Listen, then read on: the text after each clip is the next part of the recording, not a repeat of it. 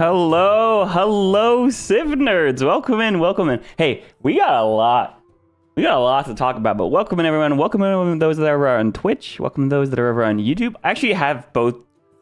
I used to combine the chats with like a third party thing, but it would like remove like the Twitch notifications and specific YouTube notifications and hearts and things like that. So I'm trying to split the chats for my sake at least. But welcome in, guys. Big Civ update. For those that are already asking, because I see the exact same thing, I'm just going to jump straight over to the store page and show you what I'm seeing. The update did release, so there was like an update for Civ 7. The update has released, however, what looks like is still technically pending. We'll go here to the Tides of Power DLC. It says free, and when you click on it, it also says coming soon. So it seems like there's a slight delay, or at least there's going to be a little bit of time between the update, the 1.3 update, and the actual Tides of Power, but I expect it's going to be released today, because that's what they announced, November 4th. Now, Tides of Power is free, but I do need to make sure everyone knows Tides of Power is free for a limited time.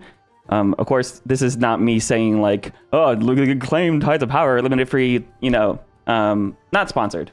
It just, I want to make sure you guys know, if you already have Civ, I believe is the prerequisite to actually claiming the DLC. So if you have Civ, consider this like a expansion to like the Founders Edition, or those that have already bought Civ. Here's your free DLC. If anyone that is waiting to buy Civ, I would think that once you buy Civ, then you can claim the free DLC. And if you wait till the new year, it's probably going to be back to full price. So, or whatever the sale price is. But that's just me thinking. That's just what I think it's going to be like. I don't actually know. I don't have any confirmation on that. That's just what's based off of my assumptions about how Firaxis generally works. So I have not officially claimed the DLC yet. I'm still waiting for it. Steam says this content was added to the game, but also coming soon. Items not available. Yeah. So these types of updates, very, very often. If you guys are new to like Civ updates, things tend to go not 100% smooth. Not that things always go wrong, but things, you know, sometimes actually, what was really funny was when we had an update one day that for Civ 6 that reverted the game. Instead of releasing a DLC, it reverted it back to like base edition Civ 6, like before any of the actual rework DLCs, which was really, really funny. Hey, come here with the first and over on Twitch. Nice. Yeah, you did get it first. Yeah, the person that redeems first isn't generally actually the person that is first. But guys, what I can talk about right now, while we're waiting on the actual Tides of Power, is some of the updates. There was actually a really large patch note. Let me see. Where did I put that? Oh, did I close? Hang on. I closed the window. Of course I did. Let me pull up my history. 7 tabs. Here we go. Boom. All right. Patch notes. 1.3. There's been a bunch of things that have been updated in the game. These, of course, are free updates. It is core game stuff. Hey, thanks for the follow. There's a bunch of things that have been added to the game as a whole. That's not a DLC. It just is the update. And then, of course, there's the DLC stuff. To keep it simple, the DLC stuff is the new leader, Edward Teach, Blackbeard. The new civs, which is Tonga and the Republic of Pirates. For those that don't know, Tonga is the Antiquity Polynesian civilization that settled a bunch of islands in the Pacific way before anyone else was sailing, which is amazing, and their ability to reflect that. And then the Republic of Pirates, which, if you don't know, the Republic of Pirates was technically a Bahamas-centered democratic pirate republic, right? That was founded in the age of colonization and Edward Teach being, of course, a really, really prominent member of the Republic of Pirates. So that's why they're in the game. But things like the harbor building, which is basically a production building to complement the fishing quay, because the fishing quay is food, harbor is production, as well as a spawn point for boats, which the fishing quay already was, and the privateer unit, which I do gotta say, love the privateer unit. The privateer unit is not as strong as other boats. It is actually more strong than a cog, though, to be clear. However, it can attack outside of war. This is for all civilizations, not just the pirates. The privateer ability has the pirate ability. It is quite literally pirate-sponsored warfare, where it's like, oh, that's not my ship attacking you, legally speaking, but you're the one controlling it. And that, of course, is huge for the age of exploration. That's going to be really, really fun for like stealing treasure fleets outside of war or doing a quick little plunder there. Civ 6, they just made them stealth units, so you couldn't see what was plundering you, and it was kind of like, I'm at war, but I can't see the unit. In Civ 7, they're going straight for, no, this unit can just attack outside of war, which is amazing. Hey, thanks for the subscription with the Prime. Hey, primers. Thank you, Siron.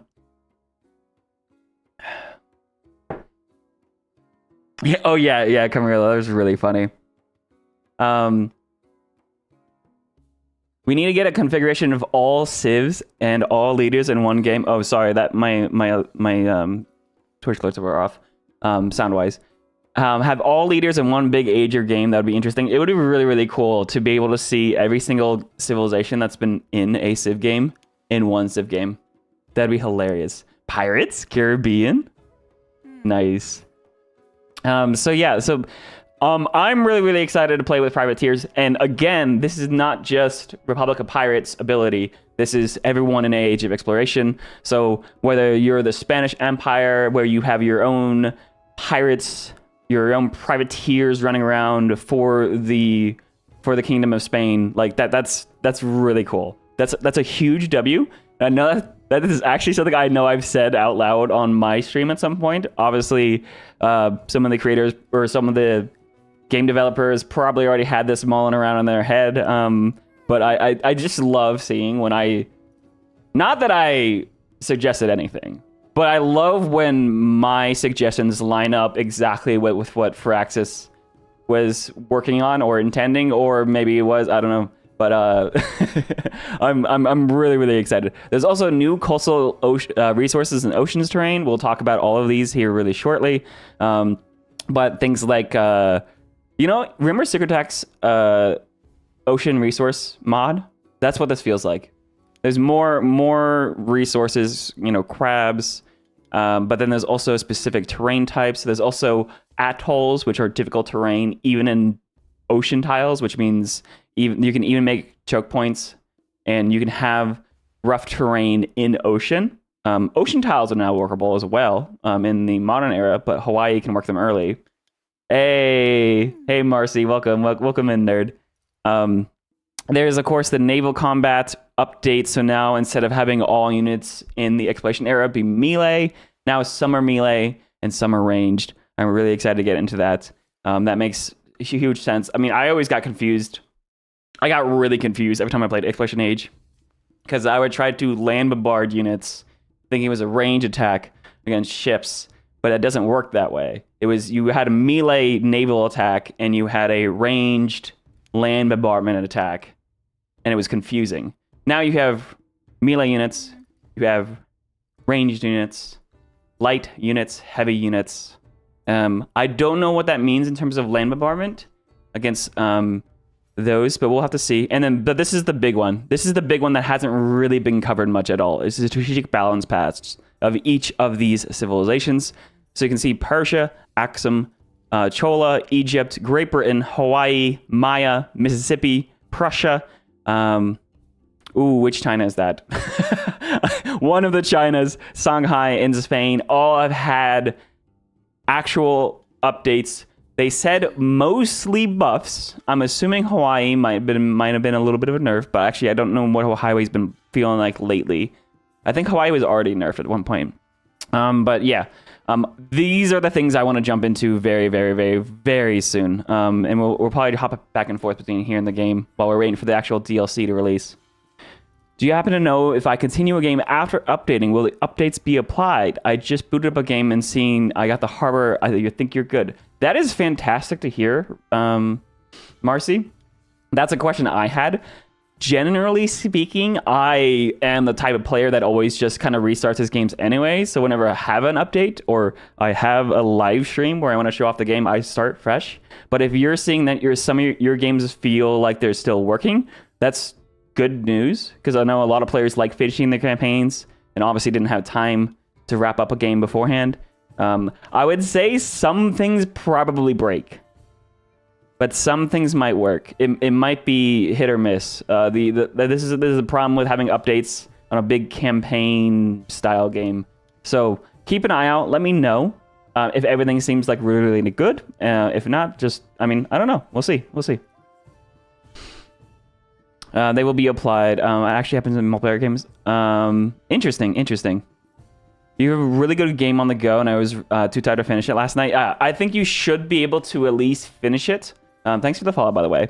It should be, if you've already loaded and it's not only has it loaded, but it's also loaded in new content, it should probably be stable enough to start, which is exciting.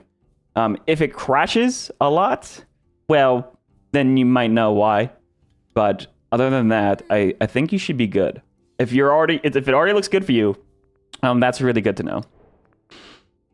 But yeah, so we're gonna be waiting. I'm gonna be jumping back and forth between the game page and the store page, specifically over here to see if this drops. It should drop sometime today. If not, we'll just start a game with one of the balance patch civs, right? So who I want to talk about specifically. So looks like Persia, which they did rename to Akhmed Persia. Again, I'm going to mispronounce things. I'm working on it. But plus 3 combat strength for infantry units when attacking. That is... Oh, yeah. Okay. Now, so I was trying to write down what all the abilities were before the update that came, and then so I could compare before and after. That is a significant nerf to Antiquity Persia. Before, it was 3 combat strength for all units in enemy or neutral territory. Now it's 3 combat strength for just infantry when attacking. That is definitely a significant nerf, but it was very, very scary before. So I think this is actually good. It actually makes you focus on your immortals specifically, where you want to spam immortals, and of course your army commanders. I think that's a good change. Of course, they also were trying to buff the Paradeza.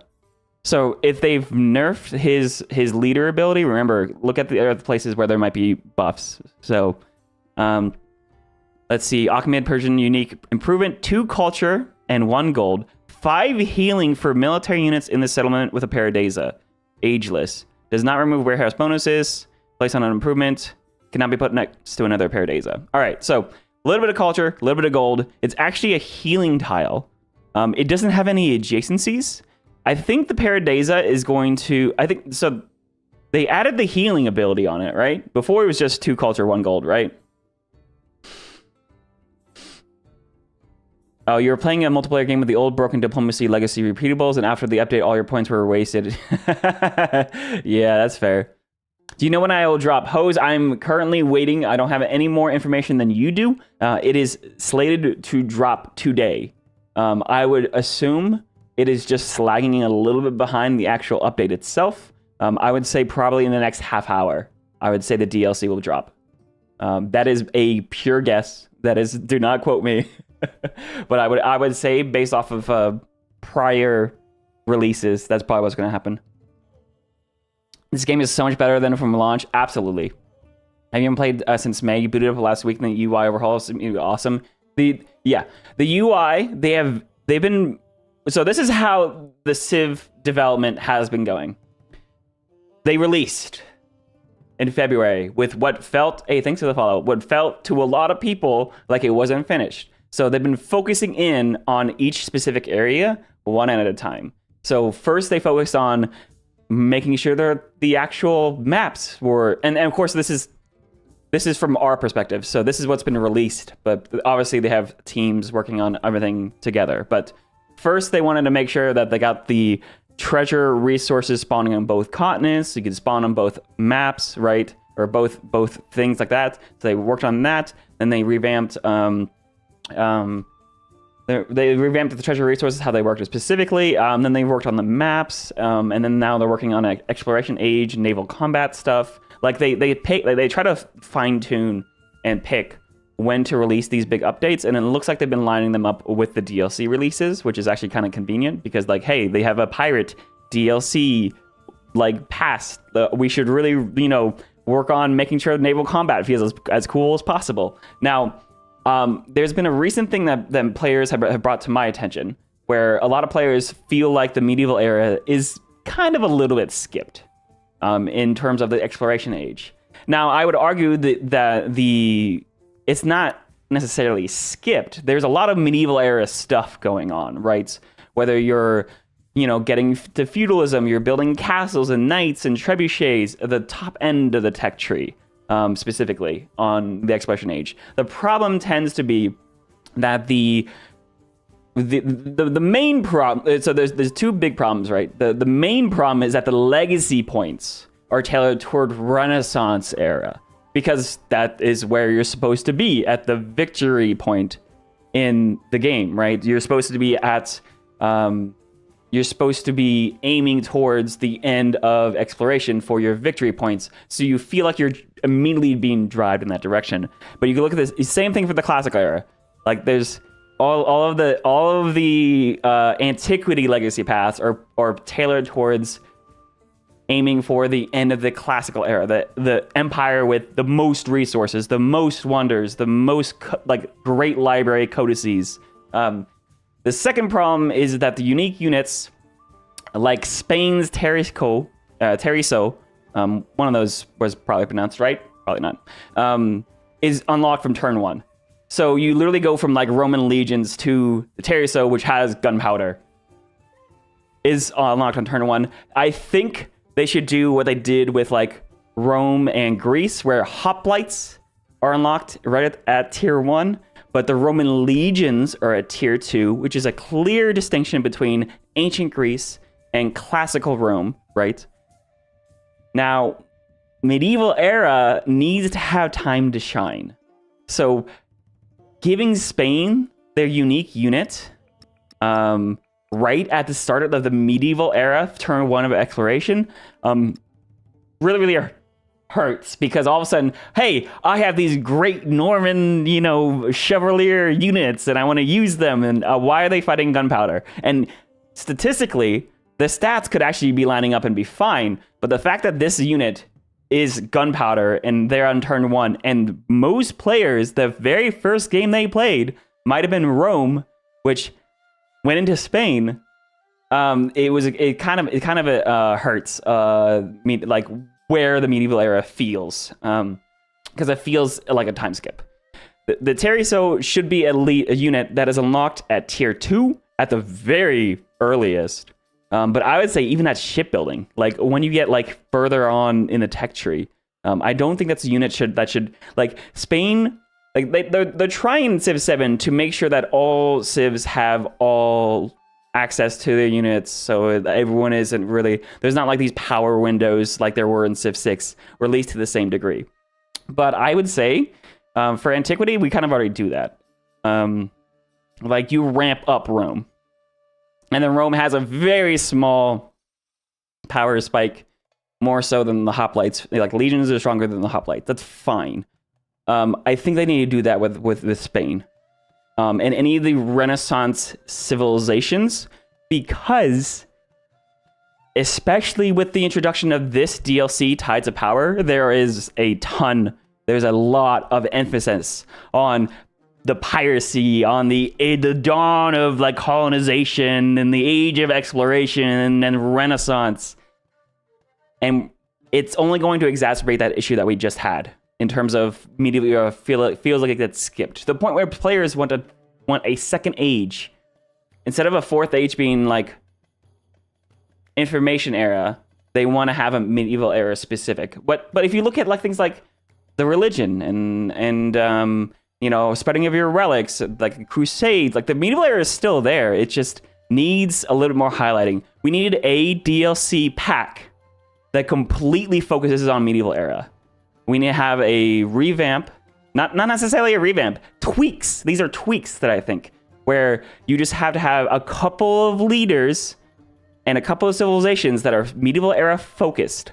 I'm talking about adding the Franks, like the Carthaginian Empire, to, you know, go from Rome into the Carthaginians, where Charlemagne was the actual leader. Like, add the Carthaginians, add more medieval specific civilizations, more medieval specific leaders. Now, whatever you do with, I mean, there's already actually a lot of love for England, but there's a lot of things you could do. And then you would need to have move some of the Renaissance units to the actual Renaissance, let medieval era breathe a little bit, and then add some more wonders, some more even technologies, some more reasons to go to the top end of the tech tree, where the castles and the trebuchets are, maybe a little more power spikes up that direction, to really try to prioritize medieval before you go cartography and sending your settlers out to the water. Now, don't get me wrong. Cartography, like getting settlers out in the water in deep ocean early, is fine. Like that is actually very representative of people like the Normans sailing or the Vikings. But I would say I would rather have, just more time for medieval era to breathe. All right. Let me catch up on chat because that was kind of long. Better than launch, yeah. I think. Oh, also, this is going to be very hard to judge civilizations without seeing all of their unique civics, because a lot of the adjustments will be on unique civics specifically. Oh, nothing. No changes made to the Persian UA. Thank you. You think of the final civic effect. Patch notes show the both previous version as something as well as the updates. Oh, great. Thank you. Thank you. I will have to see. Let me reload this quick. Yeah, DLC is still. All right, cool. Still waiting on that, but let me go back to those patch notes. Is there a detailed? Oh, there are. All right. Okay, this is very. This is no matter what. Like this is if you guys are playing Civ on the side. If you're listening while you're at work, I'm gonna be diving through. I'm not gonna get everything right, but let's go ahead and look through some of these patch notes, right? You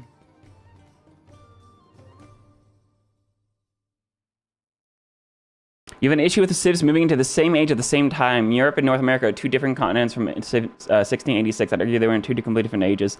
I think there's going to be some give and pull on that. I think you want to, for the sake of keeping the game cohesive, I think you want to have the ages specific. You are going to have some civs that have higher science that are going to push the era faster.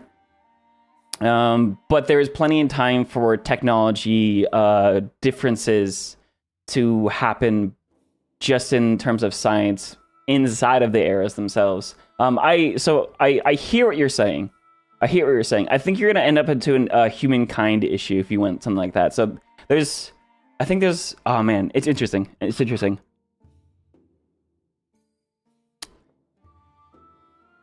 Civ 7 just tweeted that they're aware of the issue with the rollout for the DLC and actively investigating. Yeah, it sounds like what normally happens on some of these release days. It was planned to all release at the same time, and there's a little bit of a bug, but they'll get it sorted out quickly. So, Spain's buffed. Yeah, let's look at Spain. Actually, here. So, these are the leaders that are strategic balance pass. This is actually I'm very excited for. Just to see some of these adjustments. I haven't played all these civs, actually, so it's kind of funny. Is this stream also in other places? You cannot follow the chat questions. Yes, sorry. All of the chat questions are up here on the overlay, Miss Noise. It is over on my Twitch channel as well. There's no way for me to combine chats for you guys in YouTube chat specifically. But if you go over, if you keep an eye on these questions up here, or if you go over to the Twitch channel, that's where Twitch tends to be a little more chatty than YouTube. And YouTube tends to have a little bit more viewers than Twitch, so it's kind of I kind of want to address both. But anyways, that's the idea. Civ 7 could never have a Civ like Coupe. Dude, Tonga?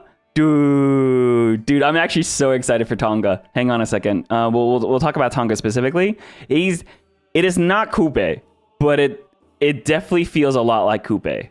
And I'm very excited. But yeah, you couldn't have a full Coupe Civ because it breaks the game. It completely breaks the game. You got the DLC on PlayStation. Hey, congrats. That's good. So we're just waiting on Steam. Removing the snowballing, remove the fun for walking up to 46 combat strength unit with the 100 combat strength one.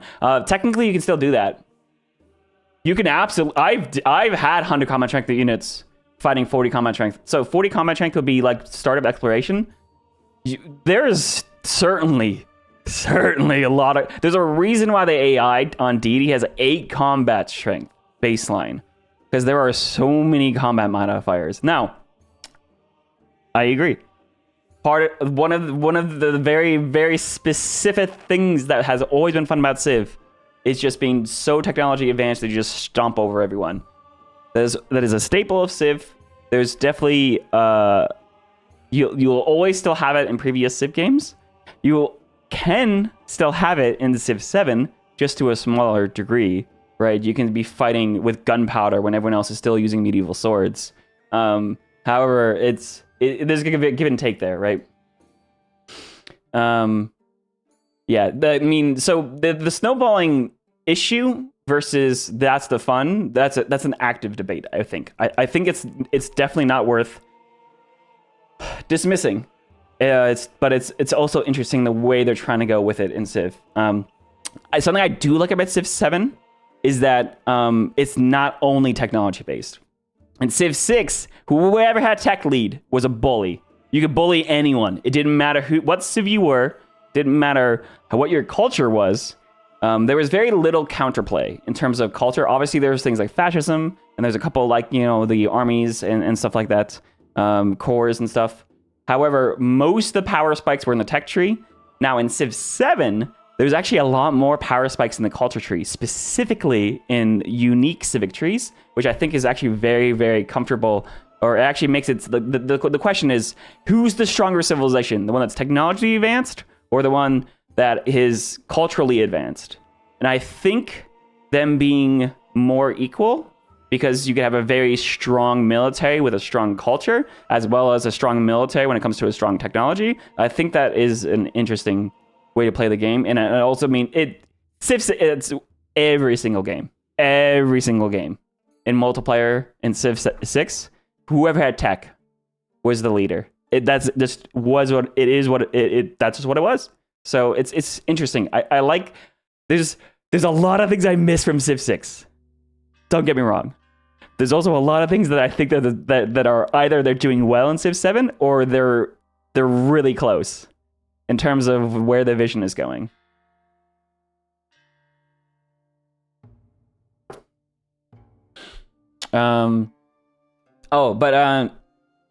Miss Gnosis, I'll try to repeat questions too before I answer them if that helps.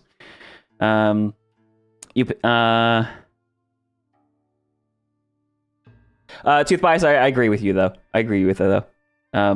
One who has production. Yeah, the unit, whoever has the most production, whoever has the most culture, whoever has the most technology, all of those should be pretty strong cases for who should be the strongest militarily. You wish there was a more militaristic boost in the culture tree. I think most of them are going to be specific to the actual military leaders. I know Genghis Khan has a bunch of power spikes in his culture tree specifically. All right, let me go through some of these updates for buildings and units. We already talked about the harbor. The harbor is an Antiquity Age warehouse building. That's actually good to know. I wasn't sure if it was an Exploration Age or Antiquity, but it sounds like it is Antiquity Age warehouse building, available to all civs, unlocked at sailing. So it's unlocked at the same time as the fishing key. Okay. I thought it was going to be like at like the lighthouse or currency or something. So it's a water building. So basically, you have the choice between fishing key and the harbor, just like you have the choice between the granary or the brickyard. Civ based, not leader based. Oh yeah, correct. Well, both. It's both. There are militaristic boosts in the leader trees. There's militaristic boosts in the culture trees, the attribute trees. I mean, it depends on what you're talking about. So Harbor provides 1 production baseline and 1 production to fishing boats. It's literally, yeah. So it's quite literally. Oh, dude, that's really nice. Oh man, 1 production on fishing boats. That's good. So that was the biggest complaint about harbor cities in Civ 6 was that, yeah, it could have a lot of food, but if you didn't have God of the Sea Pantheon, you had no production. So that's just really good. The unit privateer, this is the big one we want to play around with. Melee focused unit, very weak range and bombarded attacks. Interesting. So range and bombarded attacks. It has the pirate ability. It gains 100% of the combat strength of a unit as gold. So you gain gold when you kill units with the privateer. Remember, you have to kill it though. And here's the pirate ability. Units can cross borders to other civs without open borders, alliances, or wars. They can plunder trade routes between non-allied civs. Okay, so you can't pillage your allies. That's good. Units can attack non-allied units without war. Interesting. Slight reduction in relationship with the civ unit it belonged to. That's fair. Attacking independent power will cause them to become hostile. Yeah, that's fair.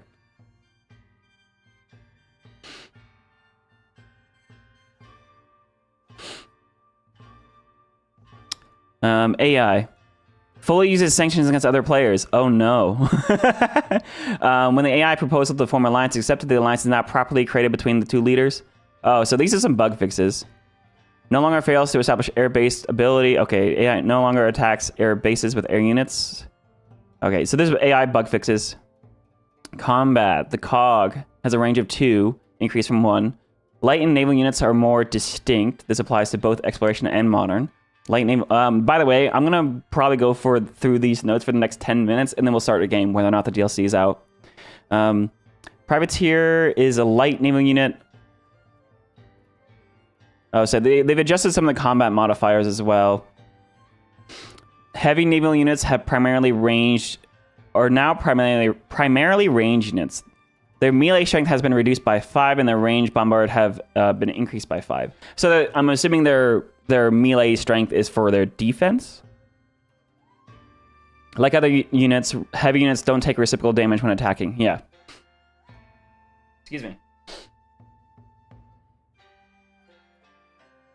Submarines, modern, okay. Are now ranged units, that's good. Fleet commanders' focus fire and coordinated attack should now utilize heavy and light attacks respectively. Yeah, so this is actually something I was very confused about with fleet commanders.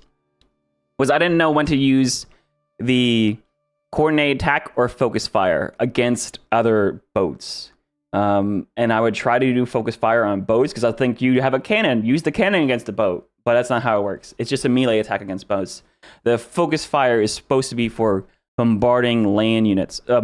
Bombarding districts and range attacking land units.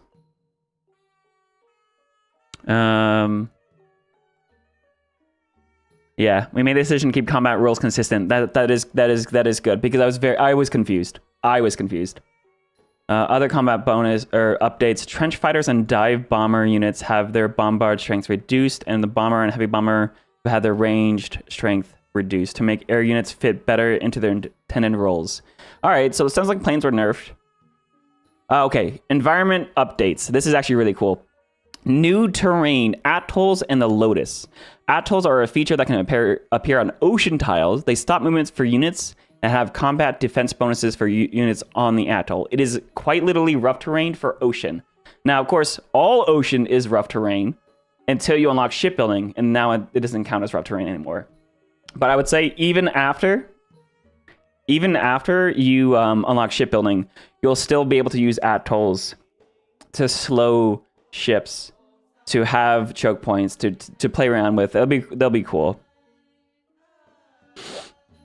The +1 fleet commander ability is definitely still the best one. It now only applies to heavy naval units. That is okay, cool. That is that's good. Yeah, I agree. +1 range was really strong. I think the bombard tree on fleet commanders was always my go-to. But also, that is also against playing against AI. who generally don't defend with naval units as well as a person would. I think it's really hard to balance between AI and versus like multiplayer. There's a lot of different things, but that's actually good to know. There's also the Lotus, which is a feature for lakes. So adding features to water tiles, I think that's great. That's great. That's fantastic. They replaced reefs that previously appeared on lakes. Okay, that's good. Yeah, because I don't know about. Yeah, that makes sense. And they have yields, food and culture, scales on the age. Cool. Terrain updates. Reefs no longer spawn in lakes. That's fair. They also have interesting yields. Oh, so the Lotus are a culture feature in lakes, and it looks like reefs are now a science feature in coastal tiles. Interesting. Ocean tiles are workable now by modern age. Ooh, the Grand Canyon now gives science on flat tiles instead of... Oh, one science on flat tires instead of two. I agree. Grand Canyon was so busted, dude. The Grand Canyon now gives one science on flat tiles instead of two. Yeah, that's a nerf. That's okay. Grand Canyon was so busted.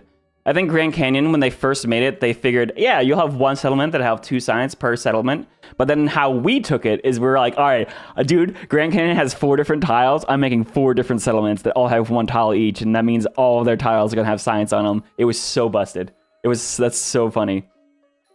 Uluru also needs a nerf. Yeah, I would say Uluru is very strong. I think it didn't have the exact same problem as Grand Canyon because there's only 1 Uluru tile, so you could only have 1 settlement with all that culture. Where the Grand Canyon was very easy to have 4 settlements that all just not even shared the bonus. It was 4 copies of the bonus, which is the problem. But I agree, Uluru is very strong. Auto explore and discoveries. Oh yeah, when any unit that has auto explore, discoveries are now highlighted. Amazing.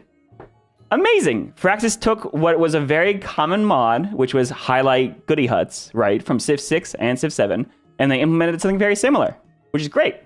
Because, yeah, when you're playing fast, you kind of don't see them. Again, let me go ahead and look over at the Steam page. Also, if you guys ever see on the store page that it's released, just let me know. Coming soon.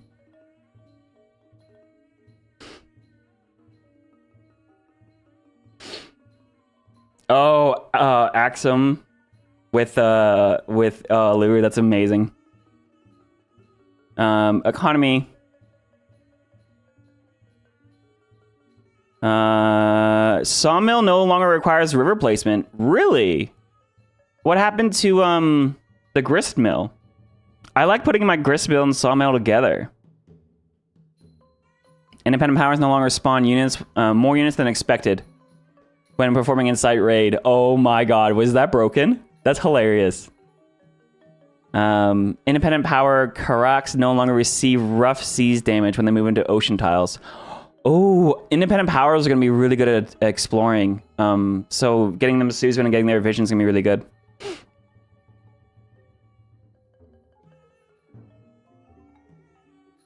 All right, commanders no longer consume all movement points when deploying all units. Oh, wait a second. Oh, their own movement. Yeah, because it's supposed to be the unit's movement whenever you're deploying. Splash damage reduced from 50% to 25% on fleet and squadron trees. Fair. Splash damage was very strong. Coordinated attack no longer fails to work when individually unpacking initiative. Okay, that sounds like a bug fix. Commander units and processes respawning no longer appear as an available choice when opening the levy unit menu from a Susan city state. That's hilarious. You could levy dead commanders from city states. That's hilarious. All right, resource generation updates. Yeah, we'll just see that when we load up the map. It seems like they adjusted how resources are spawning. Minimum of 3 different coastal resources with a chance for more. 3 different coastal resources. Interesting. They should make those hidden whales start appearing in more games. Oh, okay. So there was a limit of how many resources were coastal. Kind of like the luxury resources in Civ 6, I think.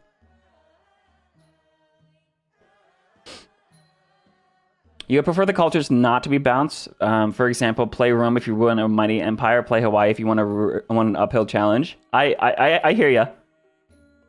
Not saying Rome is better than Hawaii. Just made them more of an impactful historically. I definitely want to have. I definitely want to see Rome. Like that's why Rome has so much city limit. Is because they're supposed to be a big empire with a lot of settlements compared to someone like Kamai.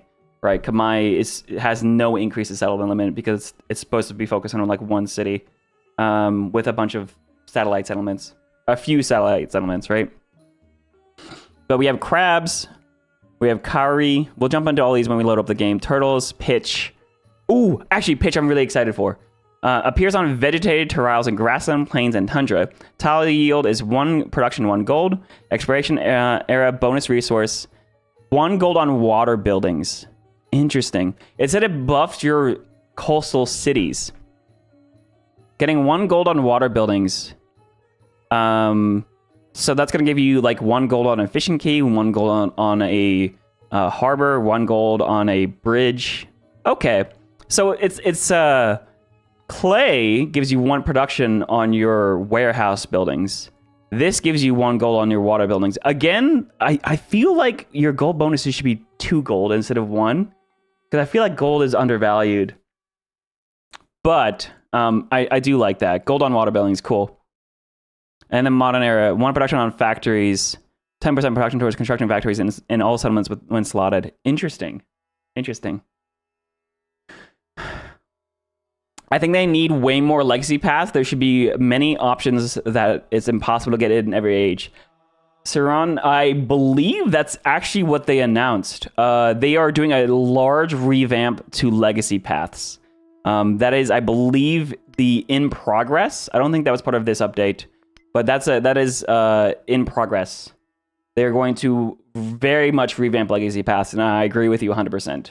That's why I always play abbreviated ages, because it's really hard to do all the legacy paths, and it makes you focus in on one end of your empire more than another. But, for instance, if there was 3 different cultural legacy paths, and you could choose either do one of them or do all 3, you know, where it's like there's like 3 cultural paths, there's 3 science paths, and there's 3 different like military paths, and you could try to do one of each, right, to have a very general empire, or you focus all of your attention on 3 different cultural paths to play a culture game. I think that would be one way to do it. That way you could have a bunch of cultural legacy points for the next age. You could and then less of the other ones, as opposed to just trying to do everything. And I think that would actually line up exactly with how the game is already structured, where, let's say, instead of focusing on just building 7 wonders for the cultural path, you had your choice between build 7 wonders or have you would want to have like historical representation, but if you if you had a great work that wasn't a codex, right, because that's already in the science tree. If you had great works of writing per se for the antiquity cultural path, and then you had maybe a set amount of unique tile improvements or something like that, where you had 3 different things you could do. And at that point, if there was 3 for each legacy path, that would be 12 different legacy paths. You couldn't do that in one game. You couldn't do all of them. But you could focus in on culture on one game. You could focus in on science on another game. And then you could have, depending on how many, you would get points. I don't know. I think that there's something there. Obviously, you would have to tweak values and adjustments and yada, yada, yada. But I think there's ways. I think there's ways they can do that. When are they updating?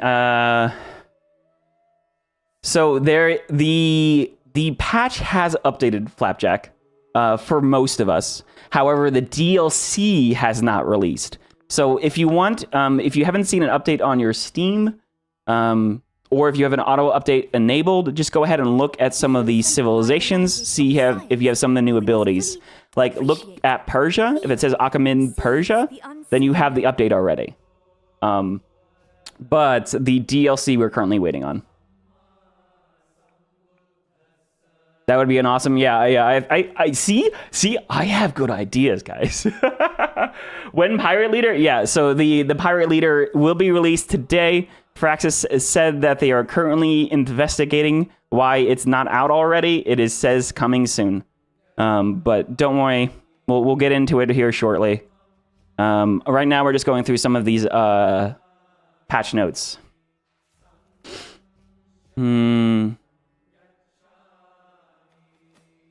So, leaders and civs. All right, cool. Here's the actual civilization adjustments. So, Achaemenid Persia. Dev note, Persia is a beloved civ, but we got enough feedback that they feel weak in areas outside of combat that we wanted to buff. Now they have increased culture from the unique improvements, as well as a little more healing. Finally renamed them to better identify them with the Achaemenids. Yeah, the Paradisa, 2 culture and 1 gold, 5 healing. Previously, it was 1 culture and gold. Yeah, so they doubled the culture on the tile. Good. Right? I mean, if you had to compete with the freaking Hawilts. Hawilts are so strong, dude. Yeah,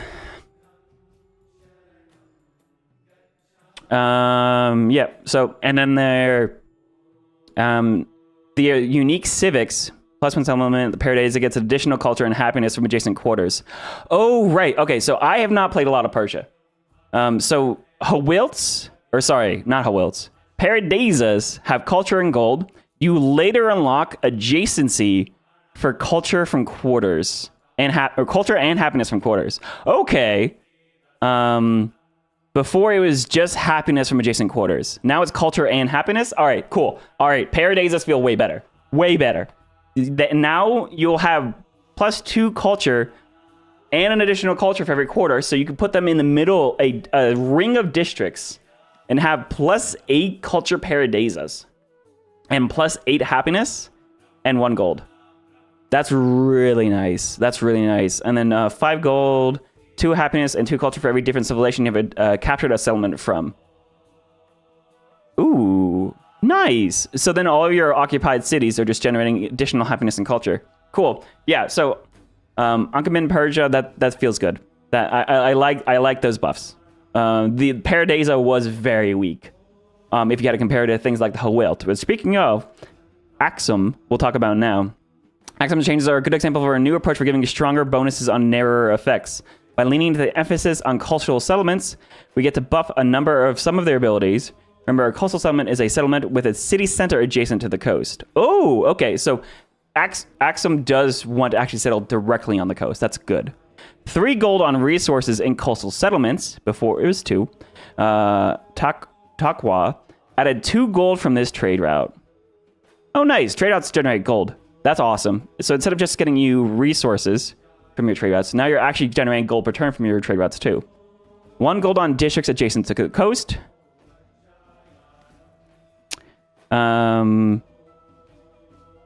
Previously, it was gold on quarters adjacent to the coast. So instead of building 2 buildings to get the effect, now you only need 1 building on the coast to get the effect.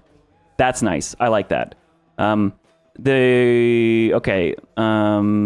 and happiness buildings gain culture adjacency for the Hawilt. Culture and happiness buildings gain a culture adjacency for the Hawilt. Oh my god. So the monuments gonna have adjacency from Hawilt now? So your monuments are better.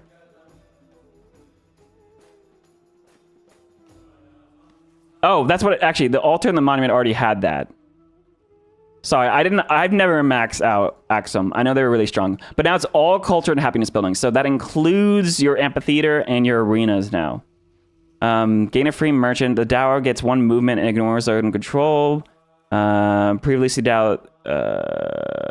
Okay. So it sounds like they haven't adjusted the Hawilt. They've actually buffed other culture buildings. So it sounds like Axum has a slight nerf for, like you want to have more cities directly on the coast, to lean into their buffs. It's mostly buffs. It's mostly buffed. That's crazy, dude. That's crazy.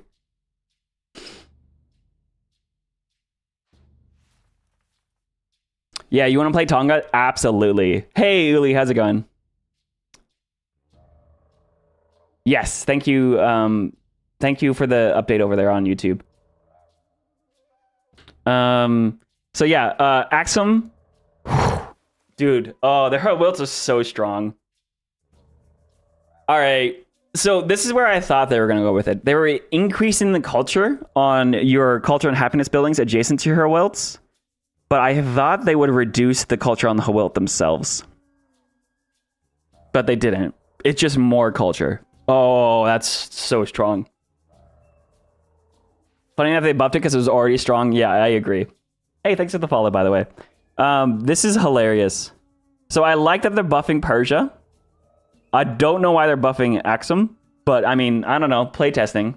I just know in multiplayer, basically everyone that plays a multiplayer game with me, there's always at least one player that plays Axum and spams Hawilts and goes crazy.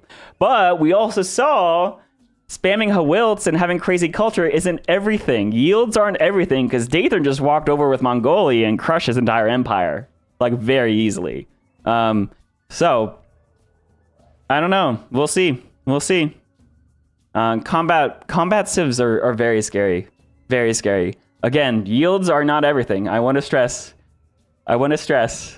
If your yields are behind, but you have a military bonus, you're not irrelevant. You're definitely like definitely not irrelevant when you have combat bonuses, because what happens is that the person next to you builds up a bunch of yield and a bunch of infrastructure for you to take. That's how military leaders work. And the thing about Civ 7 is you inherit. You keep it. In Civ 6 it would delete unique stuff when you took over a city. You wouldn't get Kothons, but now you do when you conquer someone. So that's huge. That's huge. Mongolia is also broken. Yes, absolutely. Yeah. But that's the thing. If every civ is broken, is anyone broken? I don't know. That's right. That's a fun thing about Civ. That's the fun thing about Civ. Yeah, you have more choices to place districts next to your will. Yeah, I think that's a good. Oh, man. Districting with your Paradisas is going to feel good. Districting with your Axum, including specifically spamming Hawilts. But not just spamming Hawilts together. You want to put your culture buildings next to your Hawilts too. It's going to be a really good Civ leader. You managed to win an OCC, a one-city challenge with Himiko, Queen of Wa, then Silla, Mongolia, Qajar. I haven't played Qajar yet. You took the settlement limit memento for each age and had Mongolia for exploration to get extra settlement limits. Then Qajar in Modern was fun. That's amazing. Science victory? Cool. I think... Oh, dude, I love what they're doing in terms of... And this is something I've been saying from day one, is that Civ 7 did not have a lot of civilizations at the start. Baseline. Technically, 30 civilizations is something to brag about as a game company and as any of the historians, any of the art people. Like, there was a lot to brag about when it came to 30 civilizations on a baseline Civ game. Yes, absolutely. Lots to brag about.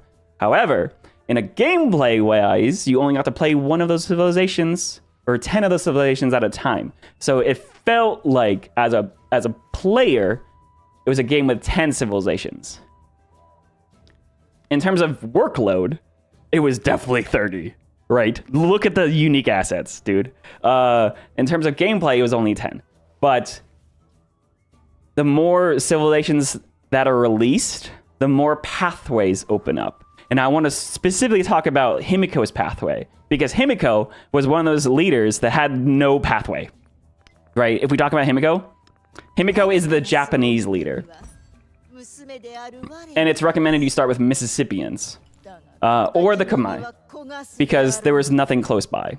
But I would argue, now obviously, Japanese is not Korea. Korea is not China. Let me be very clear. However, in terms of geographic choices, Korea is the closest thing to Japan. So Silla, going from Silla to, let's say, China to Japan is now actually a pathway that is enabled. Other interesting pathways, if you, for instance, take Ada and you want to play as Rome, right? Because it's Rome had control of Britain, right? Now, the Normans have been the pseudo-England English Isle civilization. However, now there's a new pathway with the pirates and Edward Teach specifically, but the Republic of Pirates being another pseudo-English. Now again, Republic of Pirates was technically the Bahamas, so it actually make more sense for Spain. But anyways, Edward Teach himself was English. So now you're going to have like multiple choices for your English leader, whether it's the Normans or the Republic of Pirates, then leading into Britain. You know, eventually we might have the Scottish civilization. Maybe we'll have an Irish, and we'll have maybe we'll even have the Saxons, right? There's going to be a lot of different types of civilizations that could all be tied in different pathways to choose through when it comes to Civ. Also, they are working on a way to play one civilization throughout the entire game to play a more classical Civ version. That's going to be a 2026 goal. That is not near. That is something that they have announced that they're currently working on. So, and I think that's actually interesting because something I've argued about are these what if scenarios where Rome, you know, we know Rome in terms of historically, and Rome did collapse. But there's ways for what if scenarios where Rome ends up settling around in a lot of mountains. What if they developed into instead of settling wide, they settled up the Alps, right, and would become more of an Incan civilization, like a focus on the mountains, and of course that leans itself into things like Nepal, where it's like these what if scenarios where it's not that's like the headcanon not being that civilization geographically, but being similar to that type of civilization. I think having the what if scenario of what if Rome never fell and continued just being Rome in the exploration and Rome in the modern era, I think that's good. I mean, I don't know how they're going to balance that in terms of the gameplay, but it is interesting. It is interesting. Dude, I have a lot of thoughts. I have a lot of thoughts so far. Anyways, where was I in terms of this?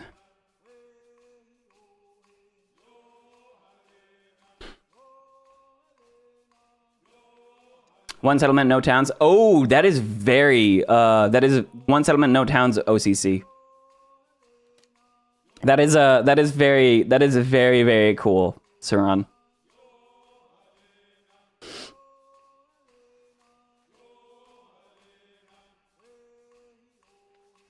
But it's closer than Cambodia. Yeah, I agree.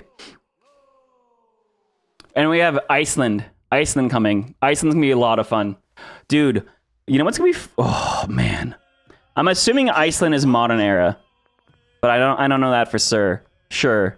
But being able to play Iceland and starting as I don't know where you'd start, but I would think Normans lead into Iceland. Not that I know Icelandic history. We do have someone from Iceland in the chat though.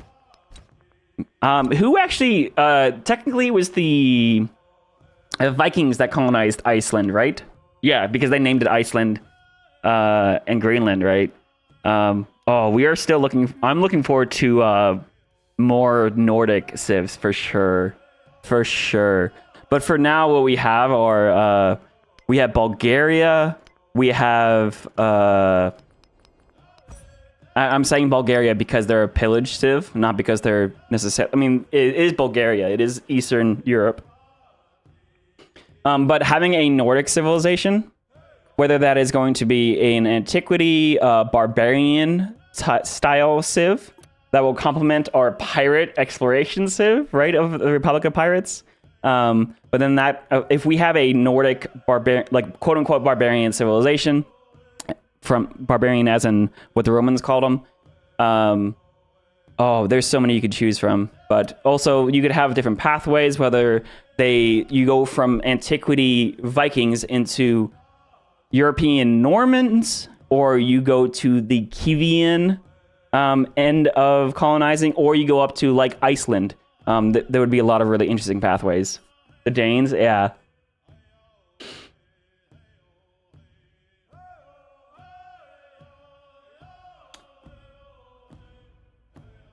Oh, GoPack, you actually have a really, really interesting point here.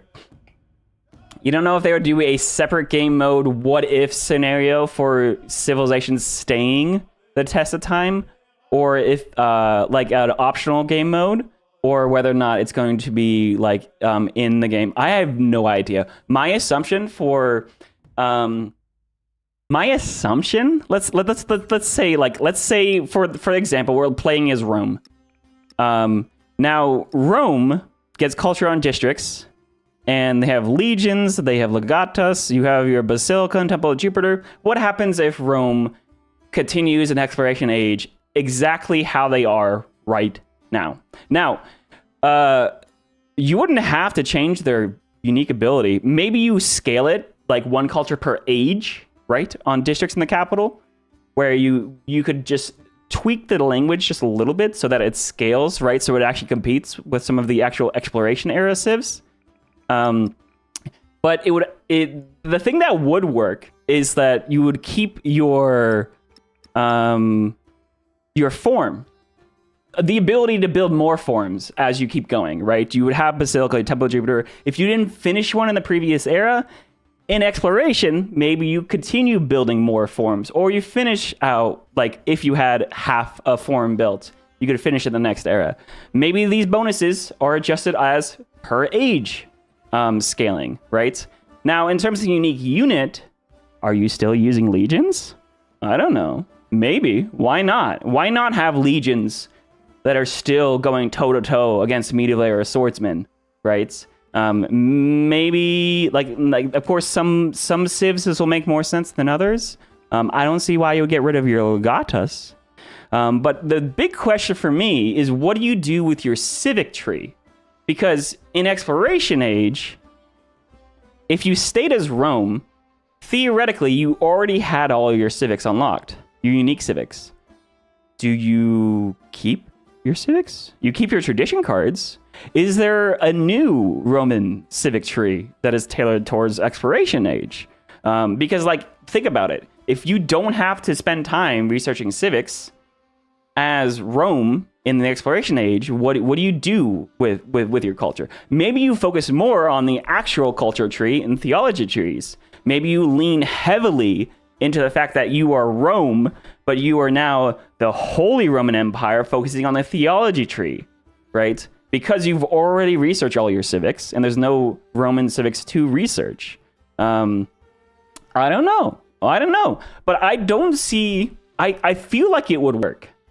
I feel like you could still play Rome as Rome in exploration. And you could play Rome as Rome in the modern era. You would just have... It would just be a what if, and something like it wouldn't always be stronger.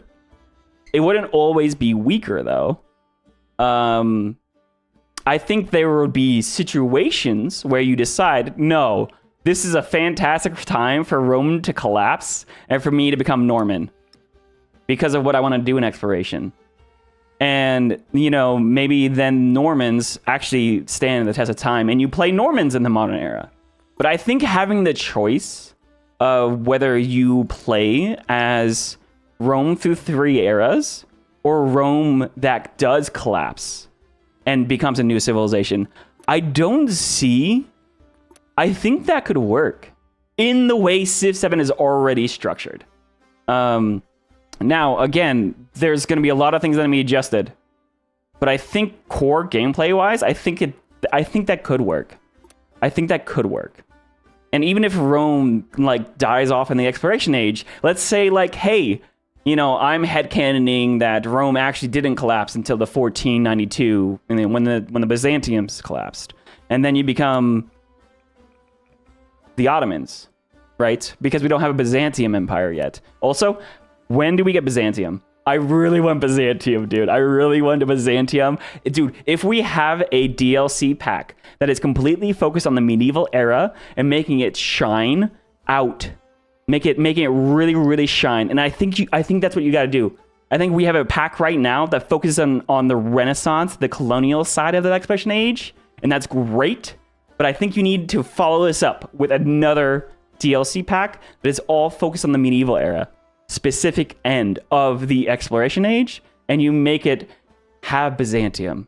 have it really focus in on the legacy paths, the new legacy paths we want to talk about, right? Where you have more medieval era specific legacy paths that don't require distant lands, right? Distant lands are great, but not every civilization in the world was a colonial empire. You want to have different pathways for you to pick and choose whether you want to focus on your home continent or you want to focus on distant lands. I think if Firaxis really wants to make the exploration age shine, you take what they have right now in terms of the actual DLC for the Renaissance section of Exploration Age, and you follow it up. Bam, another DLC with medieval era civs, Byzantium. You could name so many, I'm sure, if I had time to think about it. But and really focus in on really having a time to shine for the medieval era, and also move Spain's unique unit later. Terraso, make that unlock at tier 2 or at shipbuilding, something like that. Or in the unique civic tree, make the Terraso unlock in the civic tree instead of the tech tree. I think that'd be really cool. Civ switching is absolutely still important to Civ 7, period, end of story. It is a defining aspect of the game, and it's something that you should never replace. You should definitely never think that they're getting rid of this, because this is cool. However, options are also cool. So the option to play a Rome that falls and reforms, or the option to have a Rome that does stand the test of time. I do not think those are mutually exclusive. I think you can do both of them at the same time.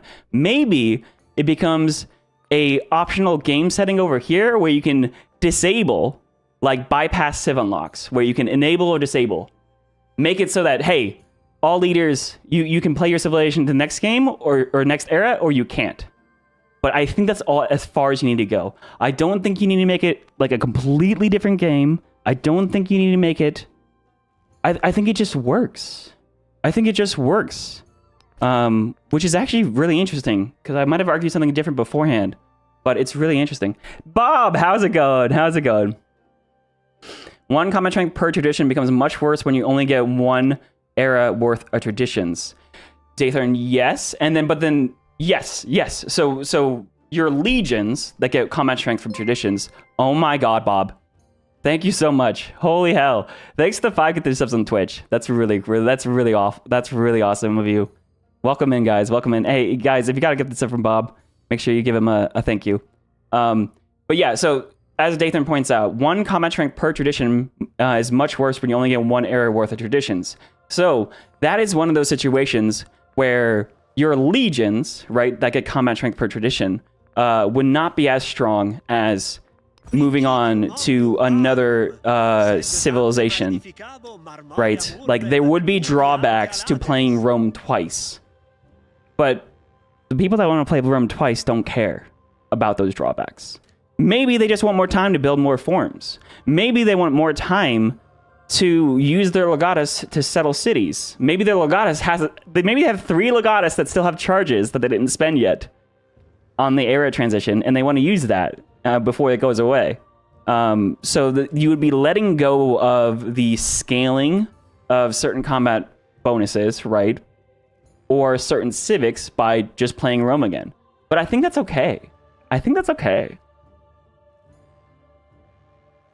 It would be cool if you keep your old bonuses and they add new ones every age. That seems, but it seems too strong. I think it would be too strong to add too many bonuses and too much work to make a Roman medieval civ with its own another unique civic tree. I think that gets a little bit too much into. Not that whatevs are bad, but you would have to start making things up. I think there's plenty here if you play Rome twice to just lean into it, and that's okay. When is the Pirates Republic release? It's supposed to have already released. We're waiting on it to actually release, but it was slated to already do that. And but what so the update has released. So we're looking at the patch notes so far, and we're waiting to see if the Pirates actually releases here in a second. It seems strange that they didn't add Macedon into Byzantium into Greece when those are already in Civ 6. So I think having a Macedon Antiquity Civ would be amazing, first of all. I think having a Byzantium's Exploration Age Civ would be great. Having a modern era Greece would also be really cool. I think that would be really, really cool. Because then you also have ancient Greece into Byzantium into modern Greece, or Macedon into Byzantium into ancient. Like, there's a lot of different things you could do there. Obviously, you can't go Macedon into ancient Greece because of the same era. One's ancient and one's more ancient. Interesting. You're sticking to one Civ, Miss Gnosis? Yeah, there's plenty of players that are just going to play one Civ, and they don't care about the bonuses. And I think that's fine. Yeah, if you're sticking to one Civ, you'll be balancing it like this. Say you play Ancient Rome, and then you pick Spain, and you get all the bonuses and unique units for Spain. Just keep the name and flags of Rome. Interesting. Okay, so just like you're keeping like traditions from Rome as Spain, you would get the unique units of Spain, but keep the abilities of Rome. I think there's something there. I think Fraxis would want for you to full send, play Rome, or transition to Spain. I feel like they wouldn't. I don't know. It's interesting. I think there's something there. Civ switching is core mechanic, and which I happen to approve of. I would not be in favor of breaking the game with persistent civs throughout the game. I think I agree with you. Civ switching is absolutely a core mechanic of the game. 100%. I do not think that they need to do this in terms of making a civilization last through all three eras. However, I do acknowledge that's what a lot of players want. And also, I mean, if you want to sell Civ, you could do what players want. However, I don't think you need to break the core of what Civ 7 is with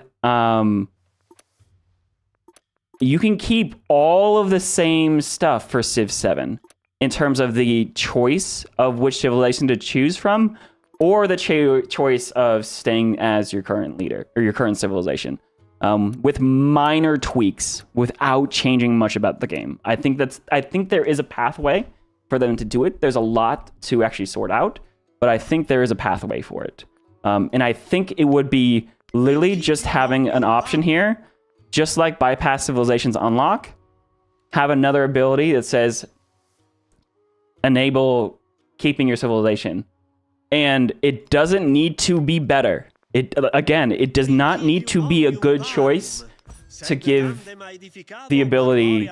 It does not need to be balanced. It does not need to. You don't need to buff Roman exploration anything further than just saying one culture on districts per age. Minor change.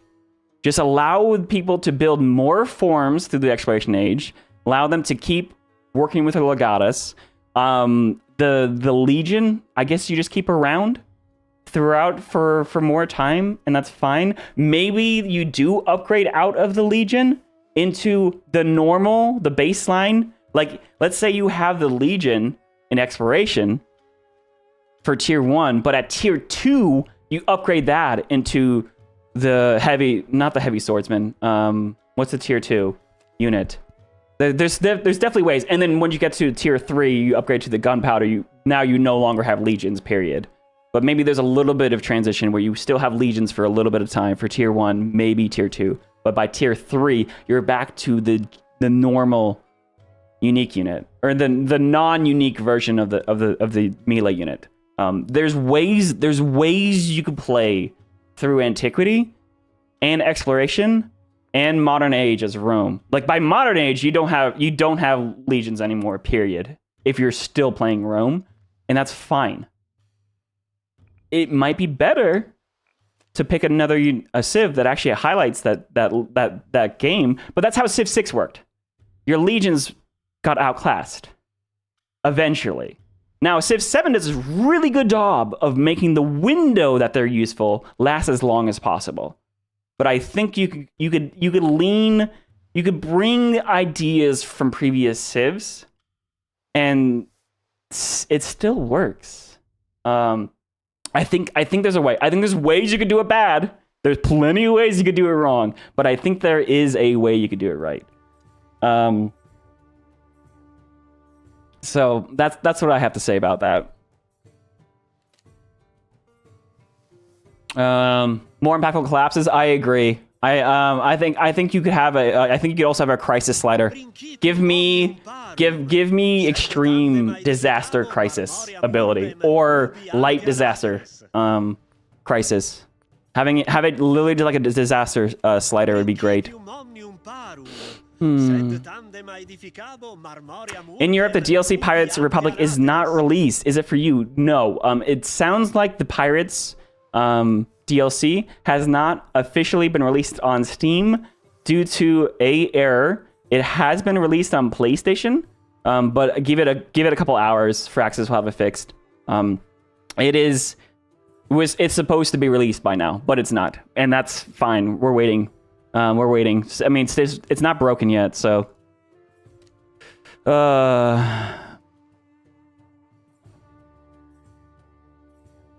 What I'm trying to say is you could absolutely make continuous civilizations work in the Civ 7 framework, and it'll be just fine.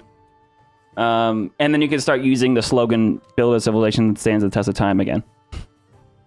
You know? Or choose a pathway all your own. That's the whole idea about Civ 7, is choose a pathway all your own. That's been their slogan they've been using ever since the game's released. And everyone has said, what happened to the civilization that stands the test of time? It's like, well, it doesn't really work with the way Civ 7 is now. However, it could work. It could work. And we could argue for days, months, years, which probably is what's happening over at Firaxis headquarters, is that they've been arguing about it for years. About how to do it right. I think there's a way to do it. And keep both groups happy. Obviously, don't backslide. Please, Firaxis, keep Civ 7 the way you want to keep it. Don't do something just because players are complaining. Do something in a way that makes sense with the framework of Civ 7. But there are ways to make it work, and I think that's great.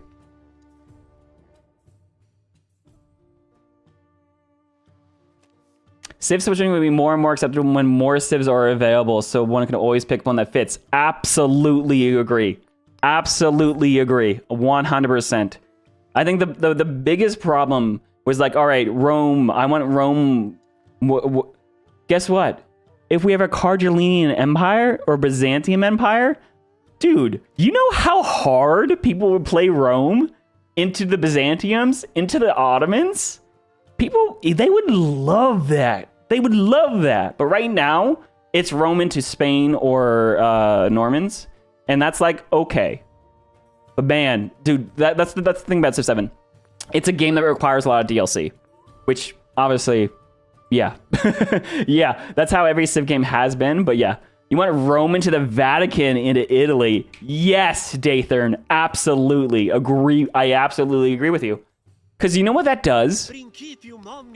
That also really leans you into, oh, I'm playing Culture Victory, Exploration Age, medieval era style, Vatican, reunifying, you know, Holy Roman Empire style stuff. Also, we need the Holy Roman Empire too.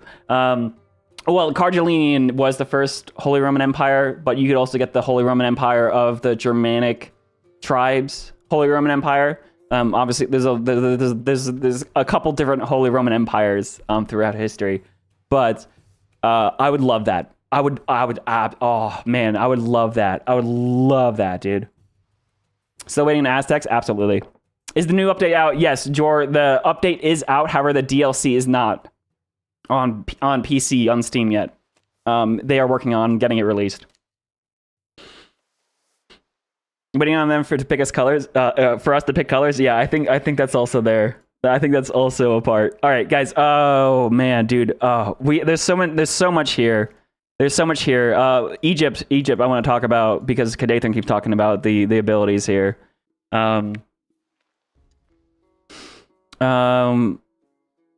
Egypt offered an exciting gameplay style focusing on wonders, but often failed to deliver. It was rough to transition into exploration and onward. We heavily leaned into the desert and navigable river theme, gave Egypt some hefty buffs. 2 production on improvements and districts on navigable and minor rivers. Oh, I love that. I love that. Previously, it was just 1 production on navigable rivers. Oh, sorry, here. Previously, 1 production on navigable rivers. Now it's 2 production on improvements and districts on navigable and minor rivers. That is a huge buff for Egypt. That is really good because Egypt has such good river tiles. However, you would end up having to put buildings on them and you would remove your bonuses. So not only did they double the production on navigable rivers, they've also added that to minor rivers, and it includes districts. So when you put down your fishing key, you keep the production underneath. That's great. That's amazing. That's amazing. That's a really good. Riches of the Duat, 15% production towards wonders, doubled for wonders in desert terrain. Great. Awesome. Also, Egypt is now also a desert civ, which is good. It's the Nile and the desert. Before it was mostly just about rivers. And it's funny because the pyramids themselves, instead of being classically like every single Civ game, you have to build on a flat desert tile. Now the requirement was it has to be built next to a navigable river, which is great because it highlights the fact of how important the Nile was in terms of transporting all the masonry and all the limestone in towards building the pyramid. But also Egypt is it's so classically a desert civ as well. So I want to see both desert and navigable rivers. And minor rivers, for that matter, because you don't always get the best navigable river spawns. Mastaba, the culture building, gold adjacency for desert tiles. So yeah, before we had that, but also navigable rivers. So yeah, more gold adjacencies. That's great. The Mortuary Temple, happiness on navigable rivers. Nice culture adjacency for wonders. Before it was just gold adjacencies for desert tiles. Okay, and then so we also get 2 gold and culture on the palace and wonders, and an additional settlement limit. Before it was 5 gold on the palace. So yeah, now you just get culture on the palace, which is good. Less gold, more culture. That's fine. I like that. Ak had 2 food on improvements and districts on navigable rivers and minor rivers. Previously, it was only 1 food on navigable rivers. All right, you double the food and it's all rivers. That's a good buff. 1 culture on improvements and districts on navigable rivers and minor rivers. Previously, it was only 1 culture on navigable rivers. Yeah, so basically, their bonuses now apply to minor rivers. It slightly highlights more of their desert focus as well as the river focus. And it's more food, more production, and the production is not erased by your fishing keys. That's good. I really like that. When can you claim the DLC gear? Yeah, the DLC is supposed to be released now. It is currently not released. It is still marked coming soon. This is an error. There is something that went wrong with the Steam release. It is currently available on console. It is not available yet. It's supposed to be. Firaxis is currently working on it. Miss Gnosis, also, let me play a new leader each era. For example, Japan is led by Himiko and Ancient by Tokugawa on Exploration. Yeah, I think that's another... I think you have... I think Civ 7 is correct that you need to be able to have the same face every era. I agree. Miss Nelson, I think that it requires like a huge overhaul of just so much DLC to make it work, right? You need 3 Japanese civilizations. You need 3 Japanese leaders as well to play it the way that you want to play it. I think that is something that is interesting. Thanks for the follow, guys, by the way. I think that is something that is interesting. I think that is something that would be fun. I think it requires so much DLC. I think that if anything, that is a very, very far down the road future thing to work on. But in general, I think you do keep 1 leader per, and you don't change it. Because you kind of want to highlight the fact that you have these fun, unique leader bonuses that do apply to every age, while you have civilization bonuses that apply to 1 age. I think there's something there, and I think it would be fun. I agree. I think it's something that is... I don't want to see Firaxis get too wrapped up in yet. Yet, at least. Crazy buffs for Egypt will help... crazy buffs for Egypt, but will it help? I think so. I think it would help a ton, dude. These Egypt bonuses are so good. Also, if you've noticed, there's actually more icons that have been popping up. This is actually really annoying to read, just because... Alright, why is Augustus here behind... Augustus, move over to the right, please, so I can read. You start with a fishing key unlocked. Oh, you do? Alright, guys, okay. So I'm probably going to make a actual full breakdown video of all of the changes, because that is something that I could probably do today, between the strategic balance pass, and then that's something that I think is going to require more time. But at this point, let me go ahead. I'm going to take a quick bathroom break, but right after that, I don't think we're going to be able to play Edward Teach today. So I'm going to go ahead, we're going to jump into an actual game of Civ 7. I want to see what the changes feel like in-game, and I want you guys to let me know what leader you want me to play, and what civilization. I think we have a strong contender for playing Egypt. Excuse me, sorry. But we also could go for a more navigable version, where we play...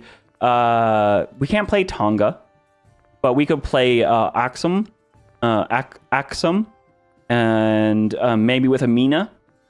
We could play into Spain. I don't know. There's a bunch of different things we play. Let me know in the chat below. I'm gonna take a break. We're gonna take 5 minutes. I'm gonna play an ad just to disable any pre-roll ads over on Twitch. You won't be missing anything. Everyone, get up, get some water, get yourself a coffee. We'll be right back.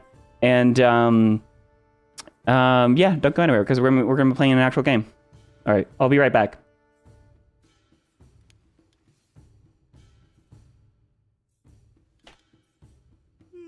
Oh.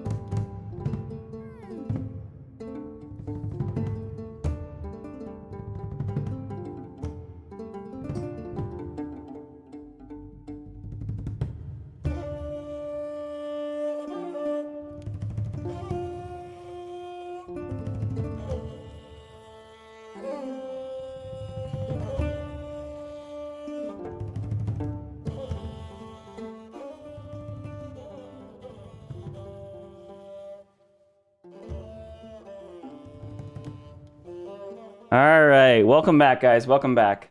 So let me just make sure that this is yeah. All right.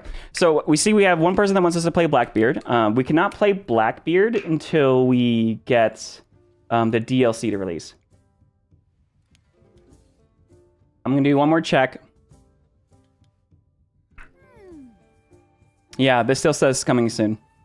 We'll do. So we've been shooting for about almost 2 hours already. But let's just jump into a game here, huh? Should you stop waiting for the DLC? No. How about this? We will be playing a game because I think that's gonna be more interesting for everyone. For the live stream, I will check back every 15 minutes to see if the DLC is released. I'll let you know right here if it has. But I would say to pass the time, either I don't know if people are working, if you're trying to play, if you got things to do, do whatever you got to do today. But also, I don't know. I don't know when it's going to be fixed. So I'll let you know on the stream here if it does get fixed. Also, if anyone wants to hit the Discord about when the update.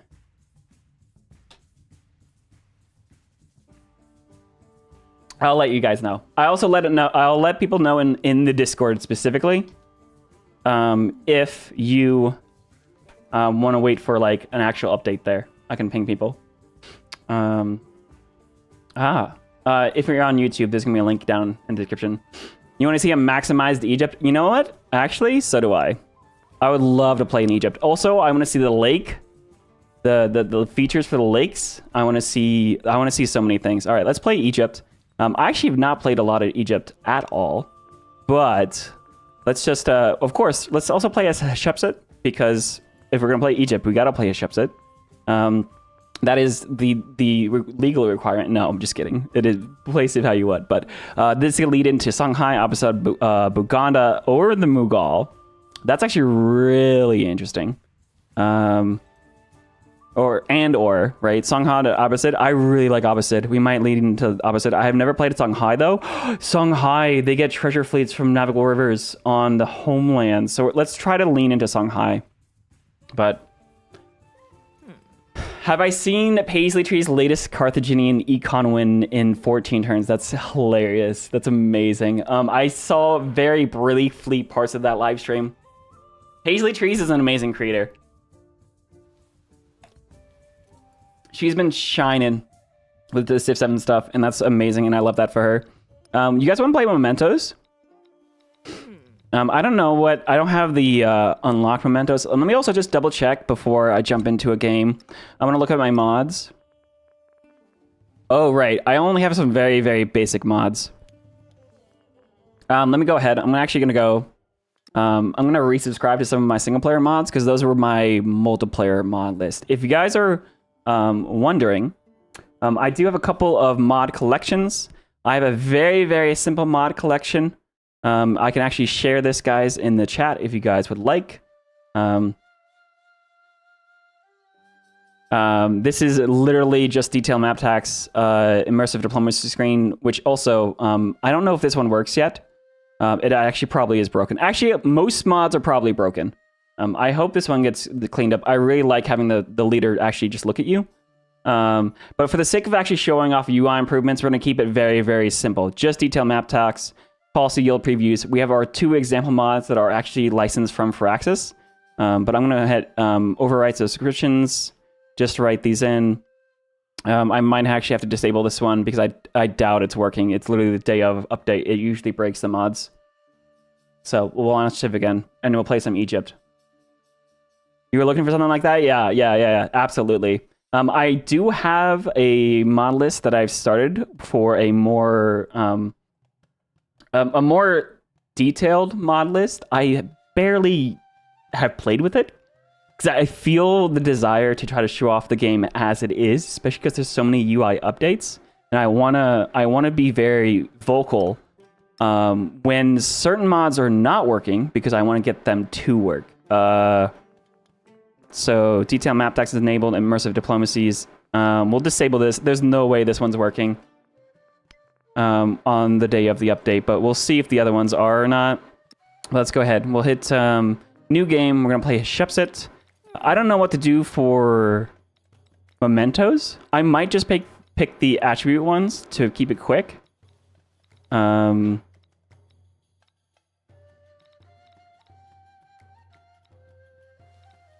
Or I actually might go for the scouting ones. All right, let's go for expansionist attribute point, and we're gonna go for the 2 food per age in towns. Actually, sounds pretty nice. You could also do settlement limit. 1 food in the capital for every 5 excess happiness. This is a good one. Oh, you know what? Actually, cultural attribute. I'm just gonna lean heavily into Shepset. She's cultural and economic. So actually, I could go economic attribute point, but I think I actually really like the expansionist ones. So we'll go expansionist, cultural, and we'll get additional cultural points for wonders and an economic one early on. And we're gonna play as Egypt. Again, if you're just joining us, they have strongly buffed Egypt, giving you production to both navigable and minor rivers. It's +2 instead of +1.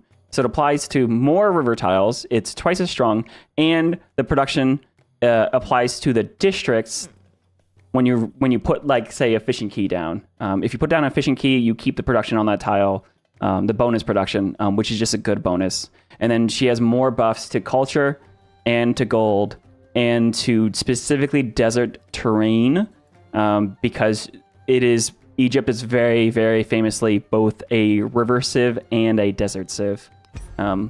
Oh shoot! Oh crap! I didn't mean to hit start. I had other settings to change. She's a bright light in Civ 7 treatment. Absolutely, Paisley Trees is. All right. Hang on a second. I'm just going to go ahead and instead of waiting for this to load,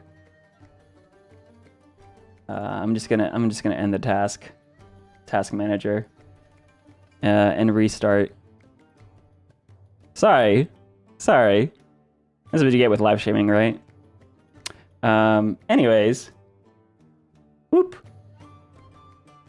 Yeah, we're gonna use Egypt to see how a lot of these, and I want to do this actually. I want to see what a lot of the civs that we're already familiar with, what the updates in general feel like, instead of just playing Blackbeard. Just because I know Blackbeard is going to be a crazy leader, but I also want to feel what privateers feel like for everyone else, and there's so many things. Antiquity, Egypt.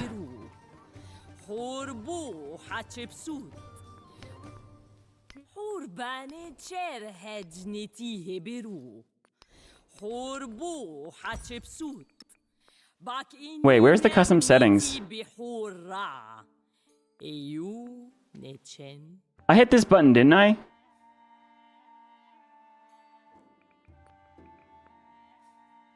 Confirm.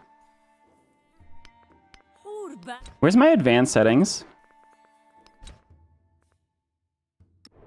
What?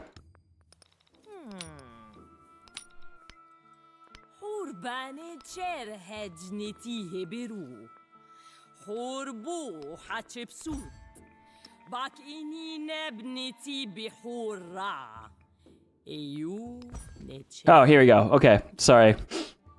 Difficulty. We're gonna put this onto deity, just full deity.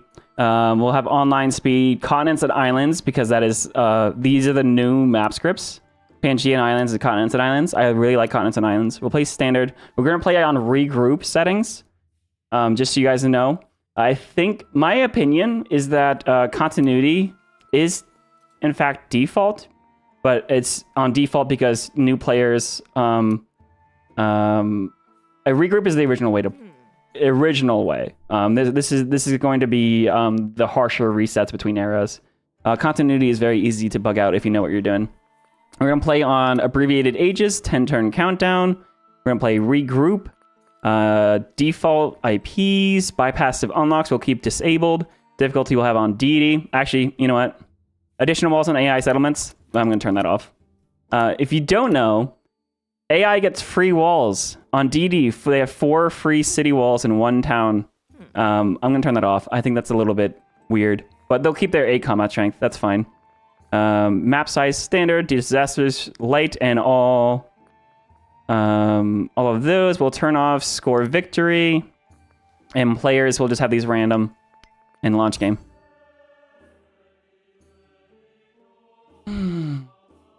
Yeah, I hit confirm and it just started the game.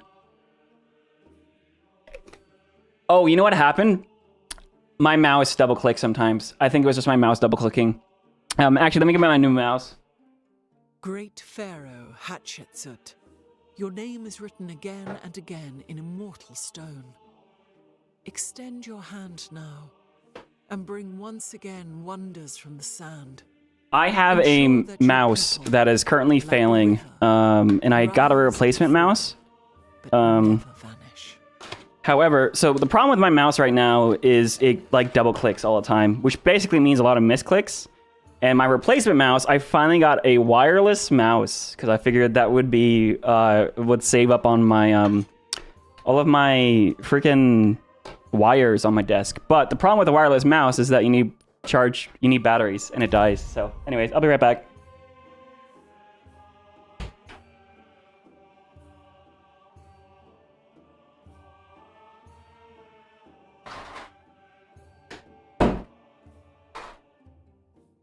Oh boy, guys, Scout's getting a bath. He went camping. He really needs a bath. Girlfriend is giving him a bath right now. All right, we'll plug in batteries.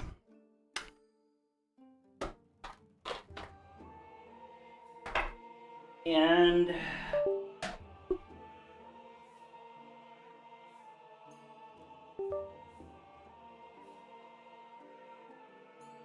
all right, cool. Anyways, is Blackbeard out?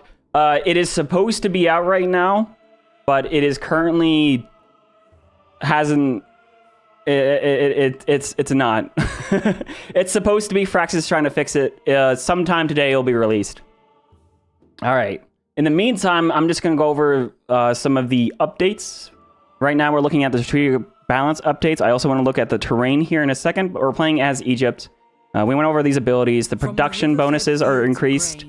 Mastaba, Moratori Temple are better. We have our Medjay. And then we're going to have a bunch of bonuses. And then let's just jump in. All right, so we have a very average looking spawn here. There's actually a good cut right off the bat, but we have our navigable river. That's pretty much everything we're going to need as Egypt. Let me quickly grab my attribute points. So we'll get 1 culture on city halls and training towards settlers, 25% production. Oh, there's new icons, by the way. Slight little UI adjustments. Anyways, I think what we can do here is just settle in place. There's no reason to move right now with our founder. And then I will start. Aha! Keybinds have been reset. So let me go. Oh, my graphics are all good. Awesome. Let me go to keyboard and mouse. I'll do cycle next. Or next action, I'm going to hit as Z because it just helps me cycle to the next action very quickly. So instead of going down here, hit choose production, I can just hit Z. If you're ever confused about what I'm hitting, it's probably whatever is next. But we'll get our scout up first. There we are. And then, of course, we have the +1 culture from our attribute on our palace right there. +1 culture. Sweet. Technology-wise, let's go ahead and pick out... Okay, so it looks like the harbor is unlocked at sailing.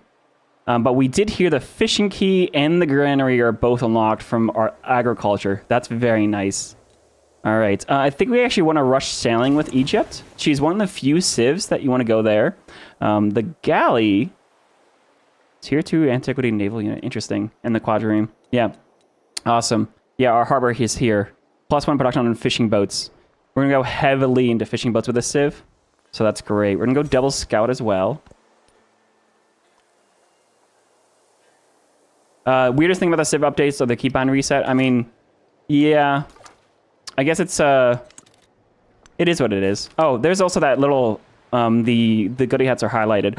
Crabs! 1 food on warehouse buildings. Oh my god. Oh my god. Crabs are like clay. 1 food on warehouse buildings? Amazing, dude. Let's get a culture here. We're gonna rush our Pantheon. Here's our horses. Nice. And let's also go ahead. I'm gonna get to the wine first. The wine will give us access to happiness. Hey, thanks for the follow. All right, so let's go ahead. I'm going to... let's just do our search function, and then we'll cross the river next. Okay, cool. That's actually good to know. I want to... Ooh, you see that? You see that? That little highlight? There was a mom that did that previously. I actually very much enjoy it. Let's grab the wine. Now, I believe that gives me 2 happiness immediately, and 5 culture when we're in a celebration. 5 happiness from our palace. Do our breakdown. 1 from improvements, so that's this 1 happiness here, and 2 resources and supply. Wine, yeah. All right, so that's 2. That is currently 2 scouts. I can go straight into the fishing key. That's really nice. I can actually go straight into the granary as well. Ooh, actually, and I will do that.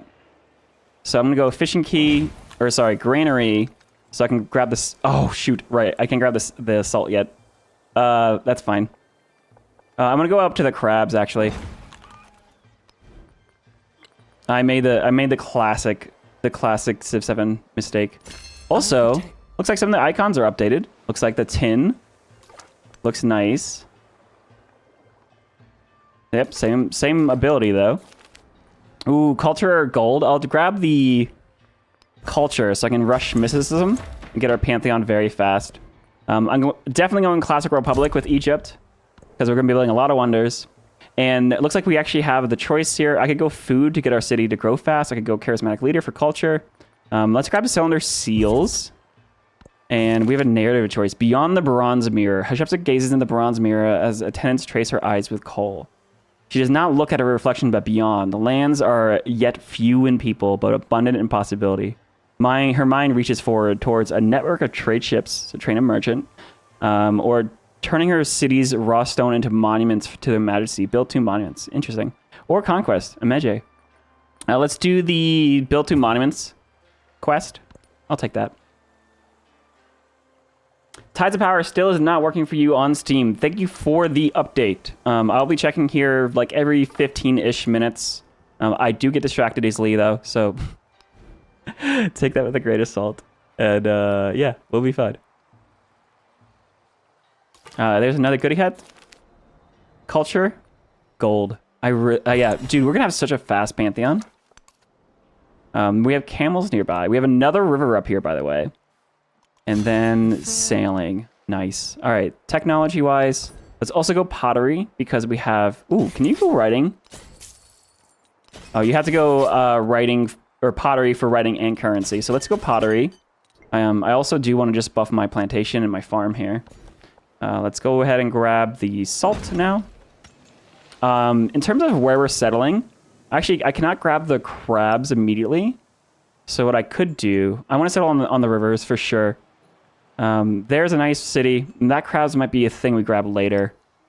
I definitely want to settle around rivers as much as possible, though. So I'm going to go ahead and do a search feature. I need to know specifically where to settle, because we're at 5 population now, which means I got my 2 settlers I can build immediately. We have a narrative event. Ooh, refined taste. 2 Egyptian nobles argue about which strange food deserves salt the most. One desperate to improve his stores of hyena meat, the other believes there are tastes to be unlocked in a bitter fruit from a tree in her garden. So salt the hyena meat or soak the fruit in salt water. Both these say story continues. This is the additional narrative events mod that Firaxis released. It is optional because I know not everyone likes narrative events, but I certainly enjoy them. So we're gonna use those. I don't know which one of those is better, so we're just gonna pick the salted meat. There is an... Nice. All right, so I'm gonna go ahead and run charismatic leader next for a little bit of culture. And then now that we have our Pantheon, let's go for discipline because I want to grab our army commander. We'll have some stuff to do with Medjay here soon. And let's go up this way. Ooh, there we go. Salted Beast. Oh, okay, so we actually got a boost to science for picking the Salted Beast. A noble family aims to promote its salted hyena meat as a luxury delicacy, but few are appetized by the scavenger beast. Perhaps this knowledge is best applied elsewhere. All right, I think that Chores would have gave us either culture or science based off of which one you pick. The succulent hyena meat. Wow, what a the first word from a chatter named Wargasm is succulent. Welcome in. That's really funny. All right, so there's actually new icons here. Fertility rights, growth for settlements with an altar would be nice. God of the harvest, God of the forest, God of the forge, God of the sea. Production on fishing boats and settlements with an altar. Warehouse. Dude, yes. God of the Sea. So I love the fact that we did it. Like, God of the Sea is a thing. It stinks that God of the Sea disappears in after Antiquity. So all of your fishing boats no longer got production. But now you can actually have the production building to actually give you that production. And that is an ageless building, so that will carry across. That feels a lot like the BBG adjustment to fishing boats in Civ 6, which just gave all fishing boats production, but the Pantheon gave you an additional. I really like that. All right. So we have our first settler. I think the first place we want to settle is this Navigable River. 1, 2, 3. That tin, I would love to grab. So I want to be within 3 tiles. But if I settle here or here, oh, this gets us the most resources. There's a cotton here I really like. I think we try to grab. Ooh, what's that? Hides. All right, that's a new. Hides is not new, but the icon is new. So in terms of settling, oh, I also love the fact that the detail map tax is working. But we're gonna go settle. We're gonna have to settle up here eventually. So let me get rid of this one. Now detail map tax, they should make this base game for sure. We're gonna settle here. Something like this. This is gonna be a late settlement later. And if anything, actually, oops, I might settle it there just to grab the crabs, but not to get in the way of the capital so much.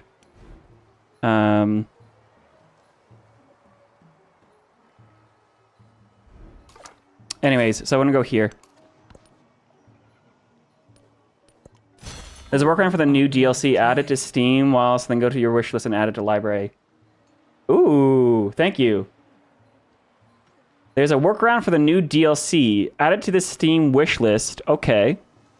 Oh, it is in my wish list actually already. And then go and add it to library. Interesting. So let's see. Let's go to... all right, so come down here. We're going coming soon. Bam. Add it to wish list. Is it the new UI or do you have a mods? I do not have mods past detailed map tax and the extended policy views. So it is the DLC as it is. Freyo. Oh, there's my whole wish list. Here. Add to library. Boom. Bam. Hang on a second. Let me just save this. I do want to actually walk through this because I want to be able to show people. Let me close out Civ. And we'll restart it. Thank you for the Shadow Spire. If this works, we'll have to decide whether or not we're going to play Blackbeard or not.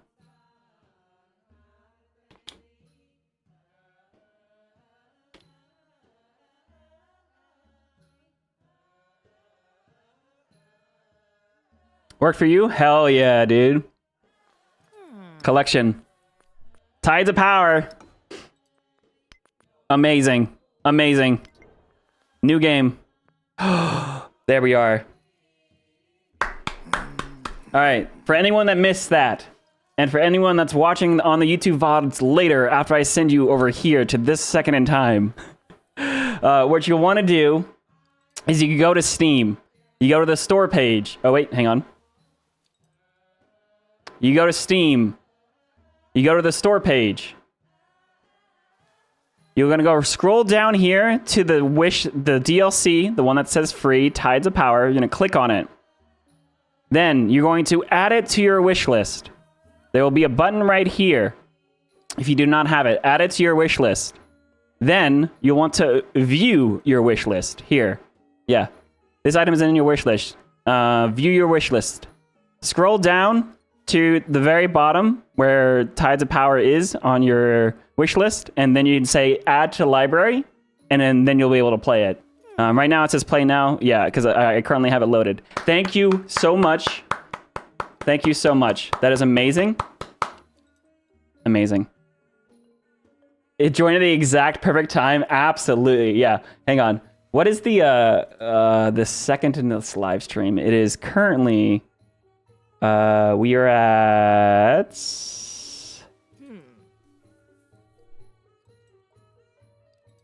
go to my own live stream. Go to wish list, and then you can say add to library. 2 hours in. You'll be able to play it. All right, 2 hours into the VOD is when we figured it out. Awesome. Thank you so much. Thank you so much. Let's try it then. New game. All right. Sorry for the people that wanted to watch Egypt. But we have some DLCs to show off. Edward Teach. Dude, Blackbeard? I love the fact... Okay, honestly, okay. The fact that you can play as non-typical, like, civilization leaders. You know, you're Confucius. You're, like, people that were known, like, aren't normally in, like, Ada Lovelace, Benjamin Franklin. Edward Teach being in the game? Huge, dude. That's amazing. That's amusing. That's amazing. All right. Edward Teach is crazy good. All naval units gain the pirate ability. So all your naval units work as privateers. Allowing them to cross borders of other civilizations, plunder trade routes from non-allied civilizations, and attack naval units on non-allied civilizations without declaring war. You cannot do this to your allies, to be clear. That actually makes alliances with Edward Teach very important. That's really funny. Defeating any naval unit with your own naval unit provide gold equal to 50% of the combat strength and captures the unit under your control. So privateers give you gold when you kill units, but with Edward Teach, not only do you kill it, and you gain gold, and you can capture the unit. That's crazy. And you have additional gold maintenance for your naval units. Oh, is that bad? 1 gold maintenance for naval units. Is that +1 gold to maintenance for naval units? Or is that 1 additional gold on the maintenance? Interesting. Axum or Carthage, lean into the Navy stuff? Absolutely. Absolutely. You know what we're going to do? Also, we're going to pick some mementos. I'm going to go militaristic. And we're going to go expansionist. Yeah, so I'm assuming people want to see Edward Teach. So we're going to play Edward Teach. Fix me deadlines, I think there's a bunch of things you could do with Edward Teach in terms of civilizations. It recommends you play Edward Teach with the Axum, which is the African naval civilization. This is a strategic choice because it has a unique naval unit you can jump into right away. It also recommends you play him with Carthage because Carthage also has not a unique navy unit, but it has a lot of bonuses for merchants and towns and expanding, and you have the unique Bursa, which is a wonder that gives you walls on coastal, but also basically your Kothons and dockyards. This is a very economically naval civ. So is Axum. They just have a unique boat as well. Now, the way he leans, obviously, Republic of Pirates and Antiquity, or sorry, Republic of Pirates in the Exploration Age, but you could absolutely play Edward Teach as like a Norman civ as well, but between Normans and Republic of Pirates, leaning into a Great Britain geographic choice, very interesting, or a French geographic choice, interesting. I'm surprised. I guess it's because Spain. You could totally play Spain, be like a Spanish. Because Spain colonized the Bahamas, is what I'm trying to say. But of course, I mean, that means not playing as pirates. But extra ranged naval units is Carthage. Oh, you're right. Carthage has really good stuff. Now, do you guys want us to play in Antiquity, or do you want to jump to Exploration? We could do an Exploration era start and play on long ages just to really just soak up exploration age stuff. Go Tonga. Oh, true. Tonga's now in the game.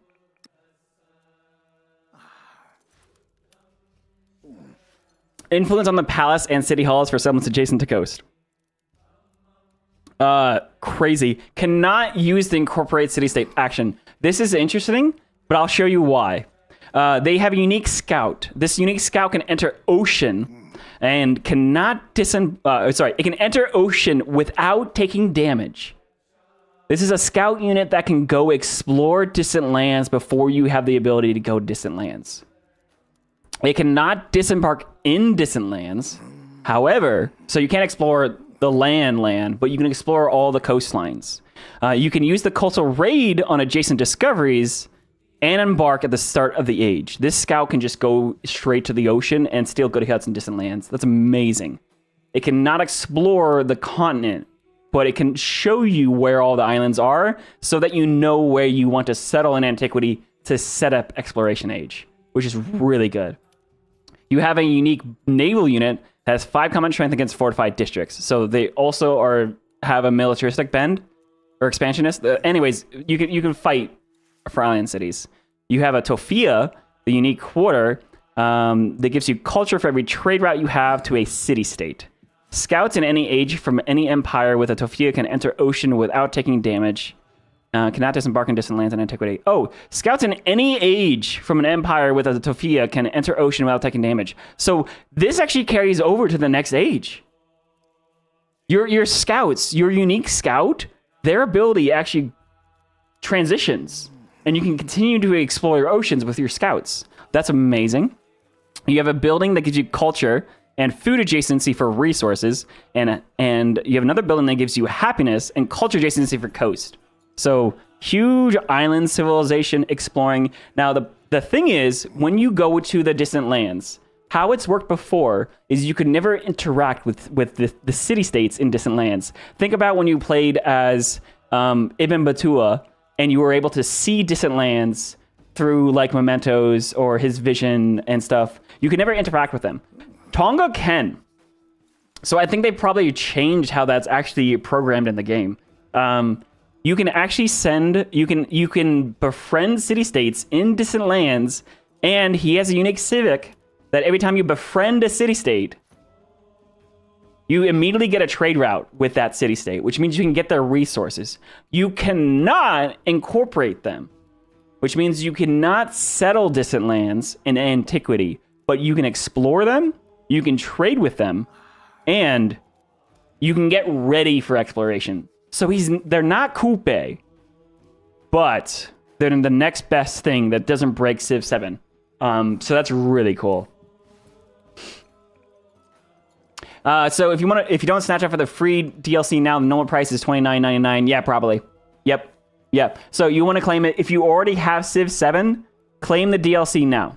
If you do not have Civ 7,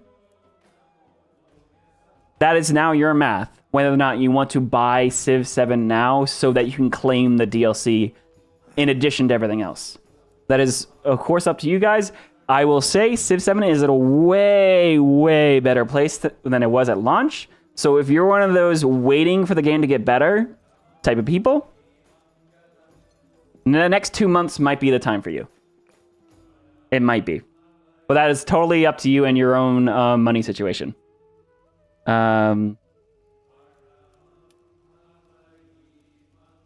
Guessing it makes it more expensive to bounce. Yeah, Tonga. Perfect for scouting locations for the next age.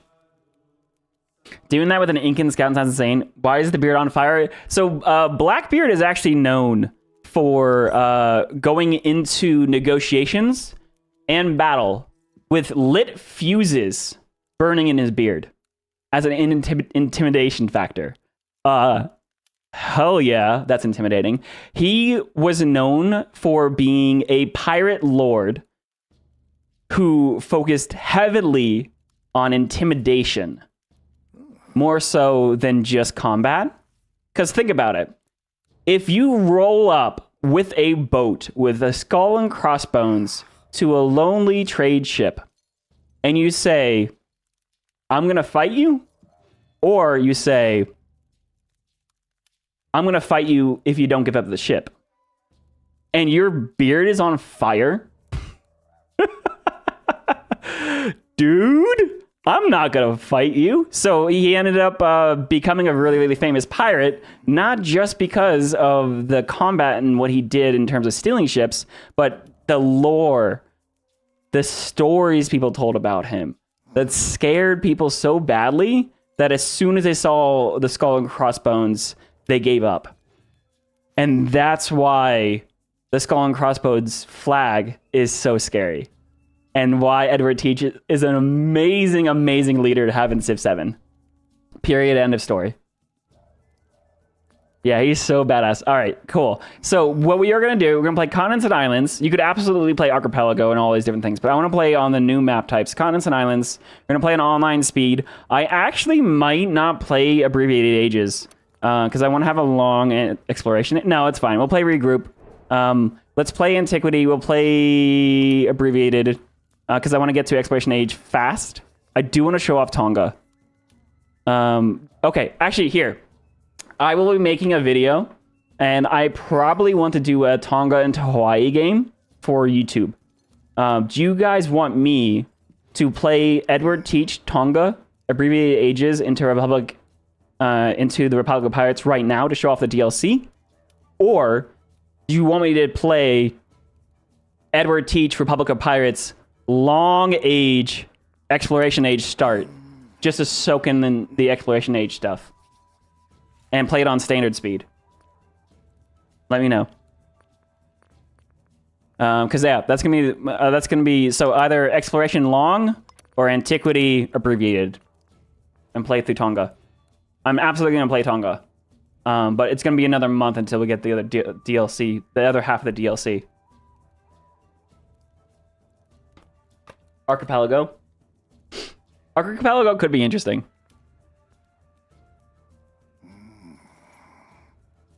Antiquity, you want to see the ocean tile improvements. Fair. Very fair. All right, I'm going to give you a couple minutes. To decide.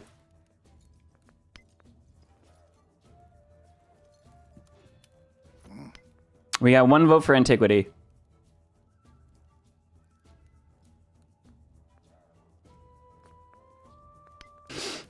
Oh man, oh man, dude. Or I could tell you just to wait for my YouTube video. Ancient Era? All right. Hey, thanks for the follow. Let's go ahead. Let's play Abbreviated. I do actually want to see it myself as well. Abbreviated Ages. Edward Teach. Disabled score victory. Players. Bam. All right, let's launch the game. I think this is going to be interesting because we're also going to have the option to do Antiquity boats with Edward Teach that are going to be able to do a bunch of naval raiding and pillaging and just craziness. And I think that's going to be uniquely different than a normal Tonga play with someone like Ibn Battua or Jose Rizal, or there's a bunch of different leaders that you could play.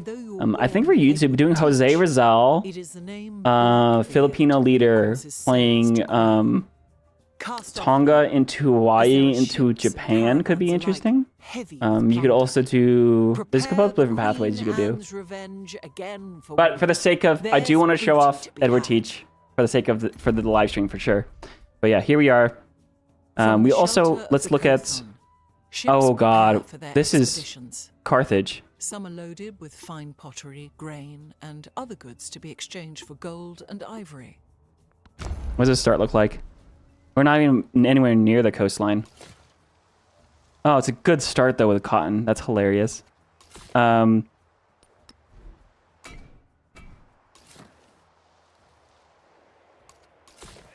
on. Let me see.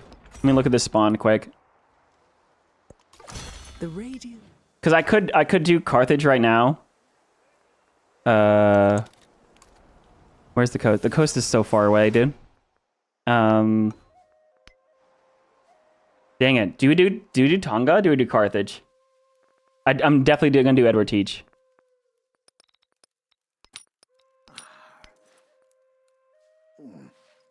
Economic, huh? Interesting.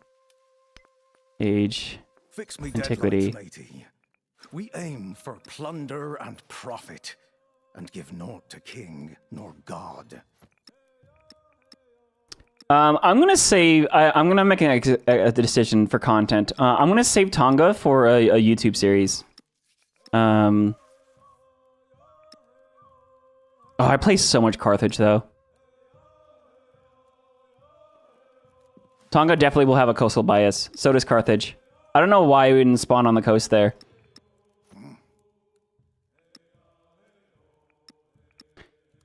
Let's see.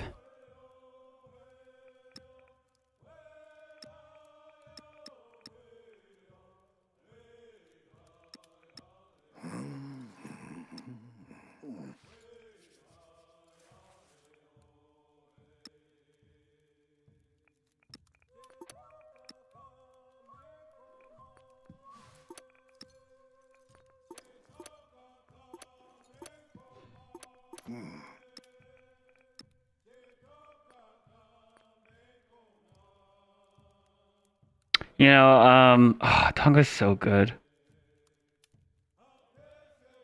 Oh, the scouts and everything. That's so funny. Okay, okay, I'm trying to think about, logistically with the time I have left to stream today. I will be streaming for maybe another 2 hours. I do need to go vote today. So for the sake of those that want to see the game from Antiquity, I'll be doing a YouTube series that I'm going to try to release this week about Tonga, and that's going to start from Antiquity. Right now, for the sake of the live stream, because I only have so much time, I'm going to do Exploration Age, and we're going to jump straight into Republic of Pirates and play on a long age just to see what that looks like. We're still going to have time for warehouses, all that stuff, but I think, yeah, for the sake of what I have, we have the sloop, we have the Buccaneer. Yeah, let's go ahead and we'll just jump right into this. Continue. And we're going to be playing on the archipelago map, just so we can, because I don't have time for the AI to go settle islands. We're going to do a standard size game, and we're just going to turn off their walls. Yep. And we're going to do age length. See, but honest standard is probably fine. We're just going to play the one age. This gives us time for like 2 hours. No, let's do long. All right. Legacy path will turn this off. And players will go ahead and we'll hit the launch game. There we are. Archipelago, Republic of Pirates, Blackbeard, Exploration Age. Really see what this looks like. We're gonna see a bunch of the tiles, the resources immediately. We're gonna see where most of our buildings are going to start with the harbor. But for the sake of having like just jumping into it, this is what we're gonna do. If we were able to start like 4 hours ago or 2 hours ago, I would have played Antiquity for sure. But because we had to wait for the DLC, this is what we're gonna do. But those, I hear you. Those that want to see the game from the start, I'm gonna do a YouTube series of Tonga. I'm very excited for Tonga. So we have the. Oh my goodness, dude! Edward Teach. That dude, that's hilarious. And they also go ahead and put on the Exploration Age music now. The writ's been signed, and the devils are fucked. That's hilarious, the pirate talk. All right, 100% yields from pillaging and coastal raiding with naval units. Oh my goodness, dude. Settlers cannot be trained or purchased, but you can capture other civilization settlers. You can steal settlers. That's hilarious. Naval, treasure convoy, and buccaneer units can move into other civilization borders without being at war. Or having open borders, and 30% production towards the Havana harbor. We have the Haven, we have the naval arsenal with the naval station. The Haven gives you 1 gold for every treasure resource in your pool. Friendly naval units receive 50 healing on this tile. 50 healing! Oh, wow, that's really good. The naval arsenal. Dude, this would really go with Kothon so hard, though. Republic of Pirates, unique building. Gold adjacency for resources and wonders. And then the naval station, production adjacency for military buildings, gold buildings, and wonders. Very nice. Buccaneer, the sloop. That must be a unique privateer. And the Buccaneer. Alright, so the sloop gets... Defeating with a unit provides gold equal to 100% of the unit's combat strength. Can move after attacking. Has a movement of 5. Buccaneer. Targets an naval commander. 1 charge uses the raiding party action every 2 levels it has. Targets an adjacent treasure resource owned by different civilizations and distant lands. The settlement instantly spawns a treasure convoy under your control.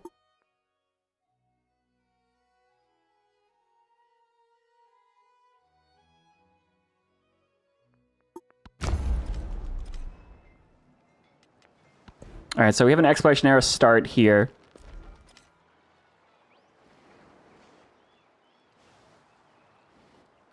Oh my goodness, dude. All right, so let's go ahead. I'm gonna go ahead and pick a couple of. I want to have a couple of naval cities and a couple towns. We could immediately pick some military stuff. We can get piety for free. We can get gold. We can get technology, astronomy, or cartography for free. How much room do we have for towns?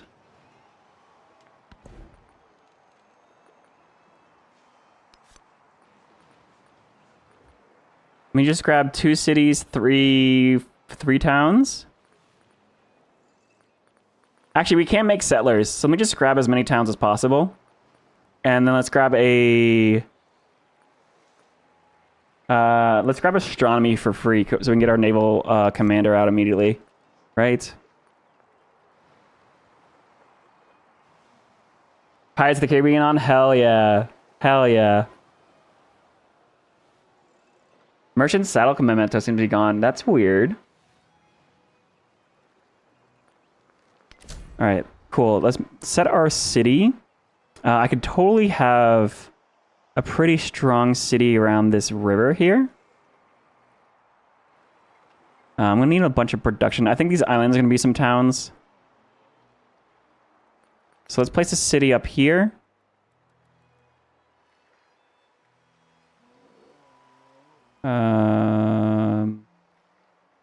One, 2, 3. Yep, we'll put it right there, the Port Royal.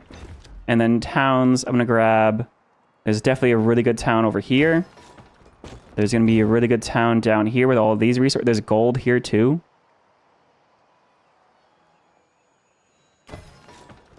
And then I'll set a town up here by this gold and all these resources. Like that. Oh, one more town. Sweet. Then I'm going to grab this. Oh, hello. Dude, I just forward settled another civ, like, real good. I'll just do a first meet. Fishing key is not gone. The fishing key is the food building and the harbor is the production building. So you'll see right here, I have a fishing key. I do not seem to have a harbor placed immediately. Yeah, there's a fishing key. But you'll see here you can build the harbor. The harbor, so think about this as the fishing key and harbor are like your granary and your brickyard. So your harbor gives you production on your fishing boats. You see right here. I'll have, it's a baseline of 1 production and then 5, I'm improving 5 warehouse tiles. So when I build that, it'll take 1 turn to build too. Economic will go here. Expansionist and militaristic. Let's go ahead and get combat strength against independent powers. And production towards military units. Because I wasn't going to go to full wars. Until I need to. I can also go feudal monarchy here to get production towards naval units.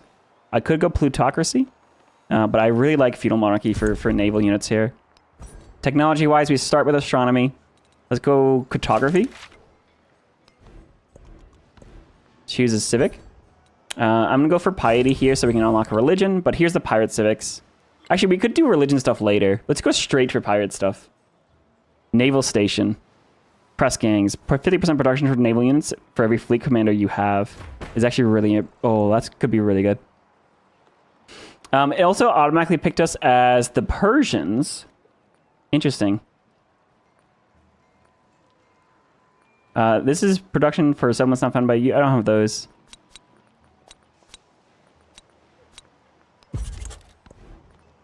The Persians going into pirates is actually really interesting. So, yeah, let's see. Let me immediately go for my harbor building. Oh man, I'm just so confused already. Or our sloops. Let's actually grab a couple privateers or army commanders. Let me actually get my harbors first. So I'll pair those with the fishing keys. This is something actually I really enjoy. I like putting warehouse buildings together. So things like my granary and my brickyard always go together. This is a saw pit and a brickyard together. Here's a granary. But the fishing key was kind of the only warehouse building for the ocean tiles. So having like the pairing of the fishing key and harbor together is actually very nice. We actually start with Nassau as our capital, by the way. Nassau being the city in the Bahamas. And then, yeah, Ivory, we're going to move up to a city. Dies, we can move down to a town. We actually have a ton of camels. That's hilarious. We actually start with an army commander. Very nice. With 3 promotions, too. Now, army commanders I don't know what we're going to do with immediately. Maybe we do some looting. Oh, 3 promotions to get all the way down to looting. That's actually really funny. Yeah, let's do that. Yeah, so this is what the exploration era starts kind of look like. I think it gave us a little bit too much room on this start. You know how to claim the DLC for free because on PlayStation Store it's still paid. I'm not sure about the PlayStation Store. It should be free to claim on PlayStation. I know it was available on PlayStation.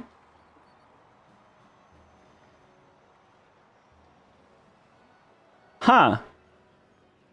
That's odd. Let me see.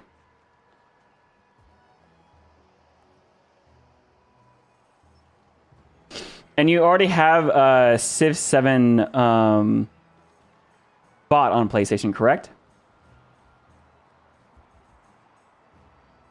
It's going to be really hard for me to troubleshoot console stuff because I do not have it. I do not have it on... I don't own Civ on PlayStation. I only have it on Steam. Right to rule. I don't even see... Right to rule. Crossroads of the World. Deluxe. Yeah, it doesn't even show on for me. Unfortunately, I don't know how much I can help.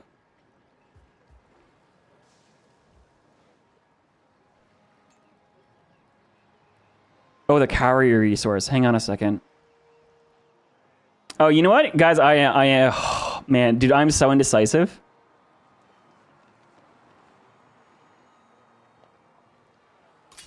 Here it is. Nope, that's sugar. Do we have any? Oh god, look at this archipelago, man. Oh god, I hate the old maps.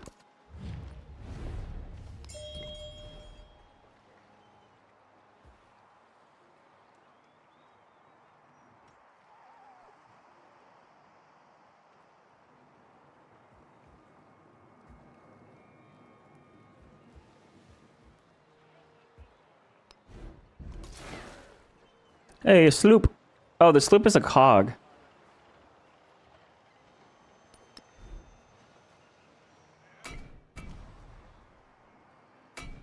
Sorry. Sorry. I'm gonna do it again. I'm gonna do it again. I'm gonna change my mind again. I can't. My brain does not work on Advanced Era Start. You're gonna do a new game. We're gonna do Edward Teach. We're gonna do Antiquity Era Start. I know that's what you guys wanted anyways. Sorry for the going back and forth. Oh, dude, Carthage.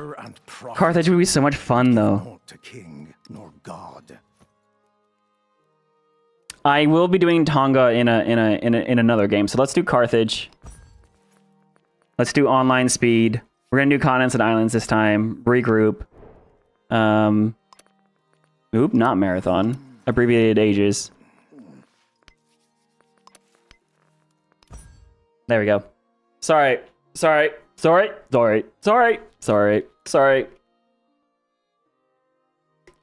Admiral of the Black.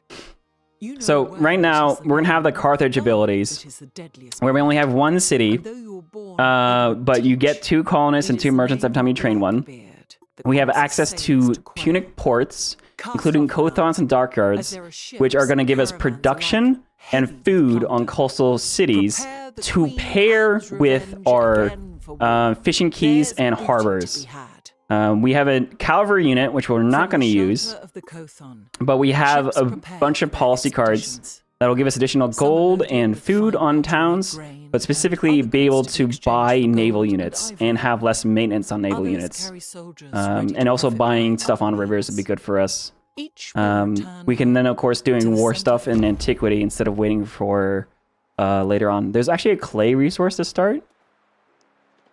Wow, we are not by the coast again. Let's see what happens when we just start playing. Think it's a restart. The thing is, we can't get... if you could build Cothons and rivers, it would be okay. Oh my god, there's marshland too. Yeah, hang on. I want a coastal start. I want a coastal start. Admiral of the Black. You know well it is the name, not the gun, that is the deadliest bullet. And though you were born Edward Teach, it is the name Blackbeard that causes sailors to quail. Cast off now, as there are ships and caravans alike heavy with plunder. Prepare the Queen Anne's revenge again for war. There's booty to be had. There's booty to be had already.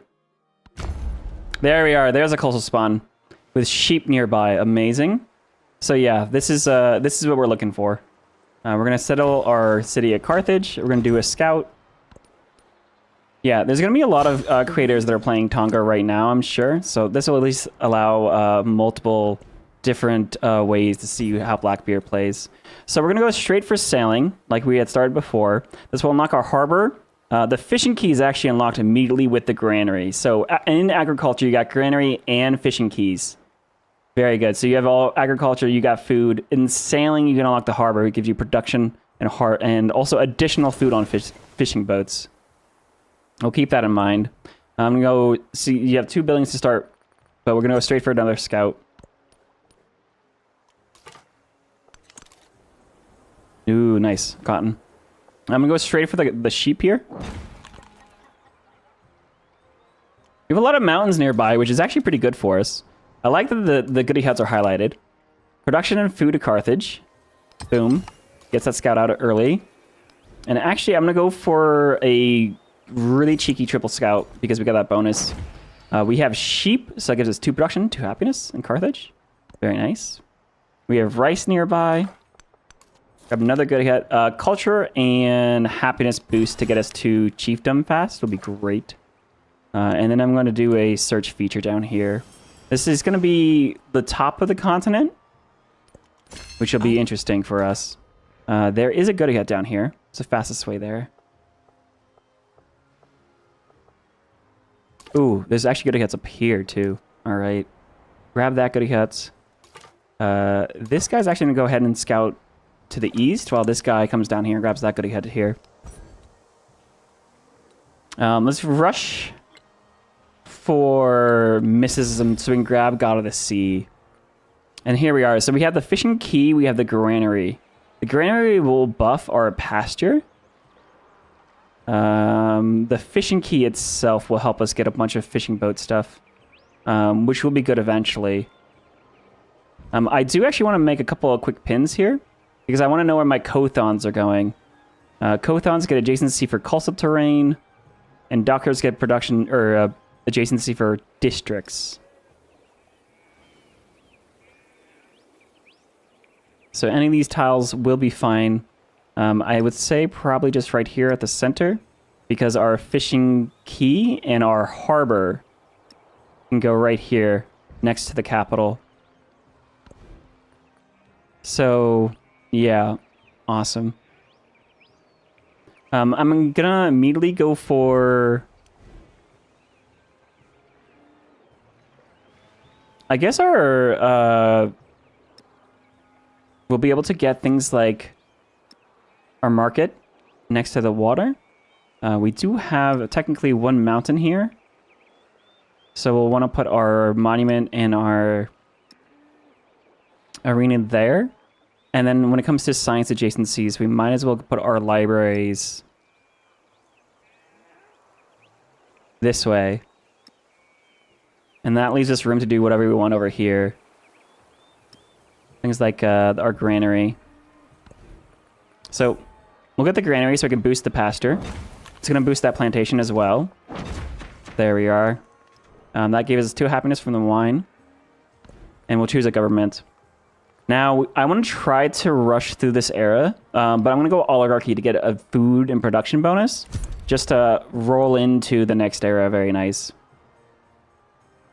You having a hard time getting a nice start with good resources? I guess you, it's going to be interesting. Which civ are you playing? Crabs give 1 food to warehouse buildings? Dude, that's so good. Wait, crabs give food to warehouse buildings, and then one of them gives gold. Tonga? Are you playing on continents and islands? Let's get cylinder seals, because that's going to help us grow to 5 pop fast.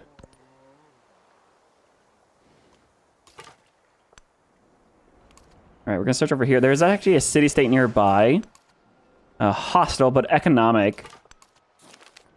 Ooh, what's this? Find room for them in the reserves. Negative 100% gold for 1 turn. So it's basically 8 gold for a warrior.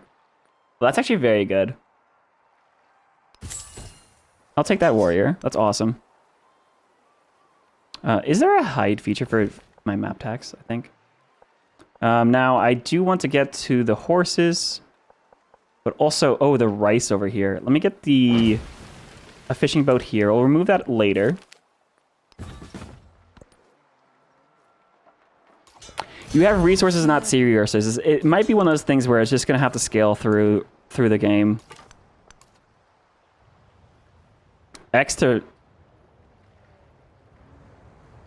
hide the tax, huh?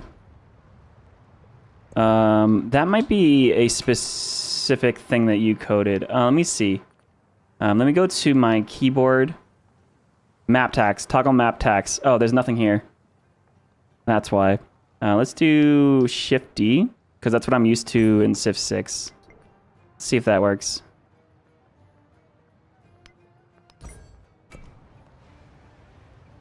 Ah, there we go. Toggle on and off. Fantastic.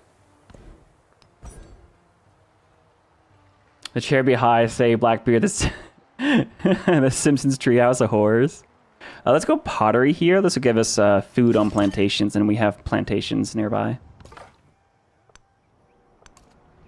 Thank you, though. Thank you, Beach Bum. Ah, all right. There's more. Ah, a militaristic city-state that way. I might actually use them to attack. I also am going to need a little bit of someone to attack with that guy. Ooh, here's a diplomatic city-state. One that's actually friendly, too. Oh, there's 2 goody huts here. I'm going to grab this one, because I feel like it's going to get stolen. Let's get culture to rush our pantheon. There we are. So are we down? We now have our granary.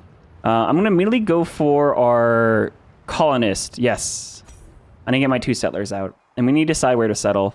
It is Carthage, so I do want to get coastal cities for sure. Ooh, there is... Cowrie. Awesome. What is it?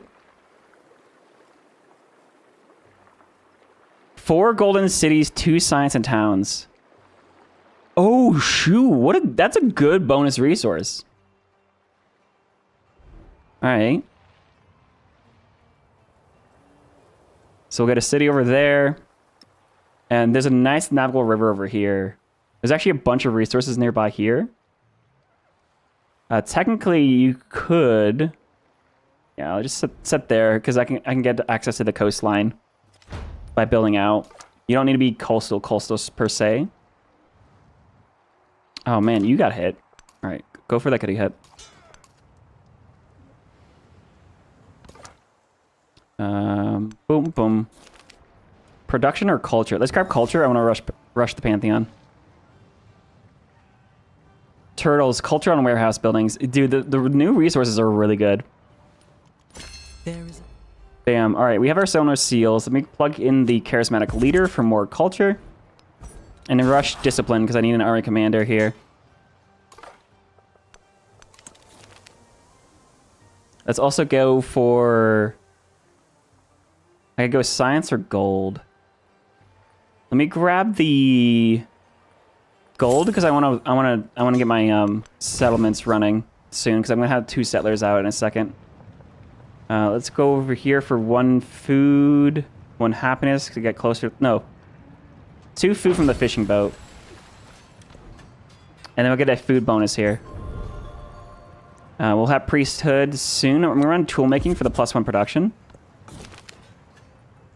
And let's grab some gold. We have our Pantheon. Let's see. Is God of the Sea here?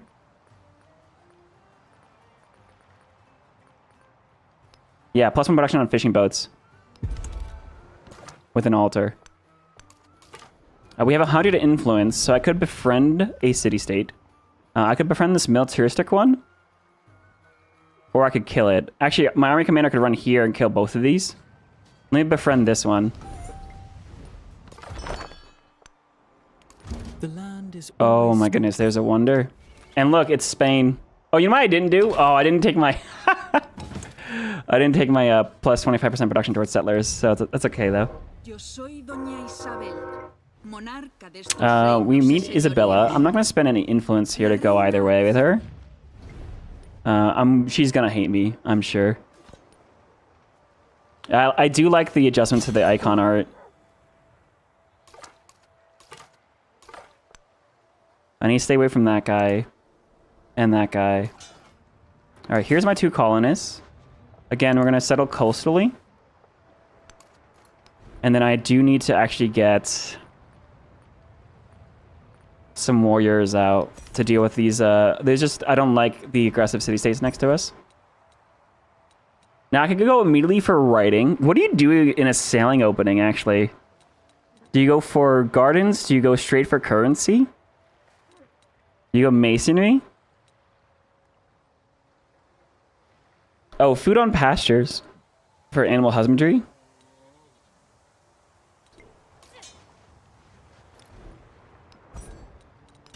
Let's just tech writing, because we might be able to go for that quickly.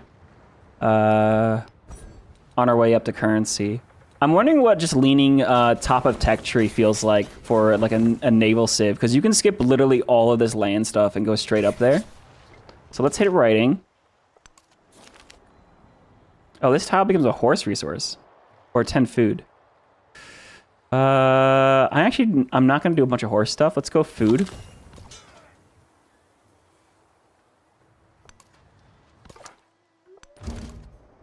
We found Simón Bolivar, the Mayans. Nice.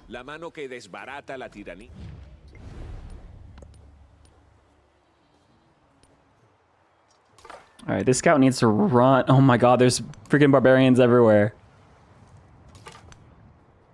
There's a bunch of good stuff over here. Take out that guy. I definitely need discipline as soon as possible.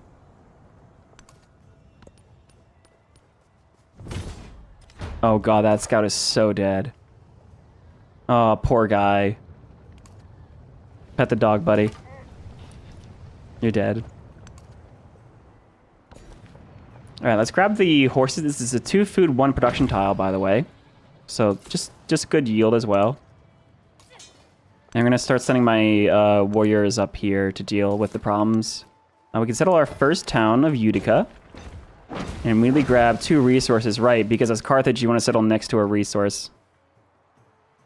Right, and we have that there. Nice. That gives me fish. Wow. Well, I'll send that back to the capital. Cowrie, 2 signs and towns is actually really good. How's the update? How's it feeling? I'm basically just starting again. But what I've seen is that the update looks very promising. For the sake of... They've done a lot of things to adjust naval combat. And a lot of it really takes like into full force in the exploration age. But just the adjustments, even into antiquity. The fact that we're going to have the harbor to pair with the fishing quay, where you have a food and a production building to buff fishing boats, is amazing. That's really good. We do have the God of the Sea Pantheon, which gives you production on fishing boats. It felt really bad, though, going to exploration age and losing your Pantheon.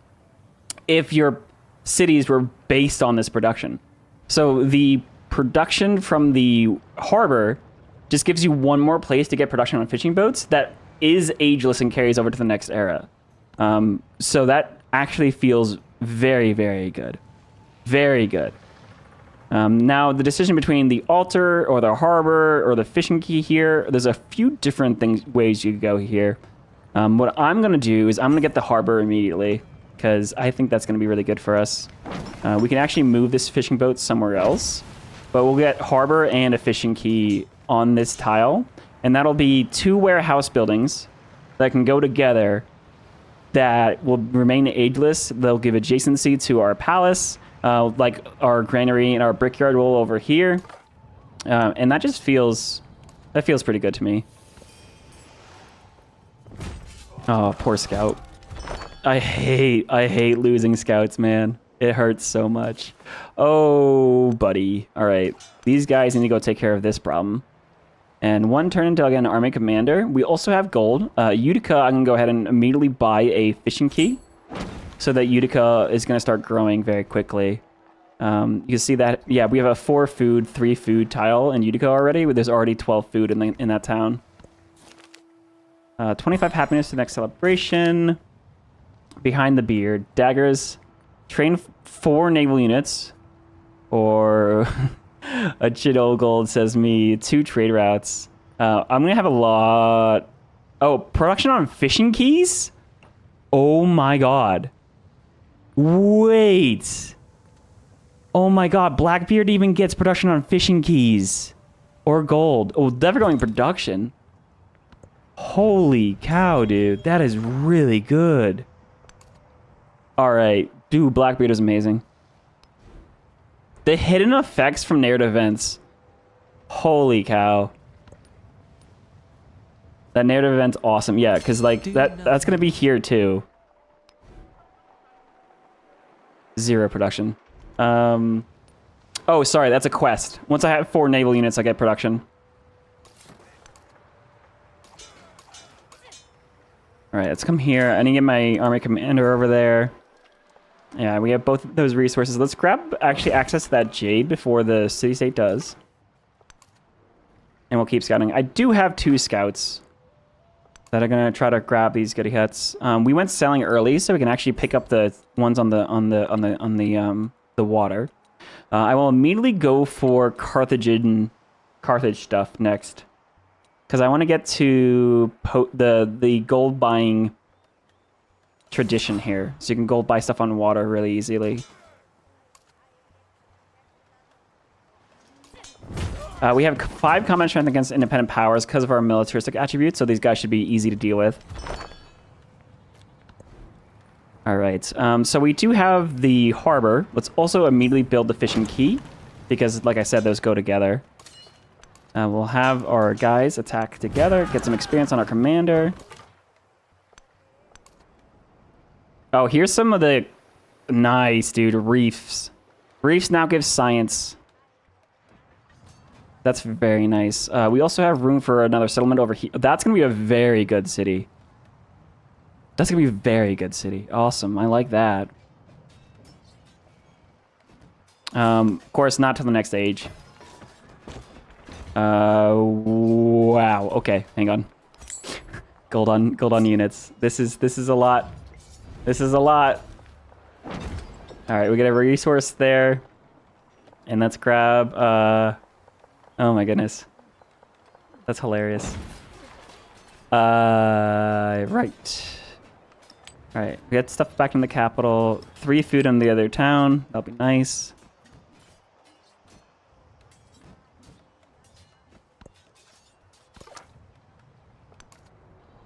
Oh, there's a goody hut taken. Alright, hang on. Oh wow, Open Borders doesn't claim goody huts. That's funny. Let's grab that. Ooh, shipwright should head the vessels. Spend 1 turn of science to get 10 production to Carthage, or take the culture boost. I kind of want the science right now. 10 production's kind of a lot, though.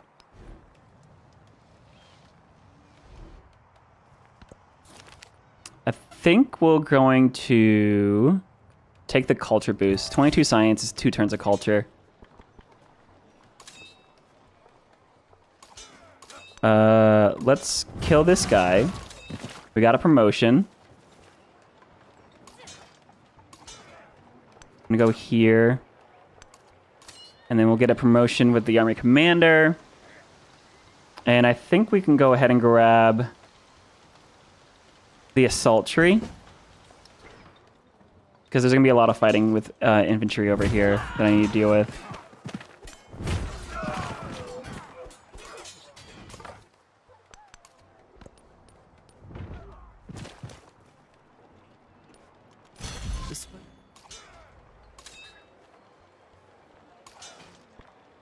There's also a slinger to kill. Let's kill this guy with the commander nearby.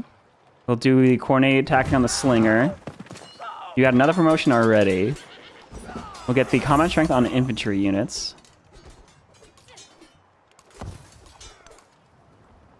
I definitely need to deal with this problem. We're gonna build a couple warriors quickly. This is actually very aggressive. That's hilarious. Go over towards the rice. We'll grab the jade. And we're gonna grab the marble for culture there. City-state is now a suzerain. You can get happiness on warehouse buildings. Actually, I'm going to need a lot of happiness. Because I'm settling off fresh water in some places. And I'm just gonna grab that bonus for now. That's gonna help Utica be happy. Yeah, that's actually great. So we have writing. I can actually go all the way up to currency already. And then navigation. That's hilarious how early you can go navigation.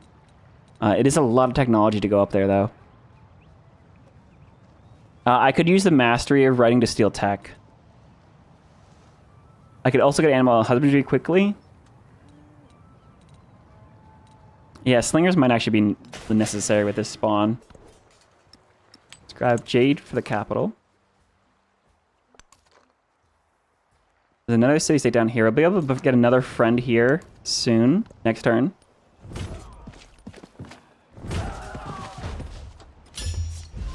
Bro, this is insane. Farmer's market. 3 food in towns would actually be pretty nice. But I'm going to take the accept because I want to get a independent power on my side right now. And we'll go for this culture one down here.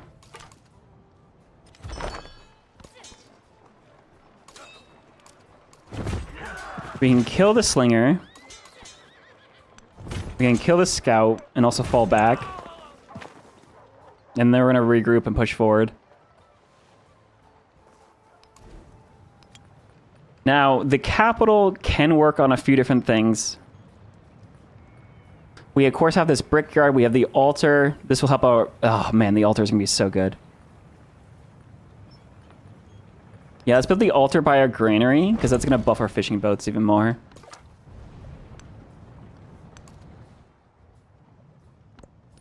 Yeah, I don't know.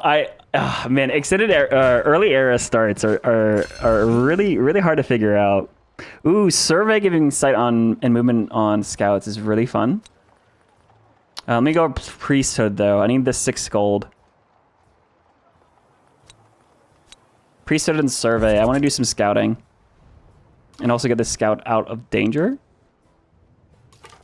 As well as this one.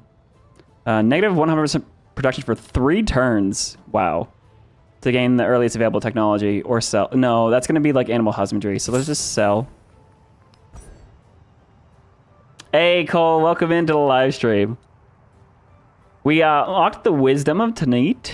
So let's go for the mastery, the Galos. 25% gold towards personalizing buildings on the coast.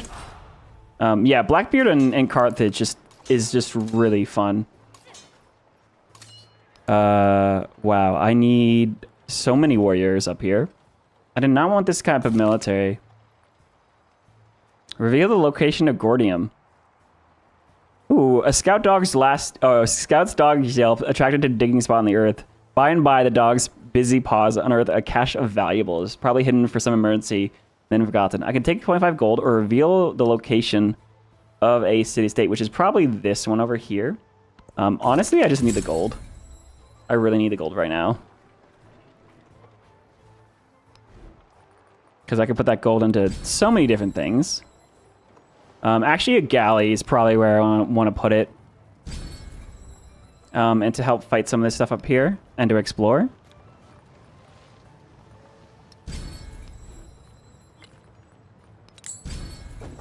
There we are.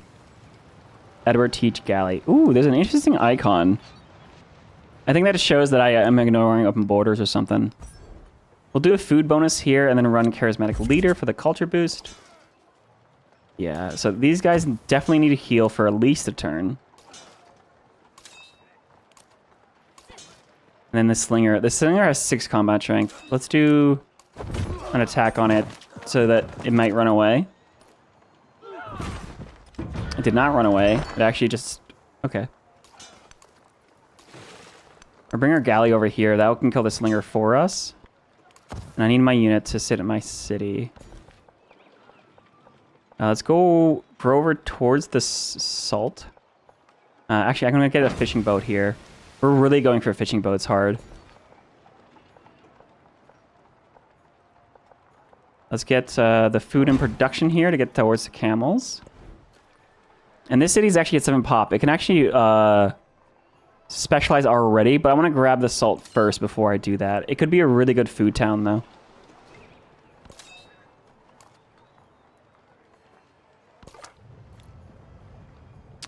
This scout needs to run away.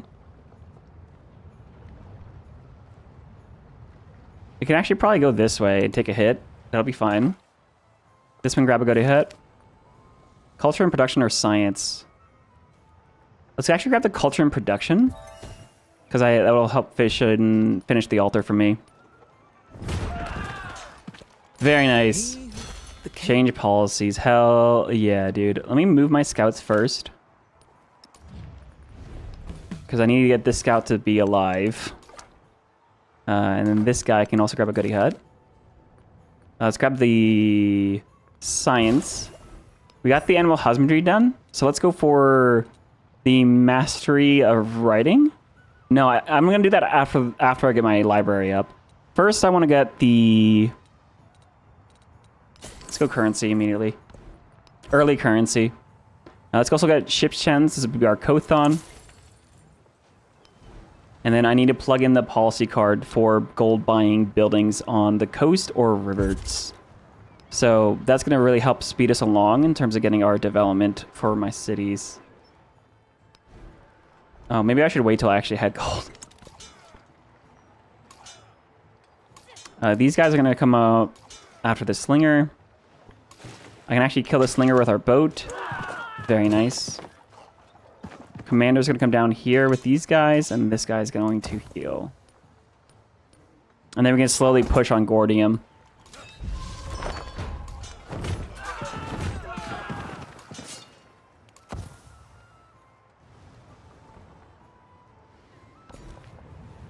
Let's grab the rice. That's going to give me a little bit of growth in settlements, and then this boat's going to go explore. I'm going to save my influence for now. Open markets is nice, but...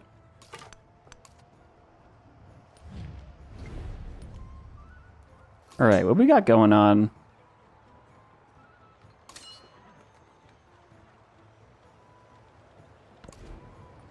Alright, so our look at our fishing boats. This is just a regular fishing boat. 3 food, 2 production.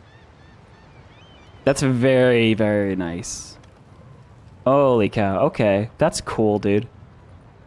I'm going to start... I want a library, but we wanted it over here. So in the meantime, I'm actually going to build my saw pit brickyard here. Just so I can open this up.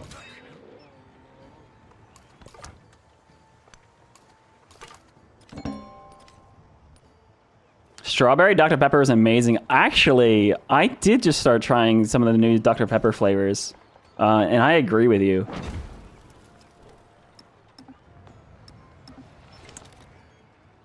Hello? You need to heal. These guys are going to heal one more turn before we push. Actually, what I need is a Slinger. Stand here. Buy a Slinger. And hopefully that's all the land units we're going to need, because I really don't want to spend more time on land units. We want to do some of the seas. I'm going to hang out on the seas. Oh, there's crab. Food on warehouse buildings. Oh, man. That's so good. So crabs and clay are going to be really good combos for each other, huh? All right, let's get our library down. A 5 science library.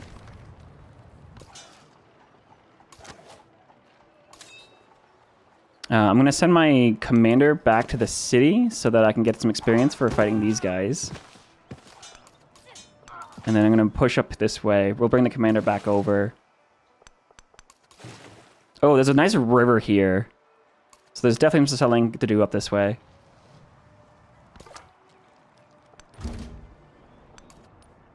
We met Ada of Greece. Ada. Now, I definitely want to start spawning boats. Because remember, we're going to get the... When we start building out these boats, we're going to get a production on our... something. I'm starting to forget already. I'm sorry. I'm forgetting already.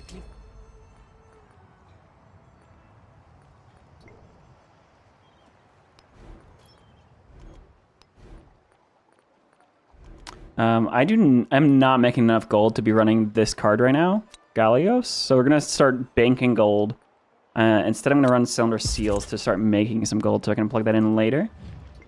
And actually, we met pretty much everyone on the old world, right? That's 4. It's 5 of us. All right, we can get the mastery of ship sheds gives us range on our naval units, which will actually help with this problem.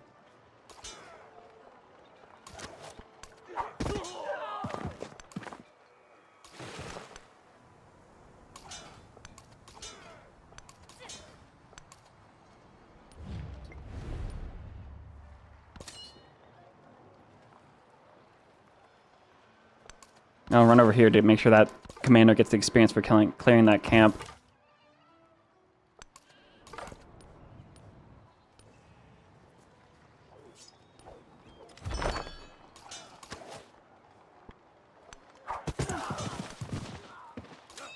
Ah, okay. So the camp now has more units in it. That's fine.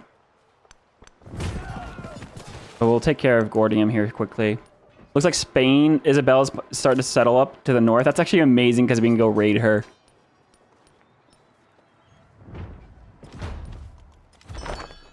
Dude, it's amazing. We literally have a pirate leader that can just raid whatever he wants. All right, let's clear this for some cheap gold. 50 gold, very nice. I need to change my keybind here for this. There.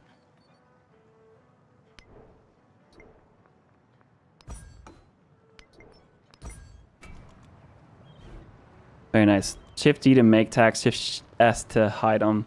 That's what I just selected. All right, when I start growing out this way on these river tiles, the fury of battle. Soldiers return to the field with fever, bright eyes, bringing lurid descriptions of slaughter and disembowelment that frighten their children. Ooh, I can get the combat strength, the deterrent ability, or 10% protection towards training all units. Let's do the combat strength.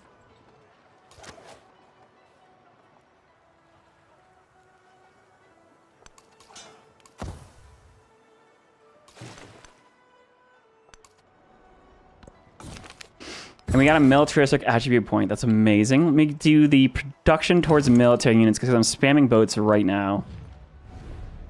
Farmer's market will be useful to get food in my towns. Yeah, actually, I'll take that. And then I actually do need to go ahead and get another colonist out soon. I just don't have any settlement capacity yet. I'll need irrigation quickly. Upgrade our army commander again. We'll keep on scouting.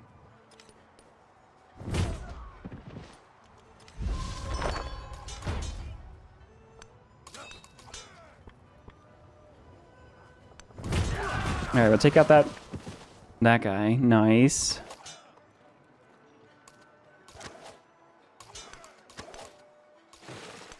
And look at this. I don't have open borders with Isabella, but I can just go in. I can't raid this tile because there's a unit on it, but you'll see our coastal raid we'll be able to do. Let's grab the bit of food here. We do need to actually get mining masonry so I can get production on my mines. Here's another boat. Very nice. Sailing quickly. Ooh, all right. So +3 gold per turn by giving us less naval maintenance will be good for us. That's going to go up too as we build more. Oh, I can actually spend some gold. Here, let's do that first. I have 180 gold. So Utica is going to head and buy its harbor. Put in the harbor. Oh man, look at that. Look at that. They even go together. Look, the harbor and the fishing quay have a little bit of a nice little dock to work together with. That's awesome. Just try the new Egypt on deity. Dude, I was trying to play Egypt until this released. They seem really good. S tier now? Before it was like C on a good day. I believe you. It was the start of it felt really good.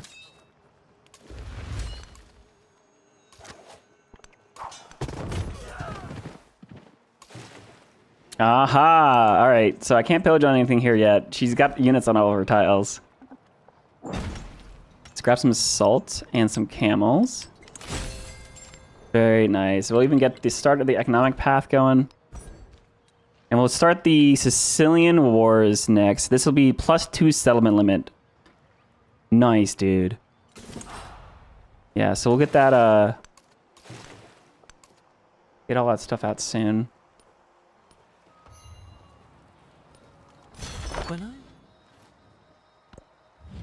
Open markets. Man, nice. I will support that. I want the gold return. I don't know how many independent powers I'm going to be friendly with. I'm going to attack, like, everyone.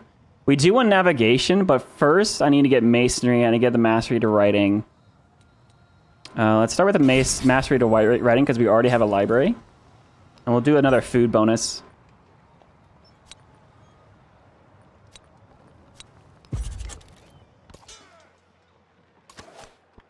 Looks like archers are already unlocked.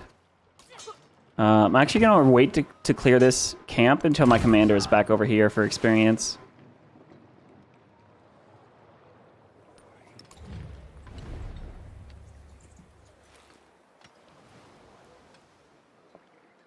Oh, so, okay, Blackbeard's ability allows you to cross borders and plunder trade routes from non-allied civilizations and attack their navy units, but it doesn't allow you to coastally raid tiles. I believe that's still going to be specific to the privateer. Good to know.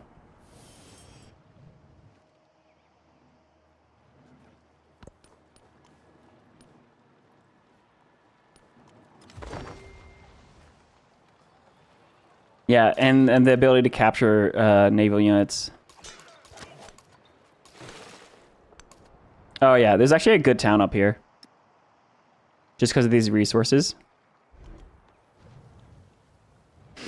All right, 2 turns on our next settlers. Production on fishing quay? Hell yeah, dude. Oh my goodness, look at that. So your fishing quay now gives food and production, and the harbor gives production.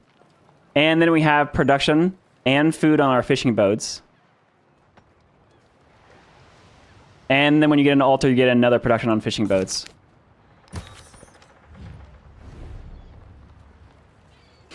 Oh no, they can still denounce your military presence? Uh-oh. You can attack and kill land units embarked. That's hilarious. Agreed not to attack the civilization for the duration of diplomatic action. Does that mean war, though? I don't want a war. I'll accept. I'll accept. Oh, look at this. Oh, look at this. Oh, I want to attack you. Yep. That's hilarious. And we've been denounced. All right. That's fine with me. We're literally pirates, so...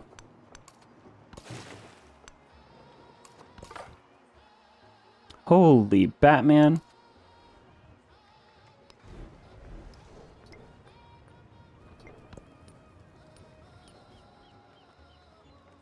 Presenting the cap. All right, let's run Gallios so I can buy something. And let's clear this camp so I get production as well to get these settlers out. Nice. Right in time for our settlement limit to go up by 2. So there's that town. And there's going to be another town down here to get.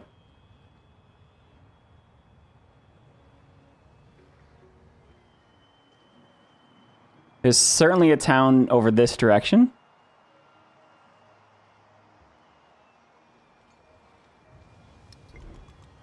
Yeah, so let's grab that town.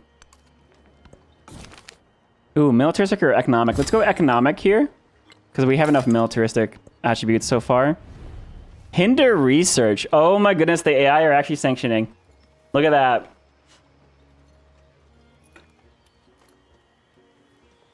I play too fast for you. That is fair. I'm kind of rushing because I'm trying to get to the exploration area really quickly. You rather I slow down? I can slow down. Actually, you know what I'm going to do? I'm going to take a quick break. I needed peace so bad. And then I'll slow down here in a second.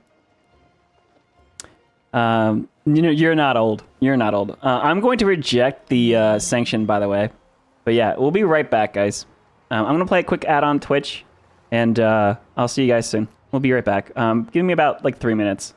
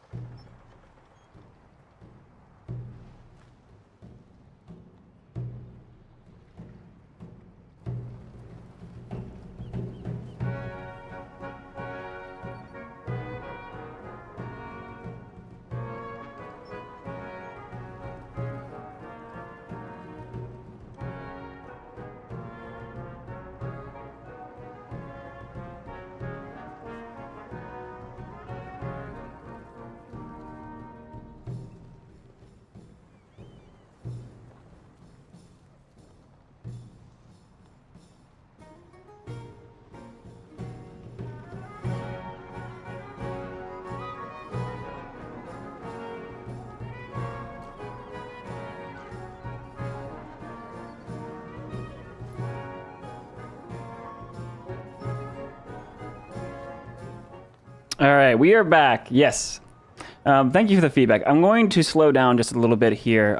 Yeah, again, I was just trying to catch up from all the restarts that we did. So we have the city of Carthage. We're going to have a bunch of towns with our with Carthage. My priority here is to get them all to have our fishing quays and harbors, as well as our Kothons and dockyards. So specifically, like looking at Kothons Having these next to like our fishing keys will give them additional food as well. Then, oh, hello.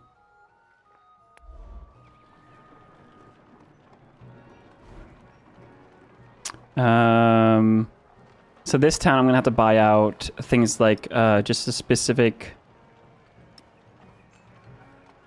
like a granary here, just so I can get over here, and then things like my Kothon will actually get the maximum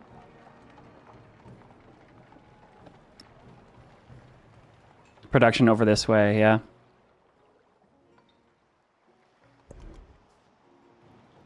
Things like that. We're gonna start getting these cities established. The Sicilian Wars I can actually master now to give movement and sight for our Numidian cavalry, but specifically the Codex slot and city halls and towns with the trade outpost focus. I don't know if that's new or not. Codex slots and city halls. If you go trade outpost. Huh. I actually don't need that at all right now. Let's go back to Antiquity Civics.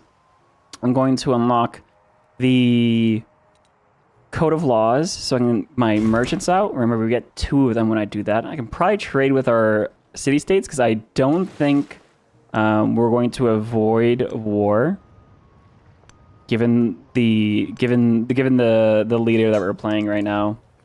And now the Punic Port, I did actually rush markets. Markets actually might be very good for us. I also only need 1 turn to build it. So there is 5 gold markets here. I could also put it there. That actually opens up a spot for a wonder tile. And also I do have the Bursa wonder to build. This will give us trade routes cannot be plundered. That would be hilarious that if I could trade everyone else's, if I can plunder everyone else's trade routes and they can't plunder mine. All districts in the city that are adjacent to coast and eligible for walls receive a wall. When I've built this wonder in the past, it literally didn't give me any walls most times. I think the wonder is actually still bugged. I wonder if they fixed it. But things like the Colossus, resource capacity in the settlement would be really good. For now, let's go ahead and just build out our Punic Port because I want the production capacity. And again, you'll see I have it right here because this gives us enough adjacency. Actually, if I put it here... Oh, hang on a second. What do I want to do? I want to put a wonder... I think we'll put our market over here. Just because I know I want to put my... Oh, what am I doing? No, that doesn't make sense. Wonders I will want will be things like the Colossus. Right? And then the Bursa. Oh, I can also pin? Hello? Where was that? Ooh, Hagamon Maui is also something I'm going to want for the culture on fishing boats, for sure. So, we'll see. Anyways, let me go ahead and get the Punic Port built. That'll move this population. Now I can actually start prioritizing. We actually have our specialist limit already, but I'm going to wait till I get a full quarter built out. I'm going to try to prioritize getting all these fishing boats out. Oh, it looks like there's actually a UI adjustment on health bars here.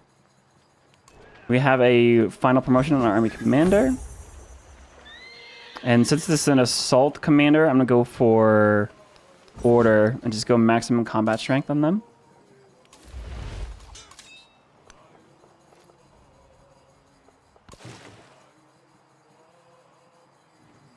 All right, so...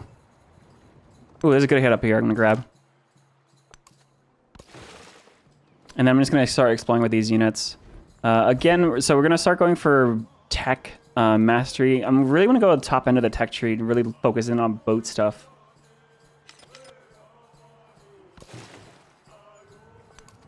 I'll send some boats out against Spain. Oh, Isabella just settled where I wanted to settle. That is fair. Settler lands. Technically, I can still settle here, but I might as well move this colonist somewhere else at this point. So you still have time to go down here. Bam.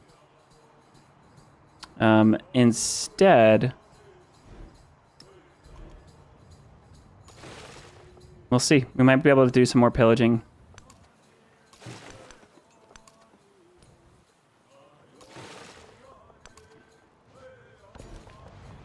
All right, let's go ahead and continue to get fishing boats over here. Get more fishing boats over here.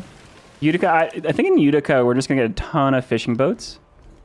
I am running the gold buying card, so Utica, I'm gonna go ahead and buy Kothon and Dockyard. I need more gold still. Okay. Let's grab the horses. And all right, we have our cultural independent power. And I can grab a variety of bonuses here. The megaliths give us culture and food for adjacent improvements. Is actually very good. I like picking that later on towards the end of the era. Right now, we're just gonna do paper making, which gives me culture on my warehouse buildings. That's 6 culture per turn. That's really good because culture on my, yeah, like my granary, my altar. Oh, the harbor and fishing key now get culture. Let's go, dude. Oh, look at that. 1 food, 2 production, 2 culture, 2 happiness. Amazing, dude.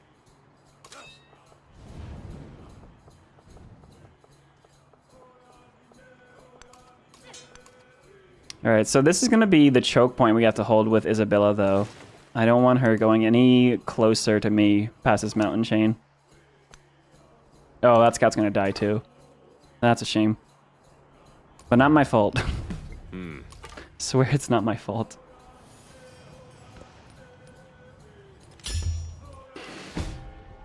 Oh, poor scout. Hinder civic study. Dude, oh my goodness. They're gonna make me spend so much influence. I did not realize that AI was not doing sanctions. That is actually very frustrating. Let's get... Oof, masonry. I need production on my mines. Very nice. All right, so let's go to Dockyard. It's gonna fish our Kothon out. And I also buy a dockyard over here to get this town to keep growing. And maybe move another fishing boat.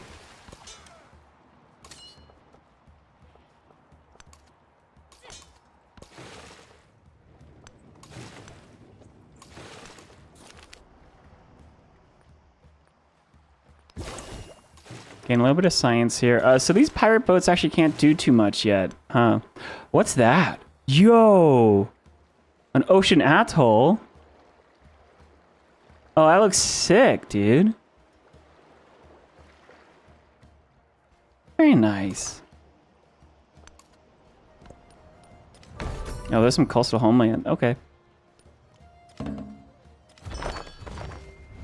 Let's continue getting food from our farmers markets. Seems like Isabella is liking us. And then Ada doesn't. I don't even know what these pirate boats can do right now.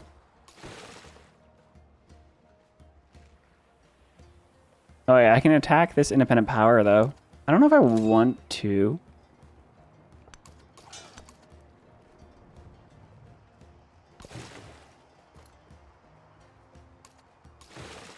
Oh, look, you can just kill scouts. Get out of here, dude. Fighting outside of war is so aggressive.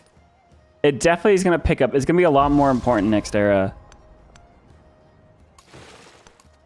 Because right now, it's kind of just an inconvenience. I don't now want to become hostile with the city-state. Okay. So there are consequences to fighting, but still fun. All right, let's settle this city right here. Left. Grab the rubies. I'm gonna grab. Oh, I want to go to the silk. I want the culture. That'll be great. Nice AI update. Yeah, I think so. I agree.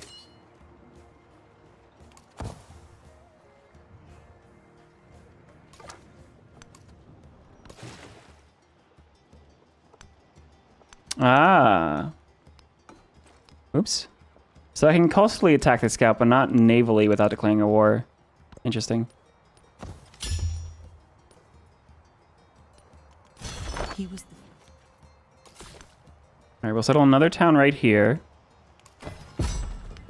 There we go. Specialist Captain Carthage. Yes, please. We'll grab the gypsum and the rice immediately. Now, oh, we have another denouncement. We'll just accept that. That's fine. Perfect. Yeah, claiming that 7. This is okay. Cool. We have we're just settling around the peninsula right now. We might actually incorporate the city-state at one point to be another settlement. But that's gonna be later on in the era. I do want to grab the mastery to masonry because we do have at least a couple, or I guess it's just one saw pit. So instead we can go navigation for lighthouses early on. We have all these wonders to go. Let's go irrigation for settlement capacity. And then I'm going to go for another colonist, and that'll put us to 6 settlements. 8, yep. And I guess we might as well get a couple of inland settles. Just to claim this space down here. And the resources in there. Otherwise, I could go down here for this island. Like, we don't need Kothons in every settlement. Oh, we have one up here I want. Right. Technically, I could grab all these resources right here. Right? By doing this. It just leaves out that, Cowrie up there. But in terms of just filling up the land down here, claiming space, I think one settlement in here, and you know, one last settlement over here just to claim the whole peninsula would be fun. Grab the gypsum, very nice.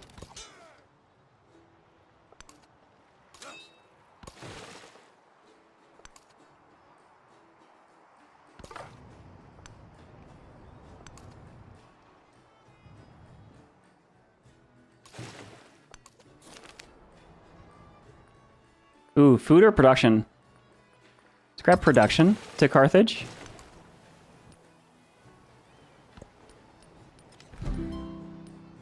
Yeah, and then I need to make as much gold as possible to start flooding my towns with gold. This town has all the fishing boats that they'll need. So I'm actually going to focus it on fishing towns. And just start getting a ton of food. 38 food back to Carthage to grow Carthage really fast. Athene, as soon as you grab all the resources that are nearby, I think is a good time to look into specializing. I still don't know what to do with these boats right now. Oh, look at that! Our very first Lotus tile. That is a culture feature on lakes.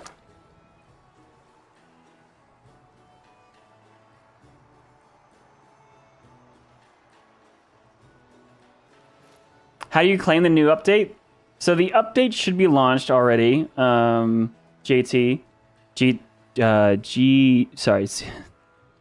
If you want, rewind to about 2 hours and 5 minutes on the YouTube VOD. I walk through it, but if you want me to show you right now, if you're on Steam, it still says coming soon on the Steam page. However, you can actually get around it if you add it to your wish list, and then go to your wish list. So go to the store page, click on the DLC, add it to your wish list, and then once you look at your wish list. I show you exactly where to click.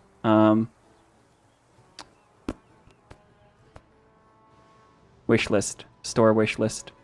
You'll be able to scroll all the way down, and then it'll be at the bottom here, and you can say add to library, and then you'll be able to get to play it now. It seems like there's an issue with the Steam release so far.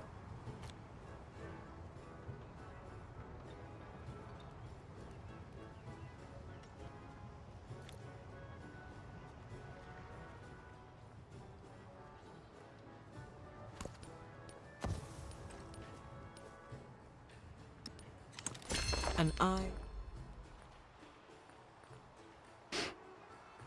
All right, I'm gonna go ahead and plug in. How much gold? I got 200 gold right now, so let's go ahead and buy out. Ah, gosh, I don't have the gold. Oh, I don't have the gold. Let's plug in the Sophites card to give me additional food on my fishing towns.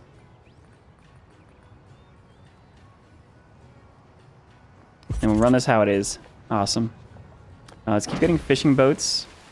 Here's my 2 colonists. So I would say I want to send one up here just to claim this land, and then I'm going to send one down here to claim this land. Let's grab silk. Plug that into the capital. And let's see.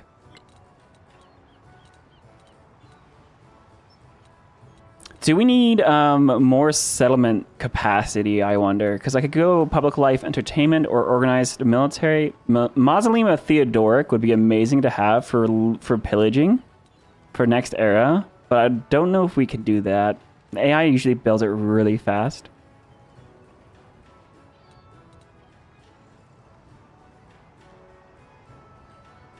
And terracotta army isn't something I really want to go for. Tactics isn't something I want to go for. I can go ahead and immediately rush to some more wonders, though. Let's go for...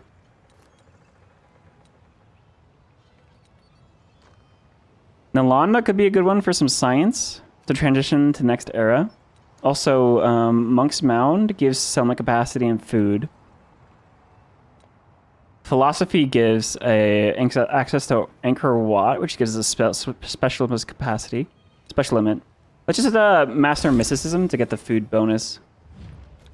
We have an open markets here, and also I do have my first free merchant. I could definitely send that to Isabella. Or these city-states. This city-state actually has gold in it. Well, this one has... Ooh. Marble. Hang on, can I do anything with this boat? The Republic of Pirates is definitely going to open up the whole pillaging game, but for now, all I can do is plunder trade routes. And attack boats. And steal boats and get gold for so. So, I think for the most part... Oh, yeah, here. You have the ability to go ahead and fight Lakshmi's boats here. So I'm going to send all my boats down that way. This merchant, I am going to trade with Isabella. I actually could have one boat back here to pillage her own trade routes to me, which would be really funny.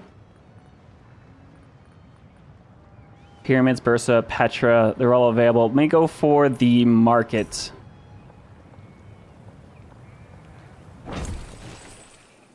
Build that out.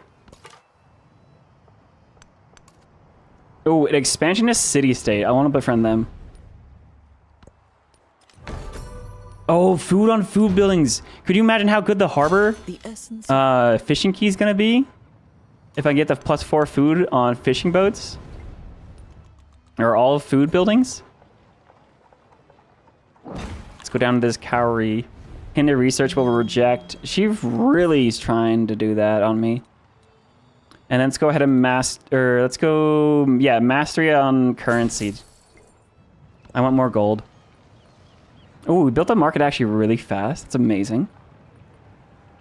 I can actually do have a garden potential. There we are. Actually, that'll complete my quarter next to my palace as well. Oh, I just realized how good a market on the city center was, but that's okay.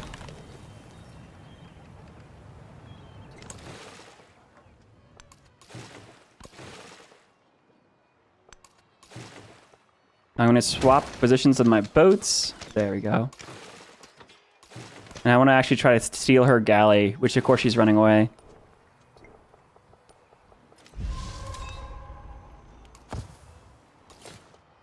All right, go command this unit. Let's go ahead and travel. That is a volcano. I do not want to go off on my scout. Aha, here we are. Let's get him. Oh my god. And I stole a boat. Amazing, dude. Amazing. 12 gold as well. Very nice, dude. Safe harbor. The hull of the enemy ship splinters into 1,000 fragments as the crew clamours to vain for safety. Today and hereafter, Carthage waters remain secure for its people. 1 food on the fishing quay and lighthouse. Or 1 production on the fishing quay and lighthouse. Dude, we got another production? Oh my god. Oh, hell yeah, dude. That's amazing, dude. That's so good.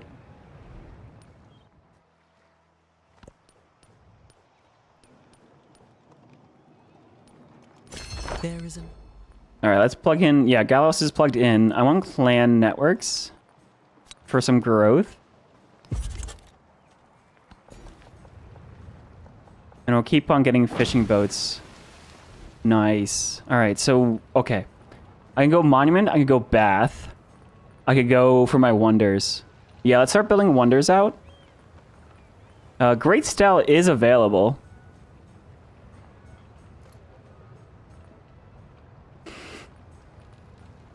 Bursa is my wonder to build. It's only 4 turns to build a wonder, though.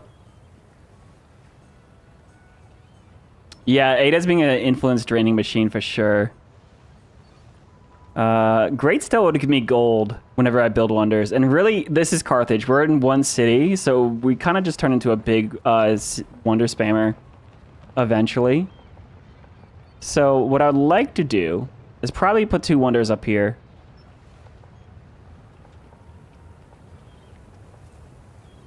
Or I can put one here to boost other... Yeah, I'll put it here next to the monument, because I can also put other stuff here, like my garden there. And this will move to another fishing boat. Bam. Dude, yeah, no, this is actually, yeah, Antiquity in base game really does not have much going on for naval stuff. So just these couple of leaders have been very good for expanding the naval part of the game. And I really enjoy that. These guys can actually heal over in this terrain as well. And then we just have a whole conga line of boats going.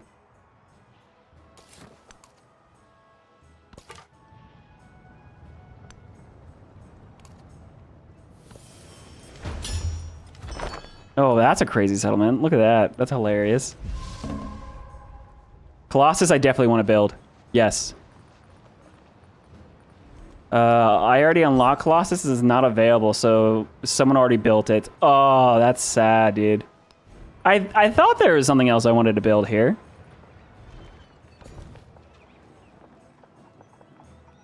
Oh, I'm gonna grab all this cotton up here. So let's grab the food, the farm here. Grab that. Amazing. All right, Utica is gonna buy its Kothon. I didn't make sure to prioritize finishing Kothons because you're not going to be able to do that next era. And now what I want to do is I want to start pumping food or pumping gold into these 2 towns here. I don't know which of these will be better. Probably Maleth. So let me go ahead. And I will be getting probably a market there if I can. I mean, obviously, so I'll have to be an urban center town to get a market, but that actually feels pretty good. I can do a granary here. I can do my fishing quay and harbor bonus there. That means I can also do a Kothon and a dockyard here. And also, of course, yeah. So this will be a nice urban town here once it's got its population going. And let's go ahead and buy the granary. Boom. Let's grab the cotton. Bam. And bada bing. Very nice. So, we can also grab another baby. 2 science and towns. 4 golden cities or 2 science and towns. That's actually very versatile, and I enjoy that. That's just a good resource. Either way, it's still good. I'm only going to accept the farmer's market this time because I'm trying to get this expansion to city-state. Now let's settle this inland city here. Bam. And then this city here. Oh, yeah, she grabbed the gold. That's okay. Oh, I didn't settle next to a resource. That's okay. That's fine. Long run, this will be better. Just grab all those tiles, though. Nice. We'll get the gypsum back.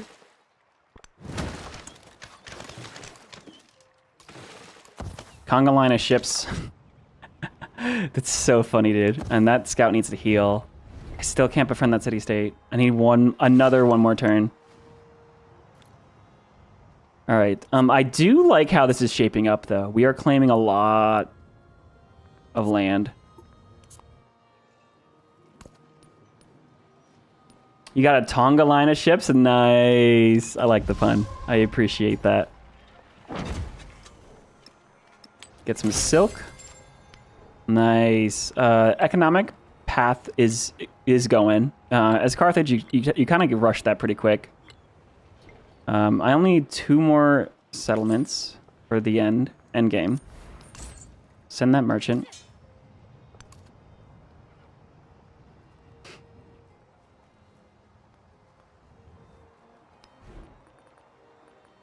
All right, let's buy the fishing key. There we go. And let's get the expansion to city-state on our side. Oh, yeah, Ada's trying to go for it. So we're going to end up fighting Ada for the city-state. That should be fine. We're only 1 turn behind. We should catch that pretty quickly. Oh, yeah. Oh, dude, the fact that your boats can heal in shallow water is a game changer. Because they don't need to sail all the way back home. Yeah, big game changer, actually. I also do want to buy a couple of merchants. Here at 120 gold. Next turn. To trade with these city-states. Oh, we got another. Nice. Ooh, Mongolia unlocked. That's very fun. Let's go navigation, because I definitely want to get the fishing boat culture wonder, for sure. We'll keep getting food bonuses, too. And we'll run oratory, because I want the influence.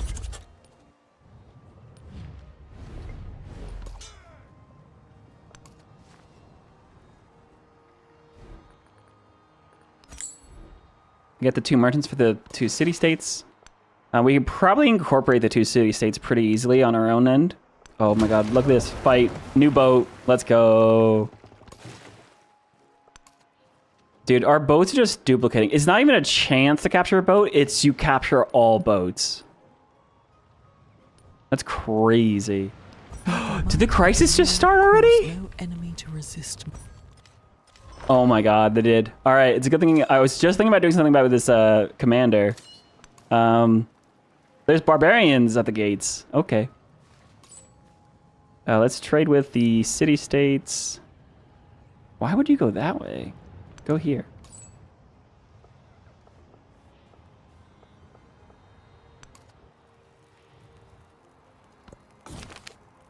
Do you want a warrior or a migrant? I'll grab a migrant because we have a military.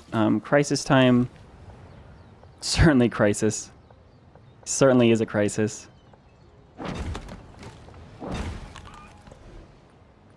All right, so we got that wonder though. So we get 200 gold every time we build a wonder. So I'm just gonna start spamming wonders from now on. So let's build a Bursa. And I could put that here. I could put it here.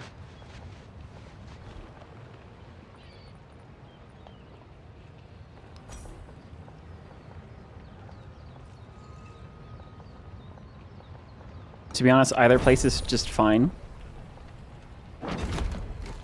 All right, so we can do, in terms of policies, I could run inferior tactics to get -6 combat strength against independent powers. Barbarian mercenaries, a tribute. I really need my gold. I'm gonna run the combat strength because I have a +5 against independent powers anyways. So we should be just fine. Oh, and then we can actually start running a bunch of resources. That's actually very close. Only 2 more resources for economic. Nice.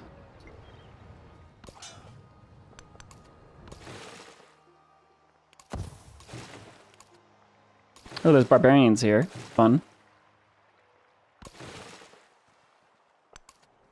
It's a shame we didn't play continuity, because these boats will not transition the era.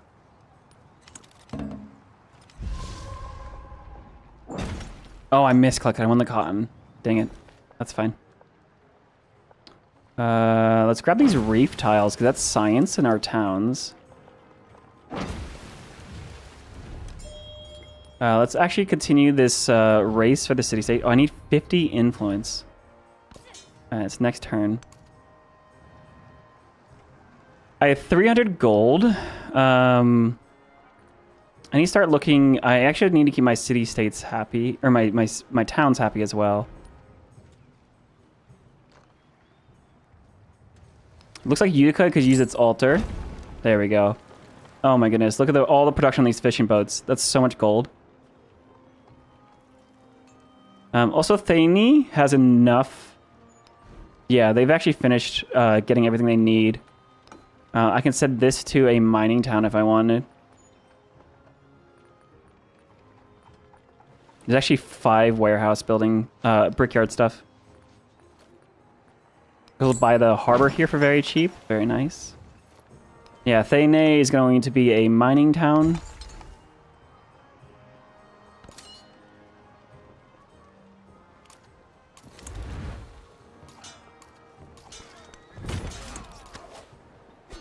Oh yeah, deploying did not use the movement of the commander. That's new. That's actually very good. Ooh, the Goths are here. Let me see if I can clear that.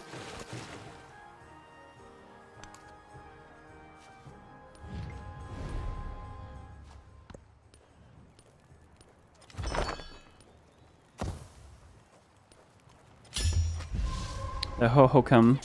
Nice. I'll bring all these guys out. Very nice. Now, let me go for... Let me grow to the sheep here. Bring my warrior back. Another trade route. Ooh, an economic policy, or economic attribute for trading with a city-state's good.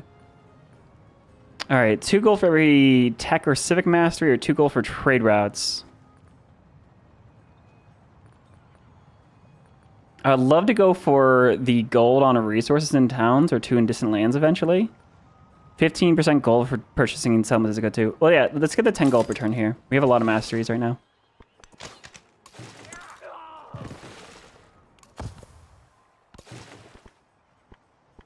Hello, barbarians.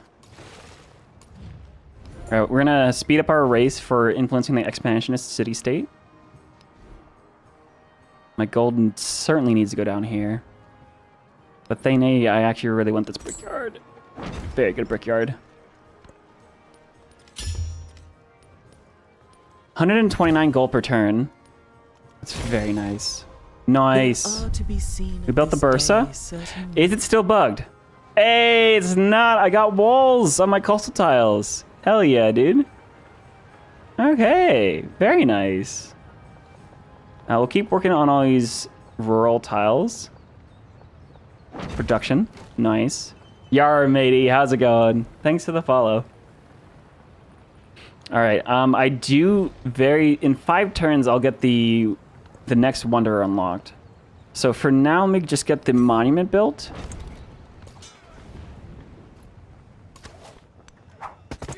And we'll take care of these barbarians. You'll see here, what, 34 to 24? Yeah, we got plenty of combat strength on these guys. Even though we've boosted their combat strength. And bam, clear them out. This is why I wanted to settle the inland here. Because it meant there was less places for barbarians to spawn. That's a really big deal during the crisis.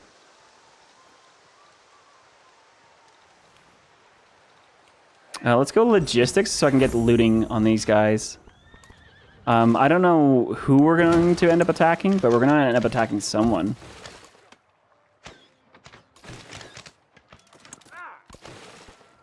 We're raiding the Goths. Oh my god. Wait, I can steal settlers, can't I? Gimme. What was wrong with Bursa before? I think it wasn't providing any walls. Every time I built it in the past, I never got walls in my coastal city centers or the districts next to it. But it wouldn't give you the free fortifications, but now it does. Hey, thanks for the follow, Orgasm. Right, let's grab that cotton tile now. Plug in another cotton up this way. Yeah, we got plenty of resources. We're actually getting very close. Oh, let's grab the dyes. Nice. 400 gold. Yeah, let's get a Kothon here. Built out. I also will want an altar. Very nice, dude.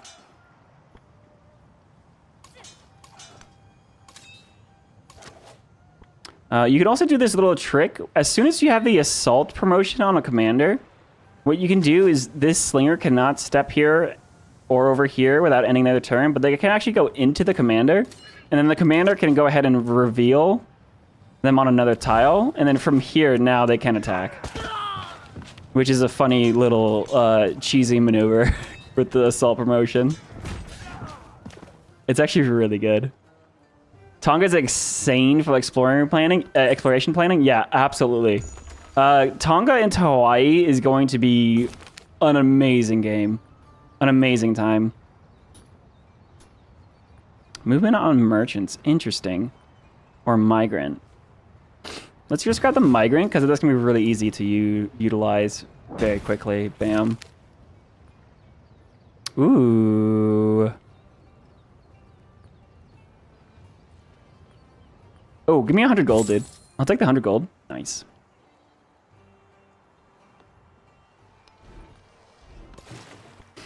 So our priority is going to be spending gold on our Punic ports, because it's going to be...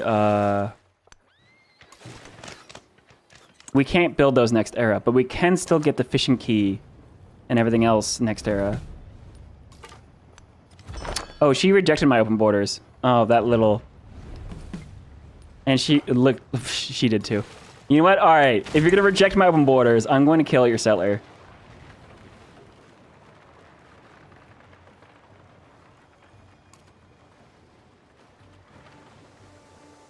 Bye-bye. That's hilarious, dude.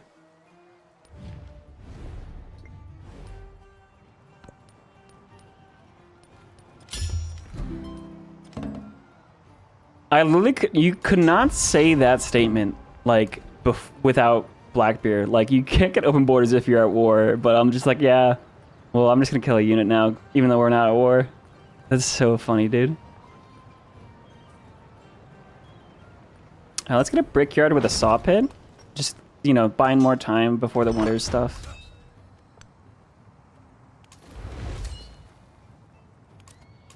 Yeah, we're gonna keep all of our units over here, just to make sure the barbarians aren't spawning like directly on top of us. And we'll buy a dockyard. Bam. Oh my goodness. All right. All right. Malbeth, I think I want... Yeah, I need to make sure Malbeth has a lot of population. I want Malbeth to be my exploration era capital, to move from Carthage over to Malbeth. Because that's going to open up a lot of stuff for this side of the sea.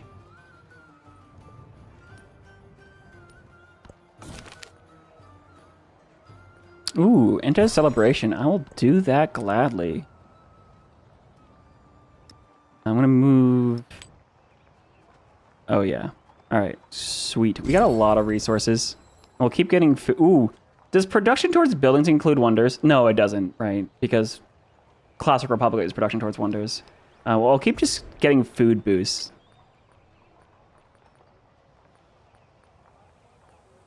I've got 6 gold per turn from my navy here.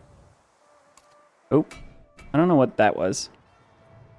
I do have a looting promotion, right? The +1 gold for every unit packed from this commander. Yeah, so we'll pack up our commander, because that'll give us a little bit of gold per turn here.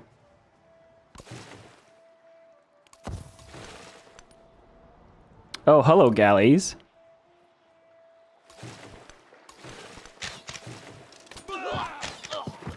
Alright, we're about to kill the Goths. Bam. A little bit of production there. Nice. Finished out my shipyard for me, or my saw pit. I have 3 turns until another wonder is unlocked.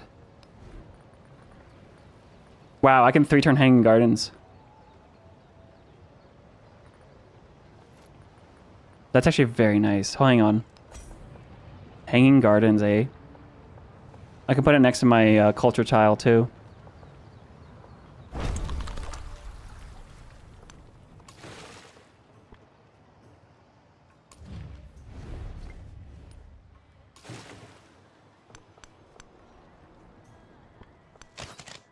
Oh, my boatman actually died down there.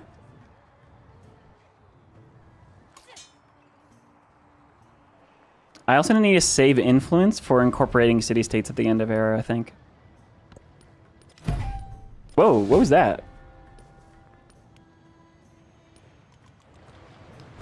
After the A foreign settlement lost access to my trade routes. It looked like. Did it get pillaged? What happened?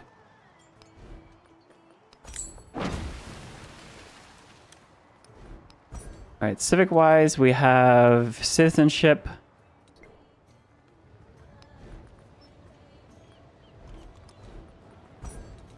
Let's go up to entertainment. I don't know how far up this way I need to go for my civics.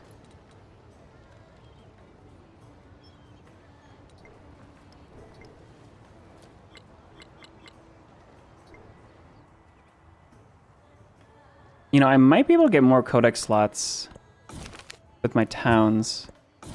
It's fine. We're playing abbreviated ages. I'm not going to hit all of them. Gold on the monument. Defeat 2 naval units. Get a galley. Happiness on the monument. Achieve a celebration.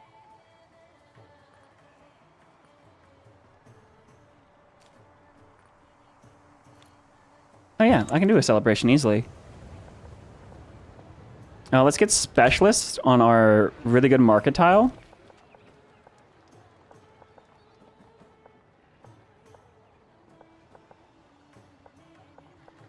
This city is definitely needing a fishing key, for sure. Malbeth, this one.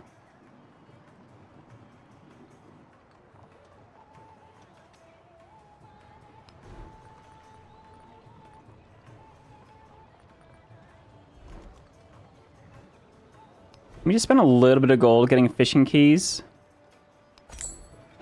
to keep my towns growing really fast. And then I'll go for my Kothons. There's a nice little sheep. And there is the full golden age for economic. I'll just accept a farmer's market here. And the crisis has gotten worse. Cool. Rebellious commanders, -5 happiness. That should be fine.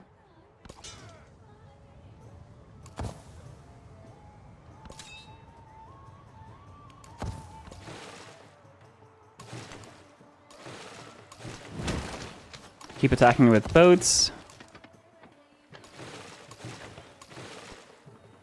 Yeah, we really can't seem to do too crazy much. Oh, we have +1 range on my galleys, though, because we're Carthage. That's hilarious. Still, what time do polls close? Like 8 p.m. for me. I still have plenty of time. Thank you for the reminder, though. We've been shooting for, what, 4 hours? Migrant. I'll still win this little war here. I'll grab that good hit as well. Nice. Alrighty. 200 gold. I gotta be careful not to lose these. Actually, it doesn't matter if I lose these guys, because they're not going to transition anyways. I think that's the only problem with oh man, like pre-build. You can't pre-build a navy.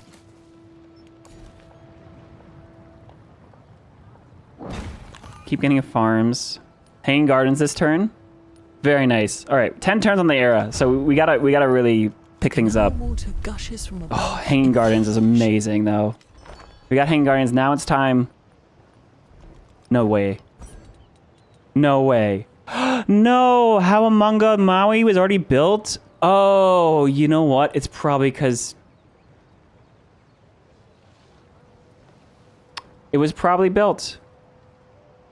It's probably built by Tonga. Dang it. Because they probably unlock it on their own. Dang. Okay. Oh, the Great Lighthouse. That's a new wonder. 3 gold. Receive a free merchant when constructed. 15 naval trade route range in all settlements. 1 site to all naval units. Oh, baby. Let's go for it.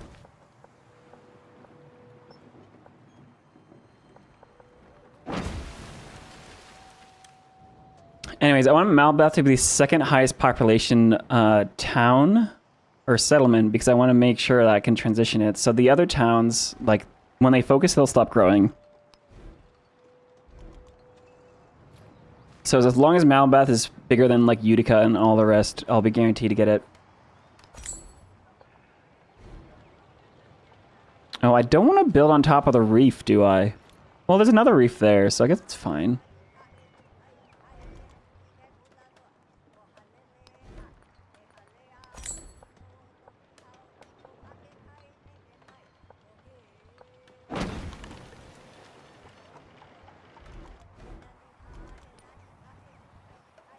Alright, this, we can get a Kothon up here. Oh, 5 production Kothon, that's really good. We'll get a harbor here too. Let's get it all built up real fast. Very nice. Missing out on wonders is rude. I mean, yeah. It's funny, because, like, we beelined towards the, like, navigation, but someone else can build that on their own in their civic tree, so, like, it's even though we beelined it, I guess we never had a chance. Expansionist attribute true. Oh, tree. Oh, food on warehouse buildings. Absolutely. Oh my god, that's my fishing keys. Oh, baby, dude. I do have good lighthouses. So I can't get either of these wonders then, huh? Maui or Colossus. Oof. I really wanted those. I really wanted those. Alright, so we do have 10 turns left. I do want to see if I can get to fealty. And my influence is not strong enough for me to incorporate 2 city-states. But I could easily just drop 2 cities here or one of them up there. So let's very quickly get one more colonist. Aha! Here they are. Barbarians spawned over just 1 tile over. That's actually very convenient for me. By keeping my units right here, they had to spawn further away from me.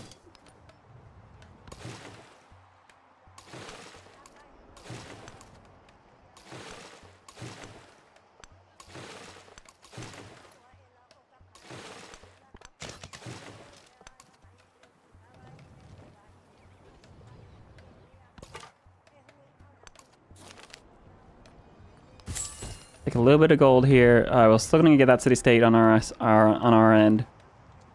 100 gold next turn.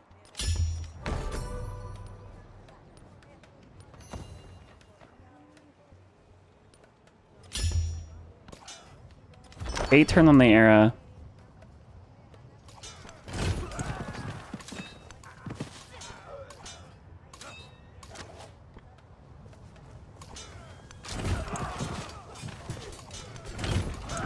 Let's shove these units in here. Nice. All right. We'll take care of those barbs. Their galley is actually kind of strong. Oh, that's Isabella, actually. Oh, the Gothics are back.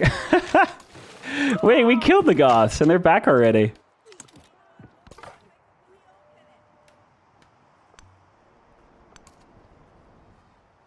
Oh, Spain's all the way down here, too. Oh, they must have got that in a war. Peace deal. They are still trading cities really aggressively.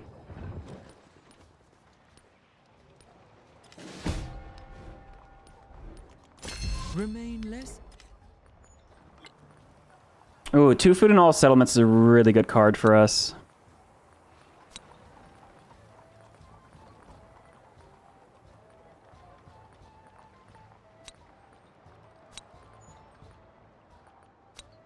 And we're running clan networks in addition to it. Buy that dockyard. So Kothon here. I need a Kothon in Thanay. And over here. Oh yeah. All right.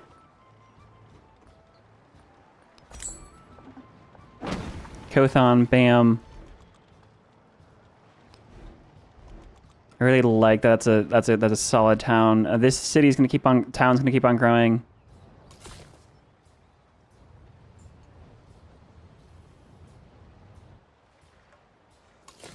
All right, this town can definitely come over here to grab these resources. These mountains too. Now I can go here just to plug up this hole so the AI doesn't settle it. But there's no resources I get out of that. Instead, I could go up here to this island. So I'm gonna grab that island settle. All right, let's get a nice, what's that? 25 yield tile under our market. Very nice. Susan bonus. Yes, 4 food on food buildings. Boom, boom, boom. How much food? Oh, 7 food, 3 production, 2 culture, and 2 happiness on our little Fish and Key Harbor building district. That is very nice. That is very, very nice.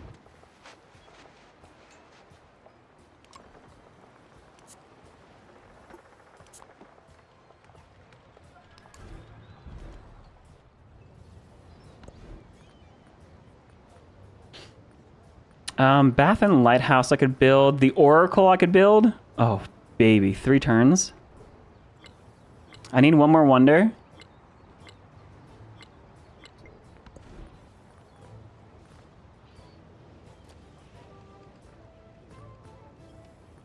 Emily Bell or the Oracle? Oracle is inland. Oh, they're both in the same tile. That's funny. Utica second highest pop? Yeah, as long as this Malbeth is 3rd highest, I'll be able to pick Malbeth. Because it's going to ask me to move my capital to one of my 2 highest pop settlements. So that's okay. Utica has stopped growing too because I switched it to town focus. Malbeth is still growing.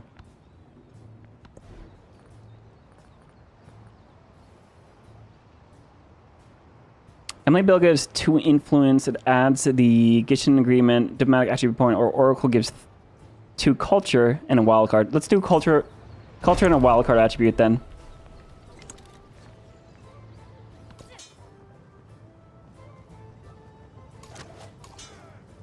Oh, but no, you have the right idea though.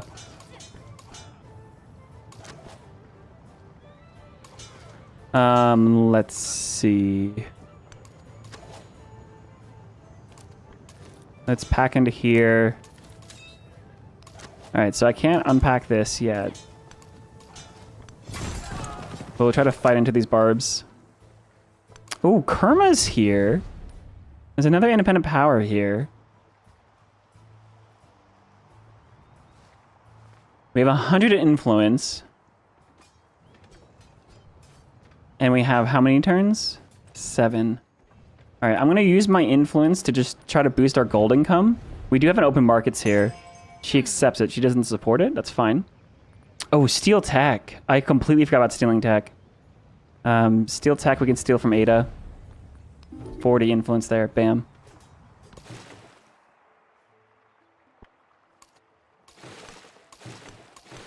These boats are going to go ahead and take care of the archers.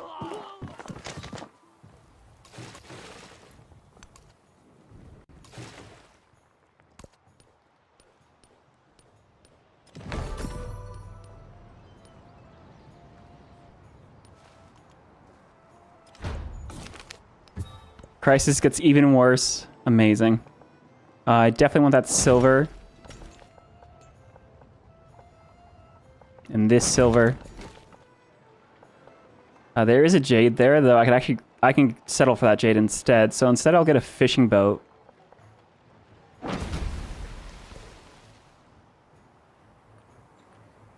I really need my gold per turn. Barbarian Mercenaries, 100% gold on maintenance. Oh wow, all of these are bad, but tribute, negative 10 gold for every city state you're Susan of.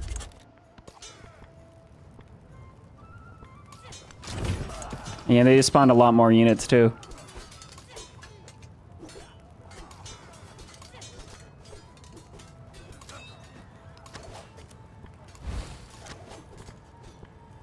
Slinger can't hit anything there. Sweet.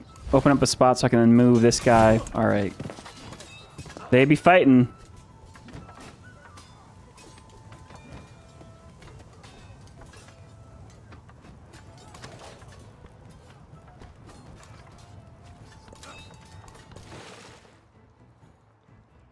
Oh, what's this guy getting hit by?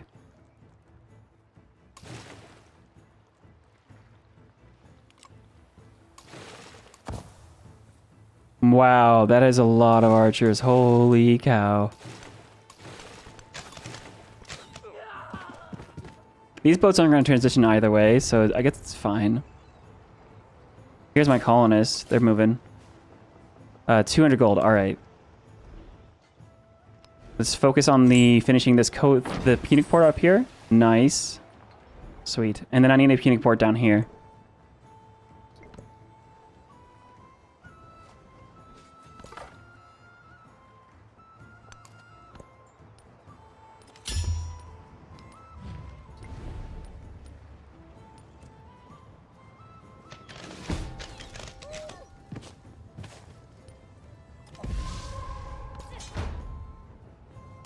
Holy archers, dude. Alright, well, you need to clear out this camp. 25 food. Oh! Oh, must be an expansionist barbarian clan. Yeah, I don't want all these guys to die. Oh, yikes. Run away!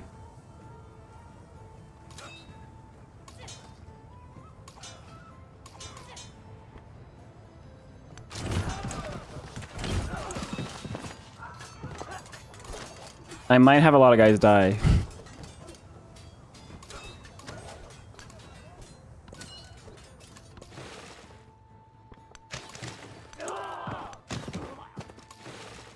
Oh, there's archers up here hitting me. Okay.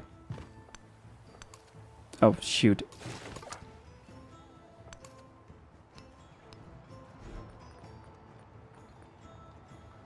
Alright, you definitely want your Kothon out this way, right? Now, does that mean your fishing key... Yeah, your fishing key has to go on the reef, no matter what.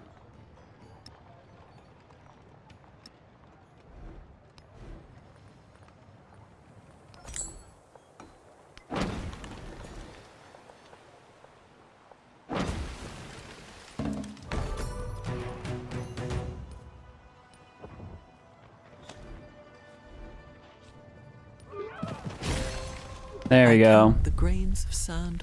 Built the Oracle. Very nice. Golden Wonders are 3 trade route range. Let's just go with Golden Wonders. I don't have time for trade routes.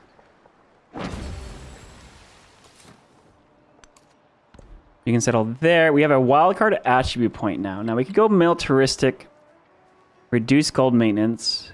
We could go scientific for a little bit of science. We can go expansionist. Oh, population in towns. Yeah, that's really good.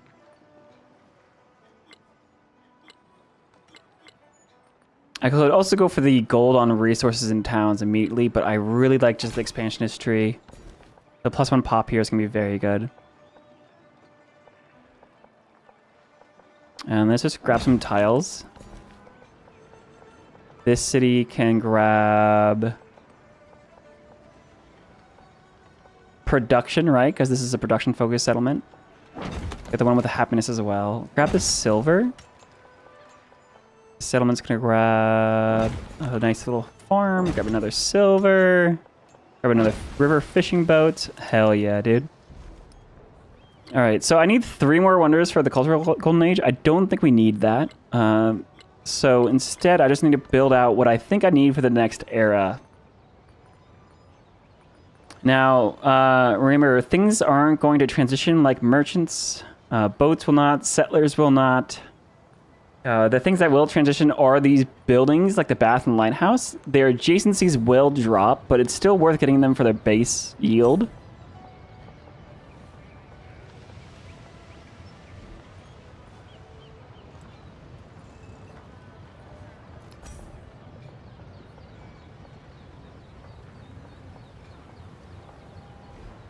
Maybe it's not worth removing my fishing boats, though.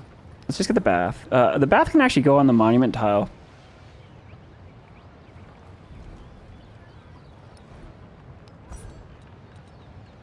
Oh, the great lighthouse we still want to build for next era.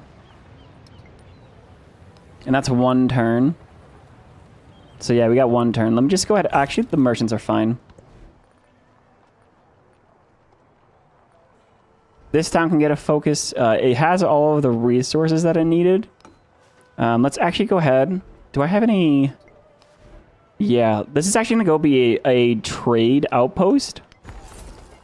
And then I actually do want to get the Carthaginian Mastery of Sicilian Wars to get a codex slot in there. All right, these units I want to keep alive. I actually don't need to be killing these barbs at all. Let's just pack up and run away. Like heroes, you know? All right, we got 300 gold. Let's go ahead and buy the dockyard to Kothon over in this settlement.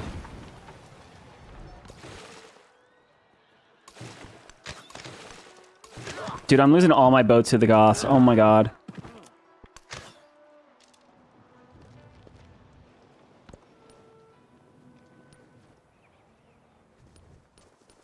Yeah, I really didn't get around to doing a bunch of pillaging with my boats. They got too tied up. I guess I could have been messing with Isabella a lot more.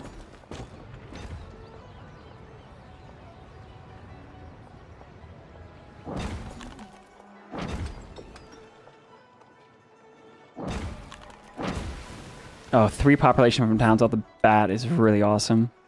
All right, mastery there. Get mastery to masonry, why not? And now Great Lighthouse, 4 turns to build. I'll go ahead and put that next to my as many districts as I can.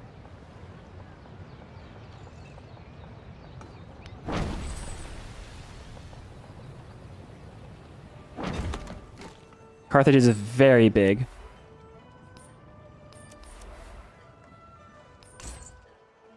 These merchants are actually have to travel very far for these routes. Let me go over here.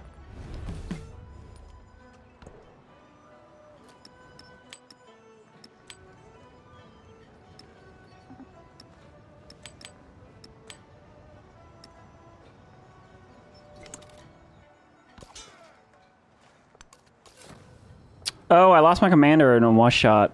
Jeez. Oh no. Oh, I want to settle one tile over. I didn't want to settle it here.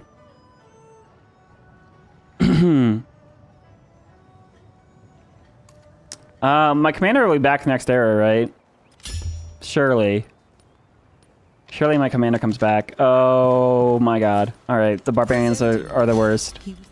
I need to settle here. Ooh, let's grab a codex. Nice.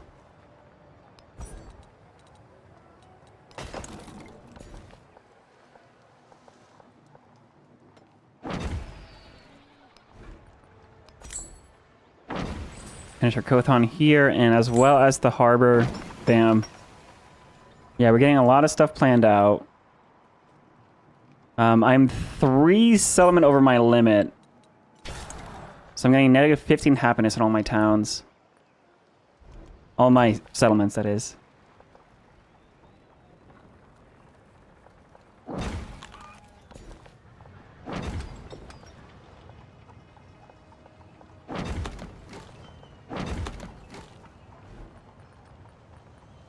And yeah, I certainly need a unit here.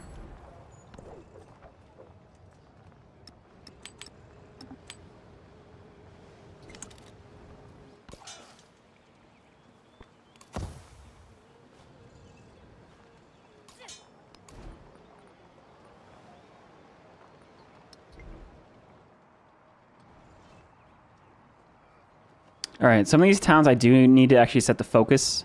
32 food, 18 production. Let me set these production focuses so that I can get more gold and finish up everything I need to do. This one has a bunch of fishing boats, so this will be a food town.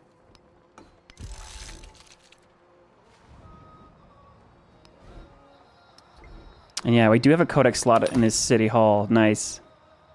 Actually, I need one more codex slot. Oops.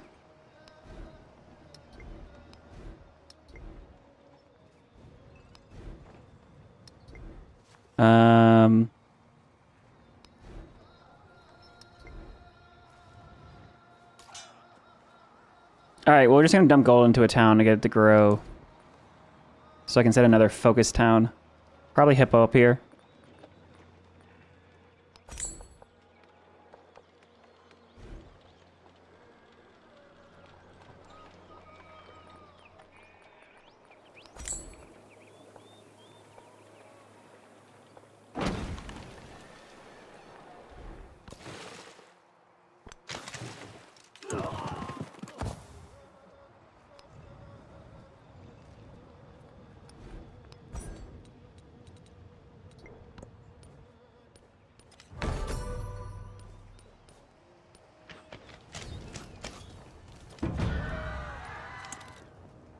One turn for the age to end. Oh my goodness, okay.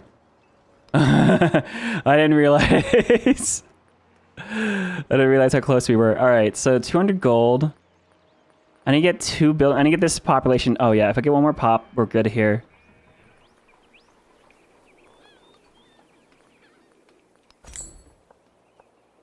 So we got a Kothon here. This is now 7 pop. I can set this to a trade outpost. Giving me a codex slot. Place that codex. Nice. I guess it doesn't matter. I still need one more. Oh, wait, we got up to fealty. We got a golden age in economic. We have 2 milestones in culture and 1 in science.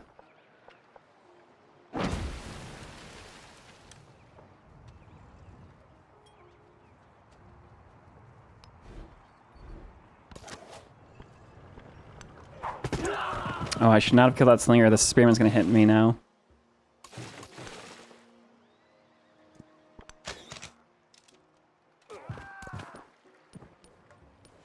Alrighty, guys. Finally, we're gonna hit the explosion age. And play with some pirates. He built the tower at Pharos, the greatest and most beautiful. Oh, beautiful. The Great Lighthouse. So that a light might shine. One of the 7 ancient wonders of the world has been added to Civ 7 finally. Very good. You know what I need to do? I need to play an Egypt game and build all this, the historical 7 wonders of the ancient world as the 7 wonders we need for the game.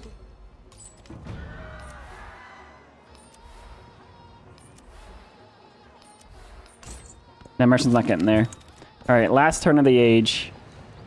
Let me just make sure I have everything I need. Carthage has 33 population. All of my coastal towns have full Kothons built. I can even get another harbor here. Yeah, they all have Kothons. They have fishing key harbors. Like that. Very nice, dude. Very nice. 250 gold per turn on the era transition.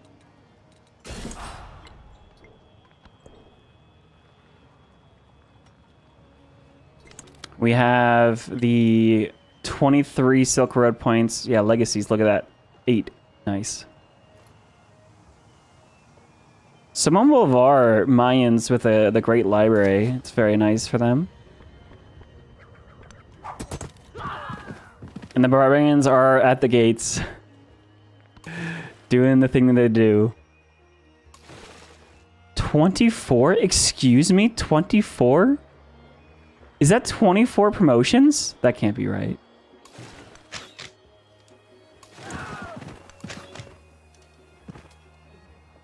But yeah, no, I think Blackbeard Carthage is definitely really fun. Especially in more of a campaign base, because we have a huge basis for food and production and coastal access. That's going to transition to the exploration age incredibly well. We didn't get to do a ton. I just lost a city.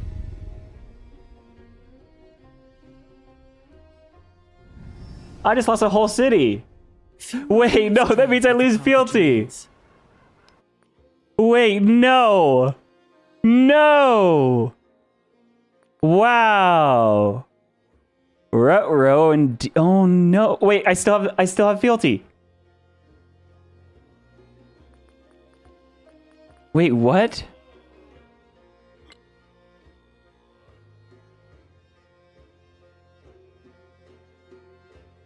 I have 8 points. Dude, you... Wait. Oh, did they change this? Oh, the last turn of the... So when you unlock something, you can't lose it. Oh my goodness. Wait, this was actually a really big thing that I mentioned back on release. Back my very first games of Civ. Where the turn processes. And then, guess what? A giant blizzard goes through your capital and it knocks out all of your libraries and all of your markets. So you lose your resource slots and your codicy slots. So you lose out on your scientific golden age and your economic golden age. They've changed how it's coded so that that last turn still processes. So you can still get screwed on the era transition turn, but you still at least keep the points. Because as soon as you unlock something, you can't lose it. I guess. Hang on. Yeah, because we're at 8 points here instead of 9, but I still have... Transition to next age. Dude, that's hilarious. That was like a big, like, throw my whole desk over type of problem that we had. Huh. Let's see. We'll see.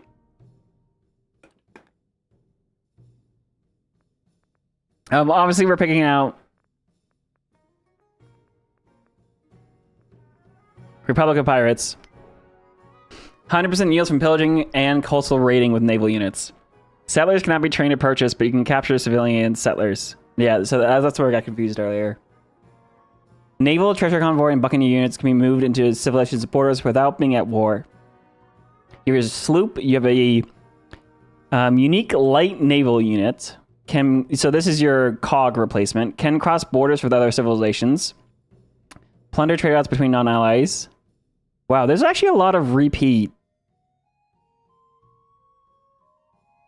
Attack non-civilizations without going to war. This is literally completely repeated from here. It made sense when they repeated stuff between Blackbeard's abilities and Republic of the Pirates, just to make sure that you always have that ability. But this is just written twice between the sloop and the flying gang, because this is the same civ. 100% gold from killing units. And then the Buccaneer Naval Commander gains 1 charge for using the raiding party. So you can raid treasure resources out of treasure islands, which is really good. The Haven gives you gold for treasure resources in your pool and 50 healing. And the Navy Arsenal gives you gold and gold adjacency for resources, and the Naval Station gives you production and production adjacency for military buildings and gold buildings. And they are unlocked by Carthage, or they're unlocked by Edward Teach. So they know, yeah, okay, so baseline, you can always play as the pirates after a Carthage play. That's actually really good to know. We anchor then, and see if it be gold or Jack Ketch at the end of your gangway. You get a press gains card allowing you to produce naval units and fleet, or 50% naval, 50% production towards naval units for every fleet commander that you have. That's actually, if you have 3 of them, that's 150% production to naval units. That's crazy. Merry Life and a shorter one. When you defeat a support unit, gain gold equal to the unit's production cost. When you defeat a naval unit, gain gold equal to 25% of the production cost. Yeah, okay. And Black Flag, 100% gold from pillaging trade routes. Plundering trade routes. So pillaging and plundering, you can get extra gold for. That's amazing. 100% gold. Priority 1, capture settlers. Dude, true. Dude, this is gonna be crazy in multiplayer. When you're like, so in multiplayer, what everyone does is they rush cartography and send settlers completely unescorted out into the deep ocean. Dude, if someone's playing the Republic of Pirates in that game, be careful, because they will steal your unescorted settlers and settle that island themselves, which is something you can't do normally. In terms of leader attributes, we're going to take the percentage yield on towns. And in terms of military,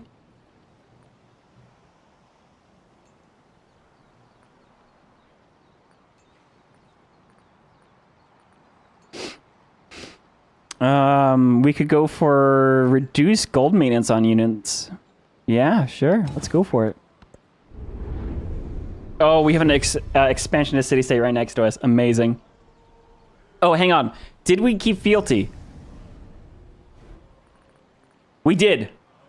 Oh my god, even though I lost that city, we kept fealty. That's very... Okay, so when you unlock a legacy victory, you keep it. It doesn't matter if your score goes back down. It's just you lock it for the era transition, and it can't be taken away. That's actually really, really good. That's a really good change. That's a very good change. Holy cow, dude. We're going to rush astronomy for our buccaneer. We'll take fealty. Confederation. -2 settlement, but 100% influencing in diplomatic actions between independent powers. I don't want to reduce my negative... I literally just took fealty. Wow, that's hilarious. You could actually get +0 settlement limit. That's funny.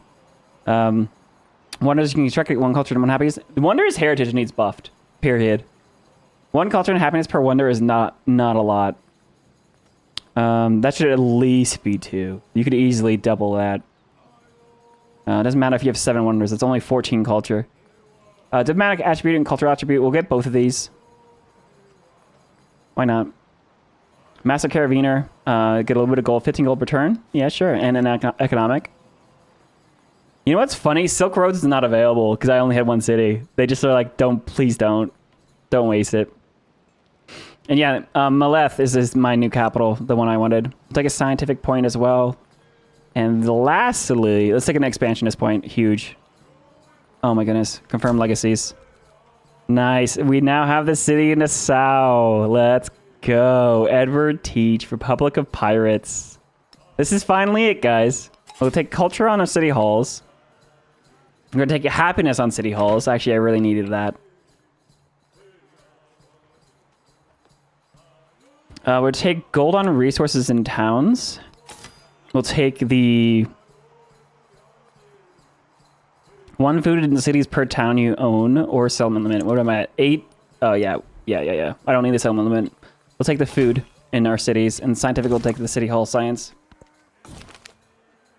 The dread of the pirate. Among Blackbeard's captains, one has risen to prominence. It's said that they can command the waves and fish, that the skies darken above the ship. They can shatter masts and timbers with a glance. 20 experience on current fleet commanders, but -150 gold. 15% towards training naval units. Oh. Or a militaristic attribute point. And all current fleet commanders gain a level, but lose highest level fleet commander. I don't have fleet commanders. I don't need a militaristic attribute point. Let's get to 15% production towards naval units. I need to rebuild my navy that did not transition with us.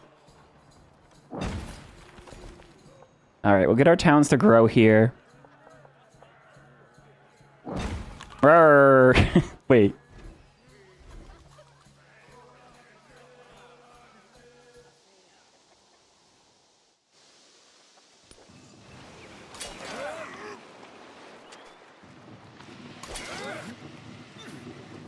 Huh. I thought I could hear, like, pirates. That was really funny.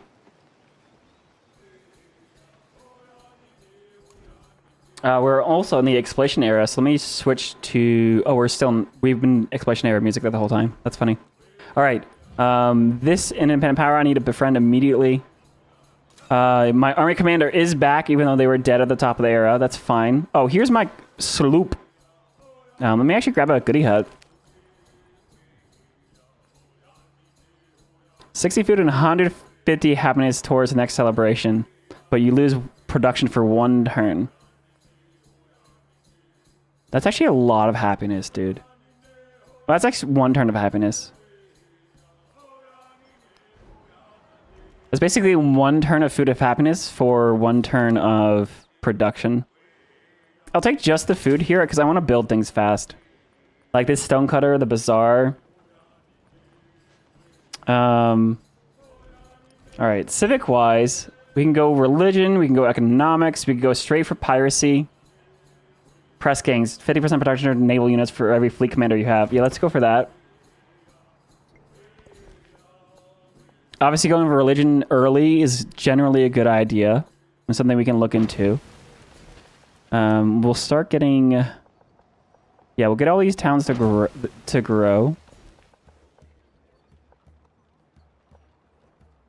Oh, there's a niter tile.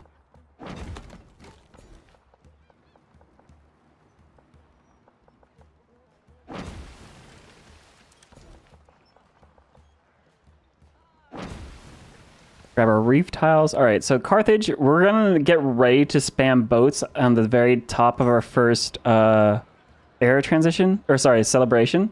Let's start with a stonecutter.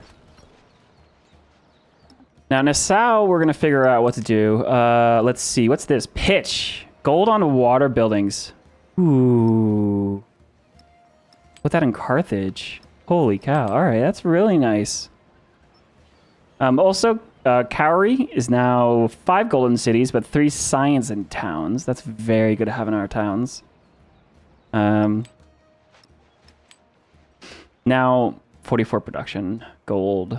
Carthage has the gold return, so let's go ahead and put the jade in there.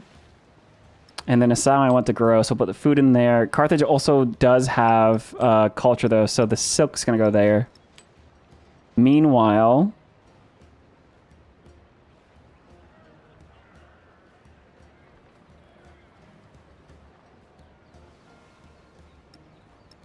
yeah, put camels in Nassau. We'll start pumping up Nassau real good. We'll do feudal monarchy because we can get the celebration for the production towards naval units. Now I'm going to immediately run the gold purchasing for cheaper naval units. And Safets for the gold and food bonuses for settlements that have a focus. Utica is not going to focus. Right, I had a bunch of towns that just grew, so I'm going to reset my town focuses. Like this one. 1313.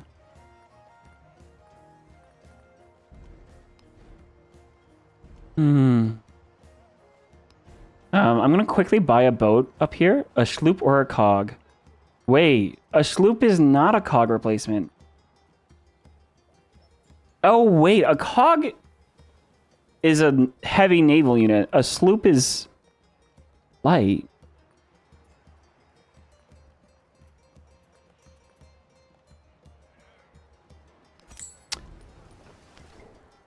Hang on. What is going on in terms of boats? So you have your cog that upgrades to... and that's a heavy naval unit. Upgrades to the Karak.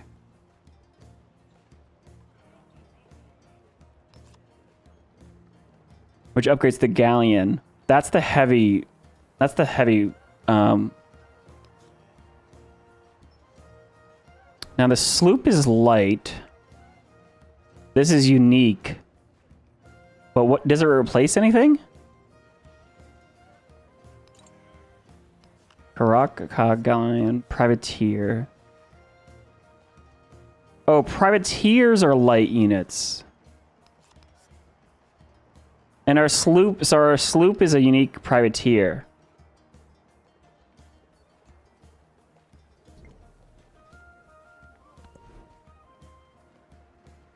Oh, so that's what they mean. So you still have... okay, that makes sense. So your previous naval units, your cog, Karak, into galleon are now heavy naval units that focus on range attacks. The new privateers, we're used to those being a separate type of boat, but that is technically now a light unit. And the light, but everyone can use a privateer to do piracy, steal boats, trade routes, that kind of thing. Republic of Pirates does it best, and they also have a unique privateer.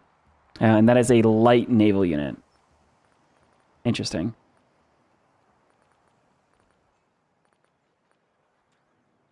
All right, the capital is going to work on a brickyard and a stonecutter.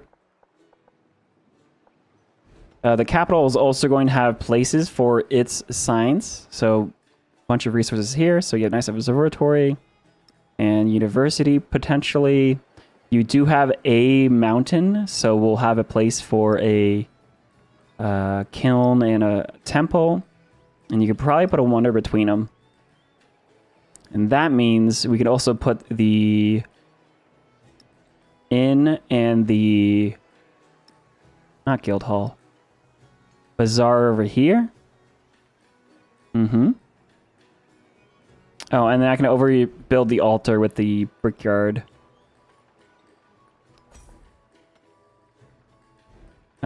Or I could put anything there. All right. What else is here? Granary? Granary brickyard?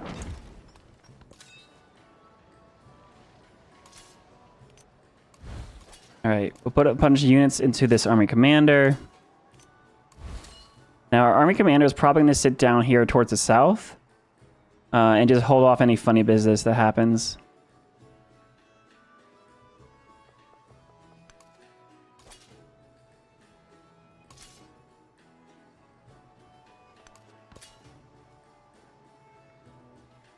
Oh my god, the WAS keys are back. Okay, that's why. I was trying to, I wanted, oh man, I need the alert shortcut. Alright, rough seas are happening already. Alright, Nassau, let me actually buy a boat over here. Because I certainly have some exploring to do down here. Now the bazaar, I could overbuild the market. Or I could actually put it here on this the city center tile. That could also just be a guild hall later. Or the guild hall could go here, so it's fine. I'll just put it here in the city center. Let's get our stone cutter ready.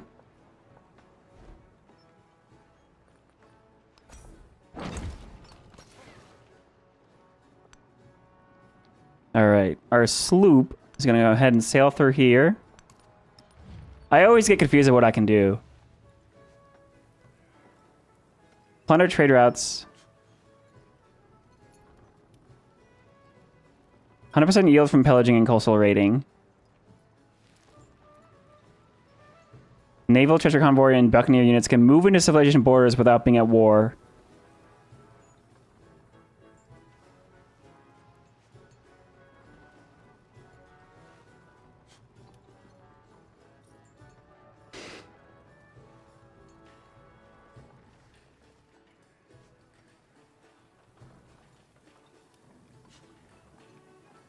So again, we can cross borders, plunder trade routes, and attack naval units. But we can't just go pillaging buildings or tiles. Not until we get our...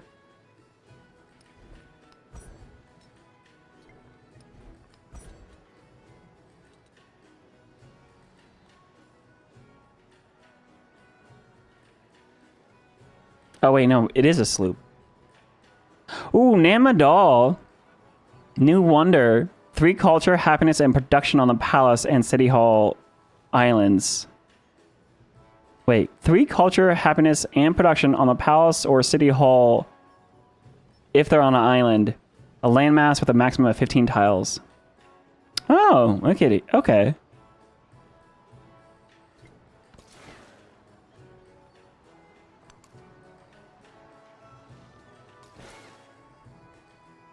All right, let me figure out where to send this guy. Just straight out the center. Hey, new continent found.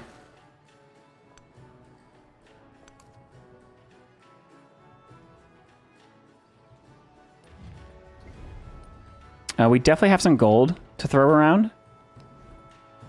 Things like granaries will be useful. Oh, I meant to switch this back to... No, that town needs to grow. Oh, I forgot to... Dude, I always forget to... Ah, man. My thoughts. Why are you the way that you are? I say to myself.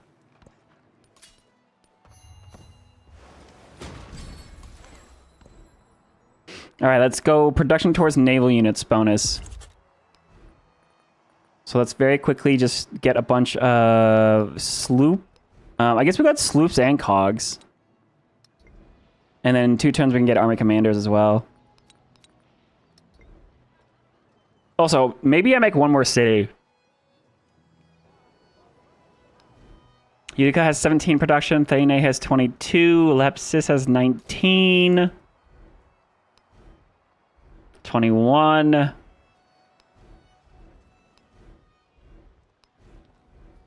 Yeah, Thane has the best production.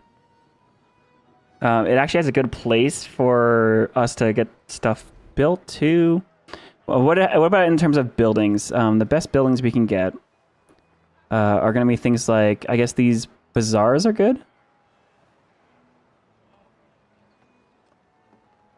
Do you have a good monument or library? This settlement does not.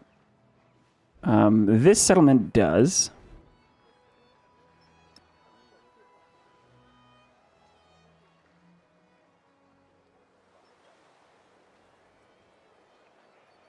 And it also has a nice bazaar.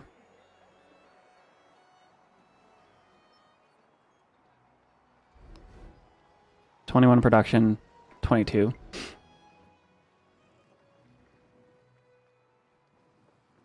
I would really like having 2 cities on this coastline.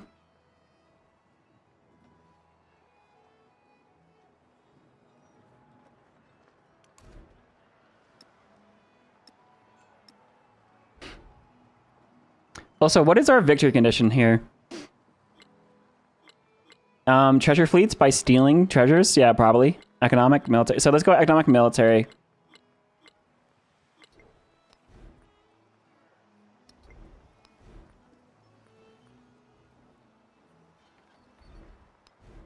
All right, let's dump some gold into this settlement, eh?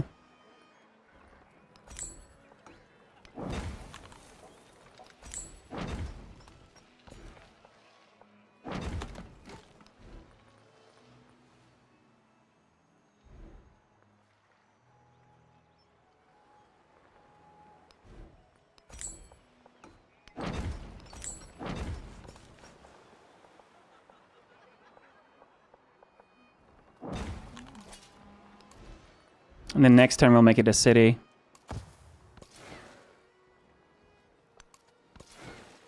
I do like the additional village of these, or additional vision of these sloops, though. That's for sure. All right, Isabel's already sending merchants out. I'll have to keep an eye on those because I do want to plunder it once I can. There's no point in attacking archers. It's just gonna make her mad at me.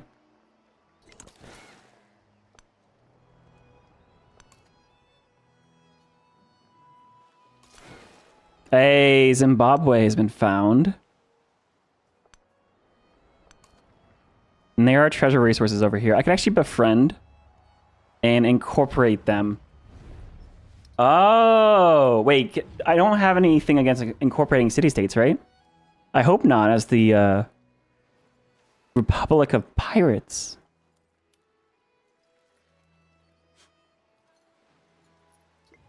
Yeah, if we can't train settlers, I'll have to befriend. I did want to befriend this expansionist one, though, first.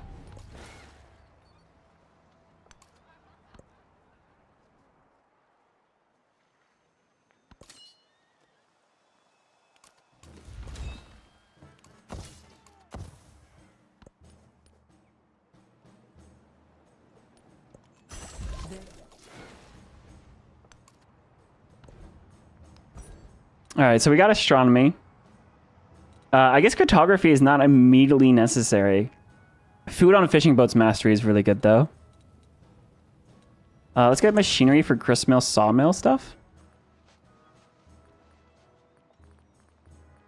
All right, and you just got 2 boats out here. Let's get a buccaneer.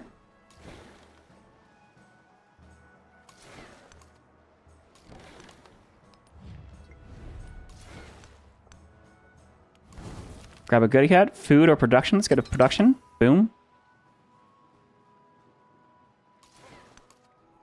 Hey, more treasure resources up this way.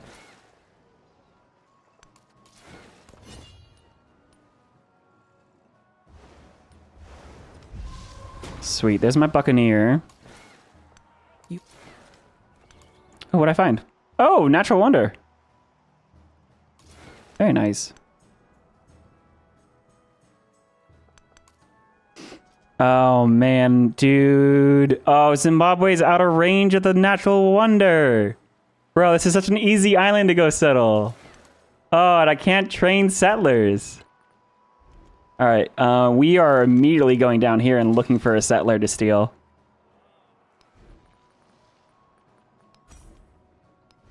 And how many turns on my celebration? 2 turns left. All right, so we got, what, a cog? We'll get a couple sloops, too. And they'll go all go down together.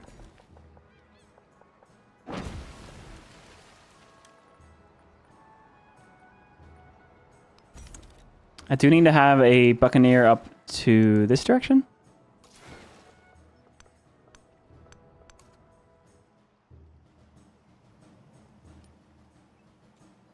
And I guess we need to rush shipbuilding so my boats can get around and start making, doing a bunch of fun stuff down here.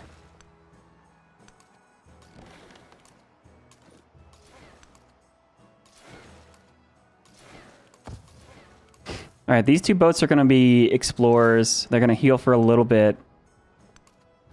There's a bunch of treasure resources up this way.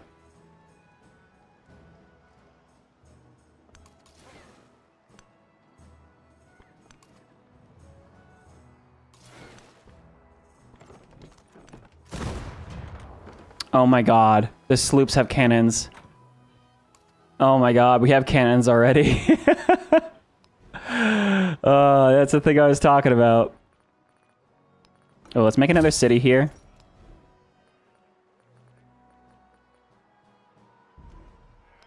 And this is gonna get a nice 10 gold bazaar. Very nice. I can even go and put specialists inside of my Kothons because they have full adjacencies still.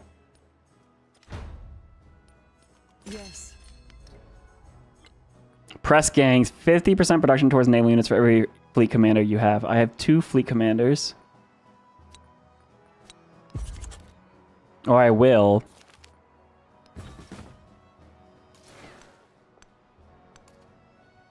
Very nice. Spam the boats, get the settlers. Yeah, I think that's the idea. You're absolutely right.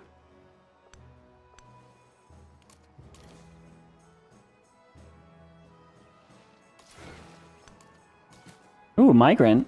Very nice.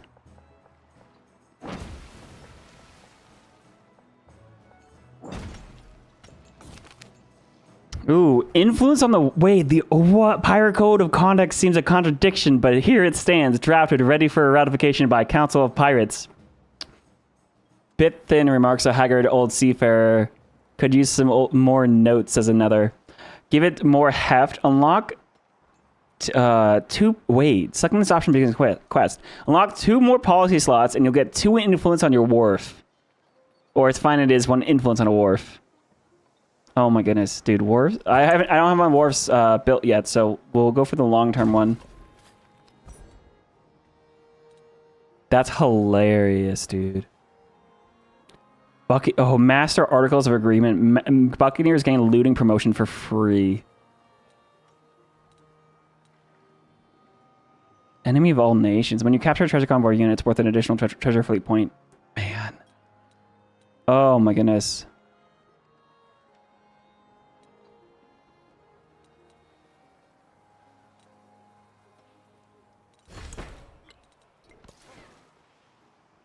See, I can attack this catapult, but it doesn't really help me.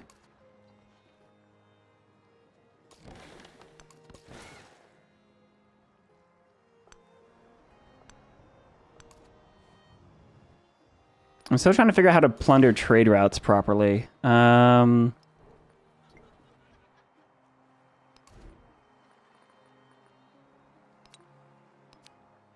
one more sloop out. Does the update change anything in terms of efficiency path and tech early build strategy? Yes. Yes. So in the very first... okay. The best way to summarize this is letting you know that the fishing key is actually unlocked with the granary at agriculture. So the start of the game. And the harbor is what's unlocked at sailing. Now, that's not a huge adjustment. However, the fact that you can have the harbor and the fishing key together and you can group them into a little quarter next to your capital, get the science and production. It just kind of opens up a little bit more of a naval start, where before it was like you would never open sailing. Well, now, for certain civs, like for instance Tonga or Carthage or Axum, there is potential if you have really, really good fishing boats, or Egypt especially. There's actually really, really good potential to go sailing early, because you'll have +1 food on fishing boats from sailing, you have +1 food from your fishing key, and you have +1 production from your warehouse. So I would say there are situations where you do open up sailing now, which did not exist before, which is very cool, in my opinion. I think that's really, really cool. Oh my goodness, look at this. Look how much you can see. 50 damage. I can't take that. 100 celebration? Oh, actually, I wanted that anyways. The naval station's unlocked. Very nice. All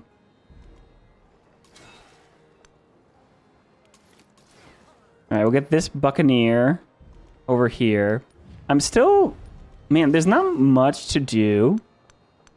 I mean, I could just go to war with Isabella and say screw her being an ally. That could be fun.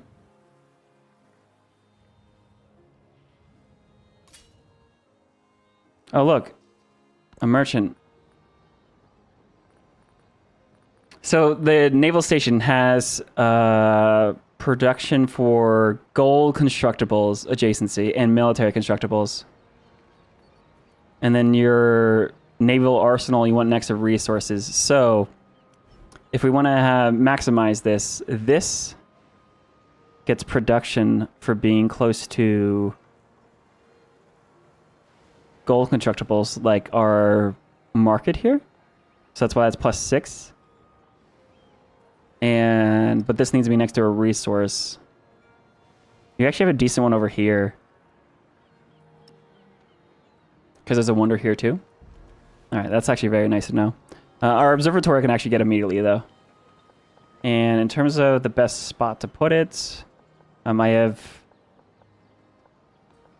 right here on this mine, it looks like. In terms of adjacencies, I only have a +2.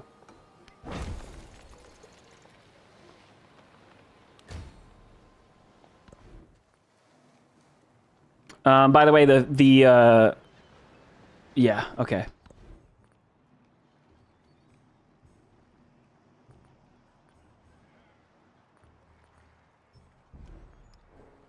Celebration's over, right? 1 turn left. All right, we'll get 1 more boat.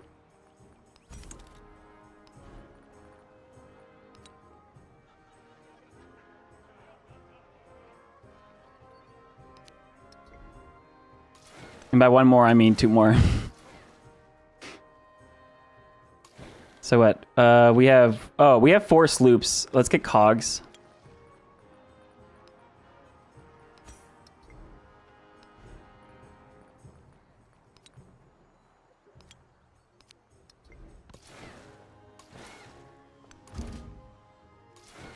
Did we just meet a civ? Oh, Benjamin Franklin. Greetings. I am Benjamin. Shanghai. All right. Doctor, scientist, writer, and full of advice. Full of advice. Yeah, okay, buddy. What are you doing in terms of stats? Simone Bolivar has crazy science. I actually do need to remember to steal tech from him.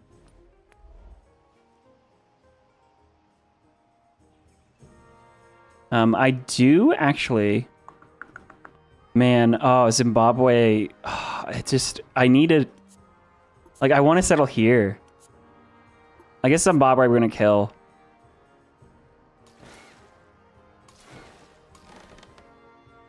We can farm early experience here, by the way.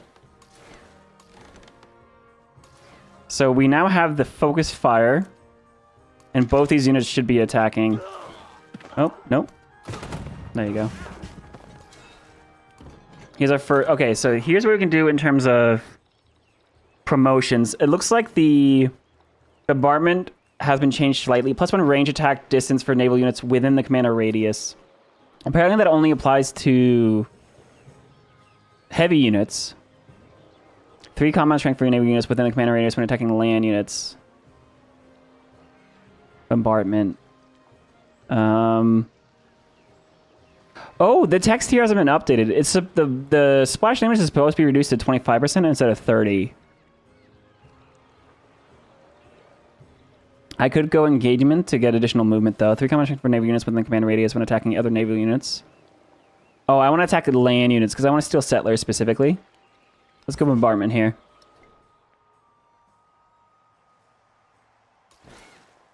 Oh, and can move after attacking. That's hilariously good.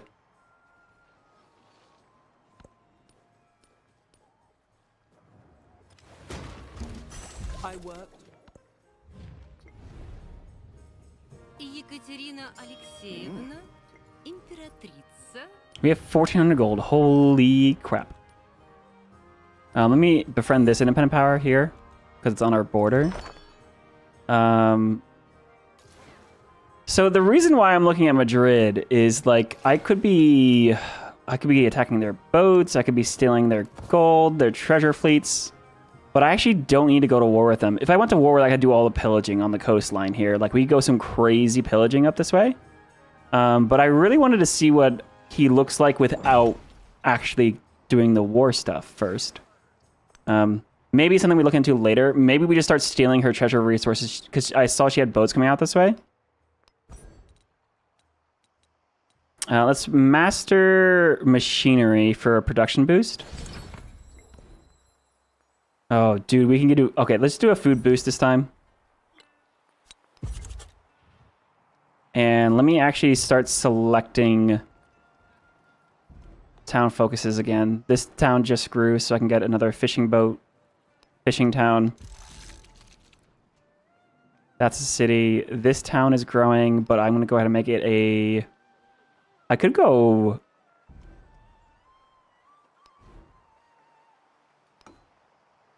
Production town, urban center. Oh, urban center for some culture here would actually not be bad. Oh, and science. Yeah, let's make this an urban center. I will quickly actually buy it a granary and a brickyard just to boost the stats. But buying the observatory here is actually pretty decent. Thane needs to be probably an urban town as well. Let's buy a granary in it. It could be a city, actually.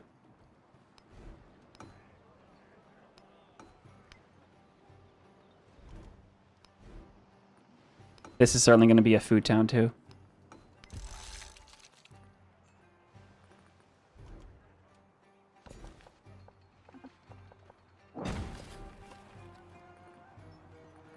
All right, let's get our bazaar built. All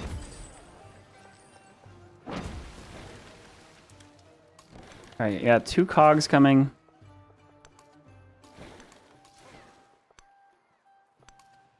We actually have a lot of naval stuff. Oh, okay, here. We have a boat to deal with. Here's a cog. So I'm going to move on in with an army commander. We can do coordinated naval attack. Because so the cog itself has a range attack. And the sloop will have a melee. Yeah, look. Range and melee. So you can do focus fire or coordinated attack. Let's do focus fire. Because the cog will attack. And I want to finish it off with our sloop. But actually, I'm going to wait. It has a range attack for the bombardment of land units. So this is how it works. Heavy boats will have range attack. They have just a range attack. The light boats have a melee attack on boats and then a bombardment on districts and a range attack technically against land units. There's a bunch of stuff going on there. Ooh, +1 range. Huge. Good head. 50 damage. Ooh, wait, what was the health on this guy? Oh, that's okay. Oh, 100 gold, though? That's like 1 turn of science and culture, though. Do it.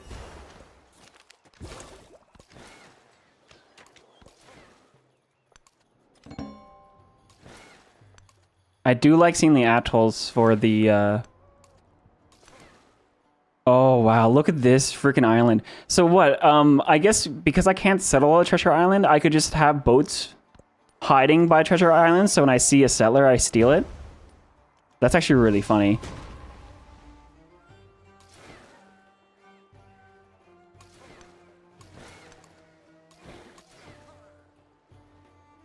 Let's do a range attack. No, you weren't supposed to sink it. Oh, okay, okay. Well, oh wait, I captured it anyway because we're all pirates, right? I forgot. We're gonna capture it anyways. Amazing. Steal a trader.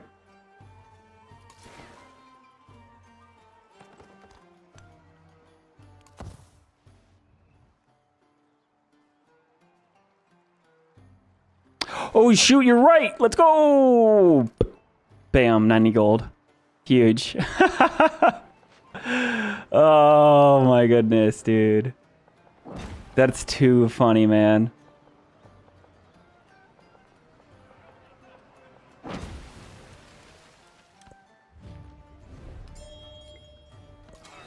Ada still doesn't like me. That's fair.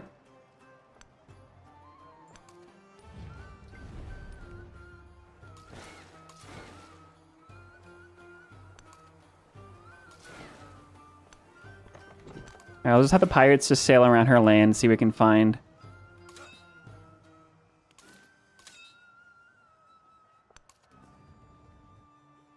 Interesting. Alright, I'm gonna start dumping gold into things. Specifically, any type of naval or coastal buildings. Actually, no, I want all these sawmills. And so sawmills don't require brickyards or rivers anymore, but gristmills do. That's confusing to me. I'm not sure why that adjustment was made.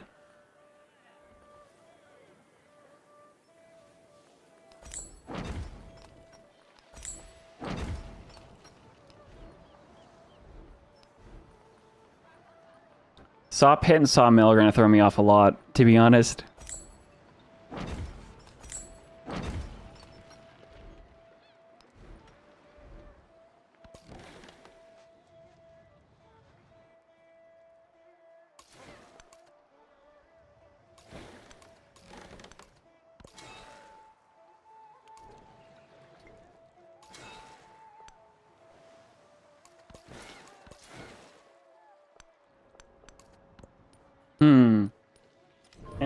Interesting.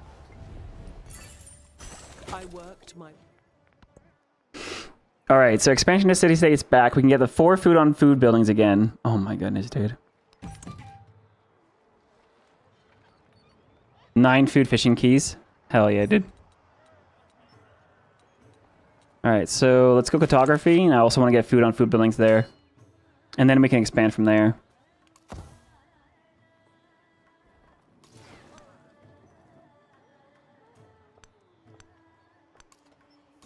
Don't see any trade routes to pillage.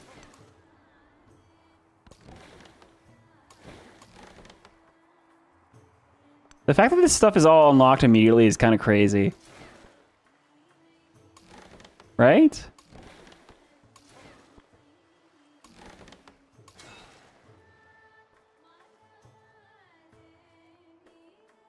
Let's do a focus fire attack here.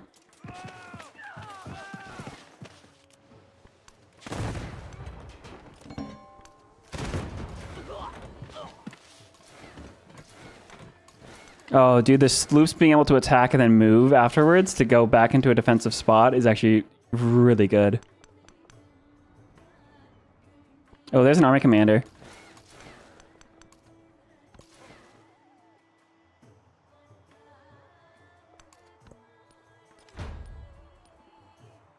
Send more boats to Isabella's coast? Yeah, I think so. Who died? Oh, my cog died.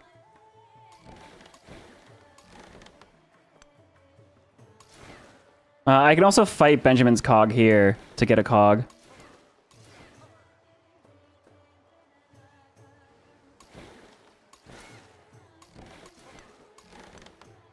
Let me take care of the cog that is a bigger problem, though, first. All right, melee attack and then go back into the commander. That's hilarious, dude. Whoa, wait. Attack, hide, attack, steal. Bro. That's nasty, dude.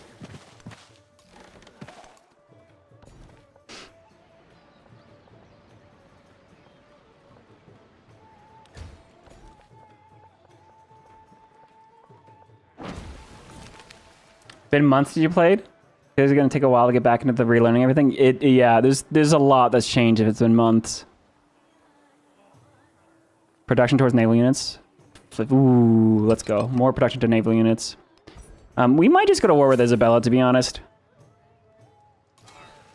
I need to increase my settlement limit anyways. Stealing these 2 cities would be huge.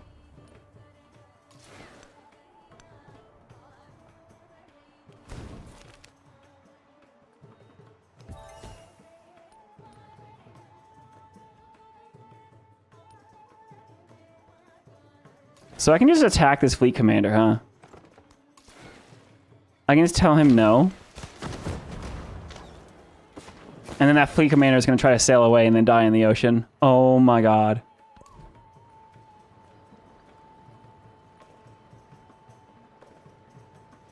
Let's get our naval station. Holy cow. This city is freaking maxed out, dude. I have to put specialists on top of tiles that I really don't care for. That's really funny.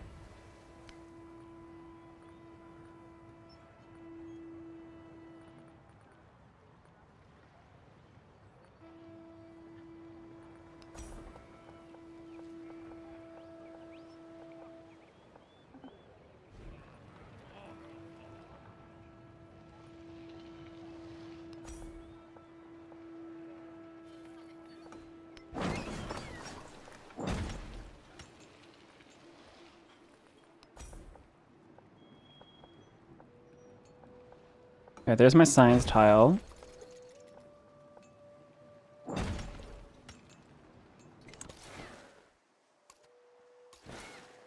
Oh, I get pillage. Bam. 100 science. Promotion. We have looting for free. Awesome. Bombardment. Combat strength. Radius. Let's see. You get range if it's within a radius. And you within unit radius you get splash damage. Let's do the +1 range then.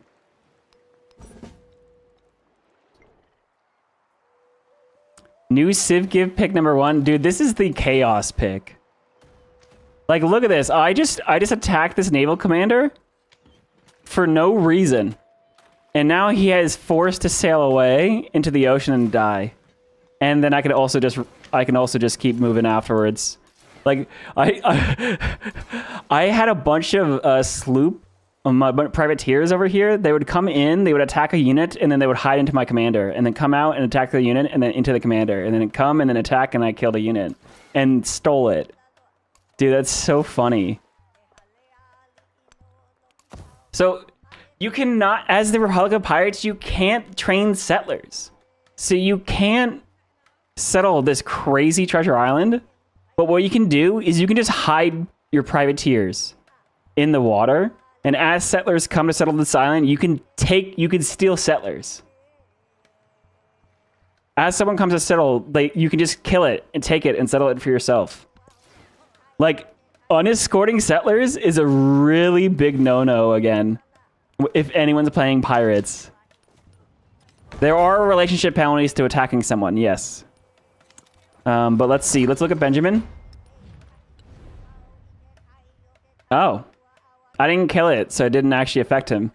That's really funny, dude. That is so funny. And here's this cog, which I'm going to come over.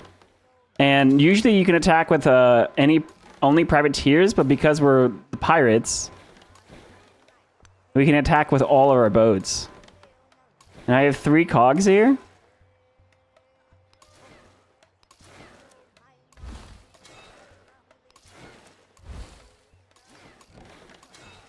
And also, it's not an enemy, so it's not zone controlled, so I can step right on in and then focus fire. Oh, hang on. Hello? Oh. He doesn't know how to focus fire. So just do range attacks and steal a boat.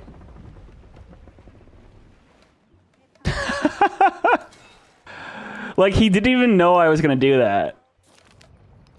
Like, this is gonna be a menace of a Civ in multiplayer, but it's also just incredibly unfair for the AI who have no idea you're about to attack them.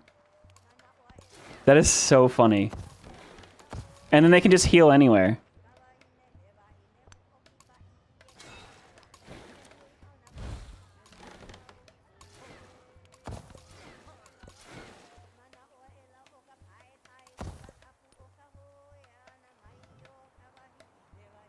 He does know who's taking out his boats, yes.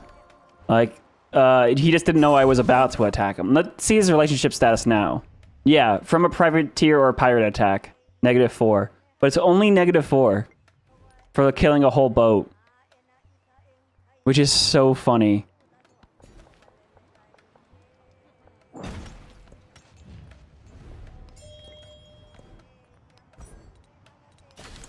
Master cartography for more food. Naval station.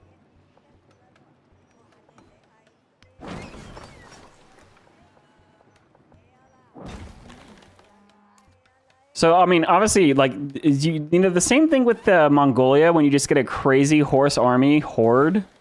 Settler. Do it. Oh, do it.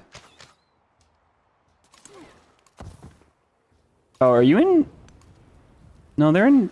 Okay, that was weird.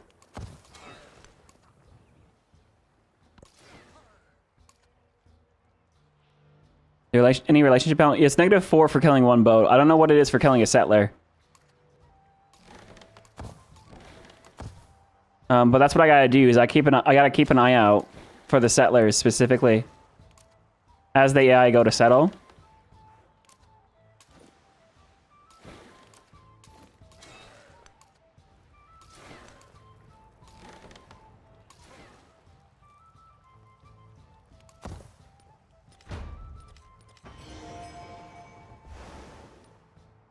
Now, if you have a city-state that is in a good spot, you could just incorporate them by befriending them. That way you can get to treasure resources as well.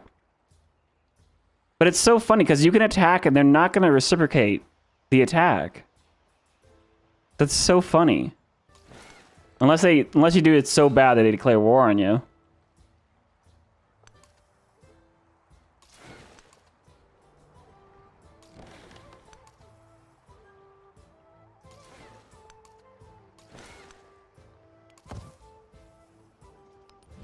Oh my god, I can levy boats.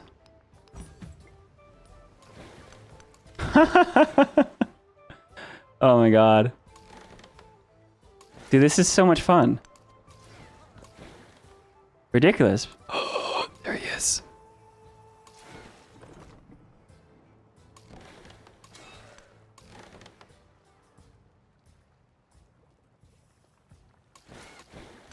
Hang on, I'm gonna wait for it to step out one more tile.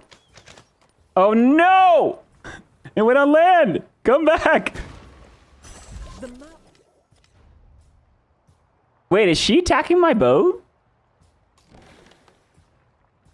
She just shot my boat. Wait, what?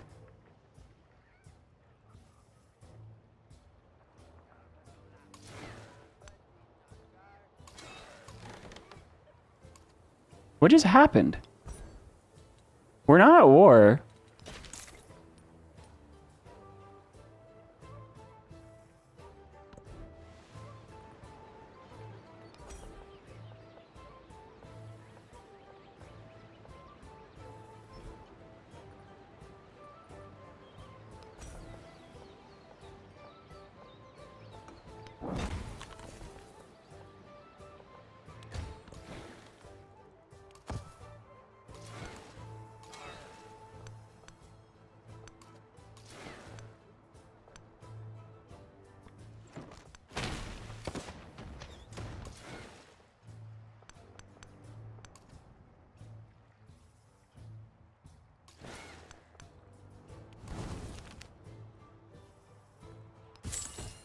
Oh, I have so much gold, by the way.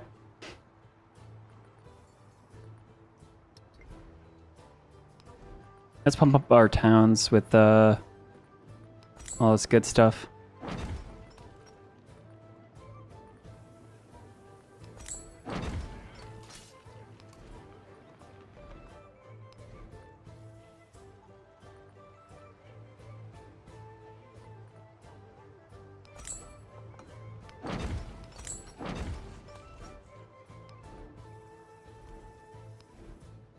I don't know why they made it so sawmills don't need rivers, but gristmills do, though. I am confused about that one.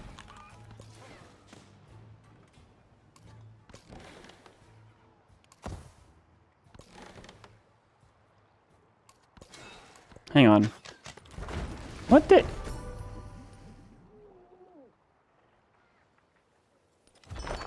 So I guess you can just attack pirates back. What?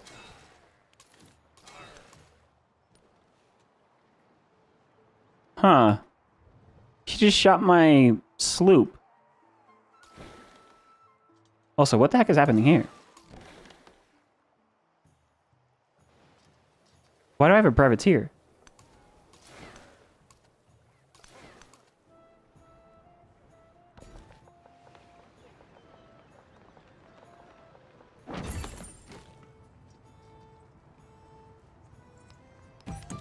Let's go happiness on buildings. Warehouse buildings. Let's go for the wharf.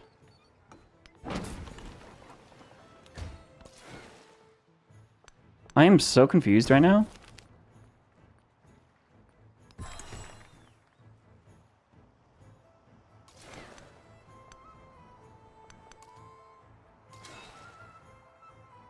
I'm still looking for settlers. I guess I can attack these boats.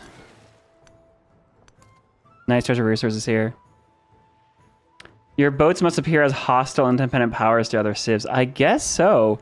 So, I mean, we do have this icon over our boats here. So I would assume that you can privateers can attack anyone, but you could attack privateers back. I guess is probably how it works. Distinct as... However, all of my boats have the piracy. Oh my goodness, that's a new wonder.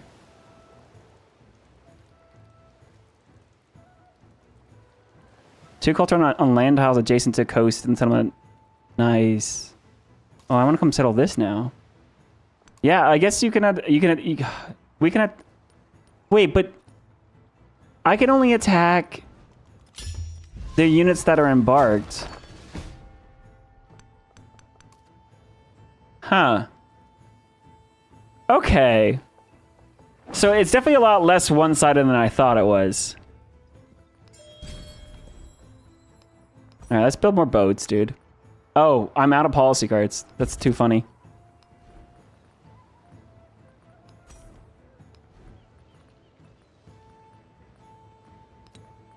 I'm gonna get another buccaneer as well.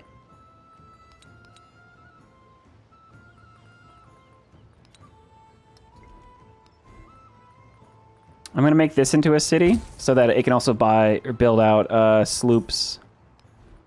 I'm gonna get like 5 of these.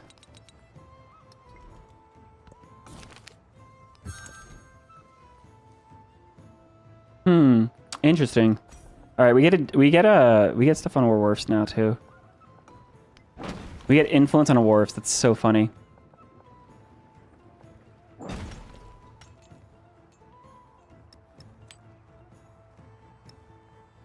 Oh, I should probably get merchants as well.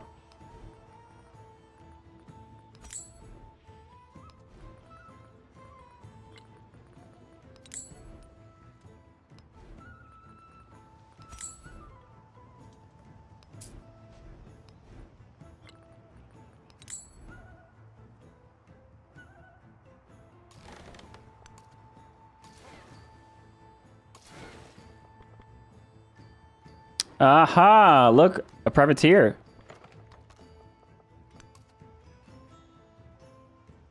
Ooh, trade route.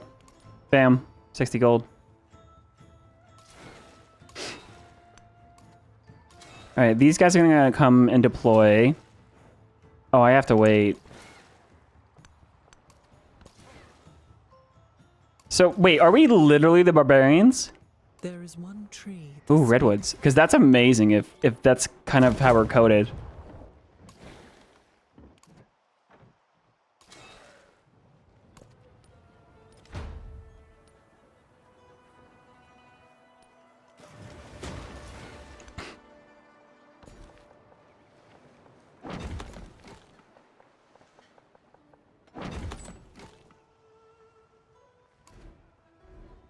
Cool, let's trade to Bach.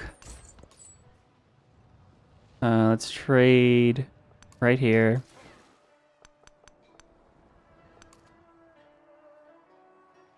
Yeah, they're attacking me. Their boats are attacking mine. Huh.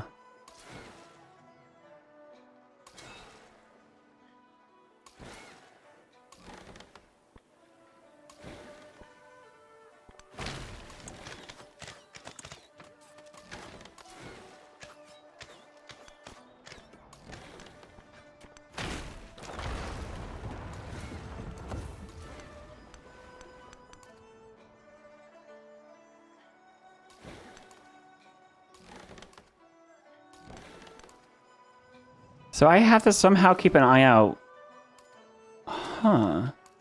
for the settlers, for boats to attack, without overextending and losing my own boats. Like this guy I'm about to lose.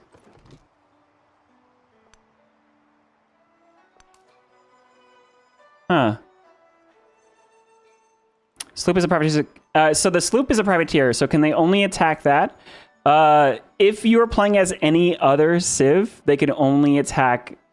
Your privateers can attack anyone, and anyone can attack your privateers.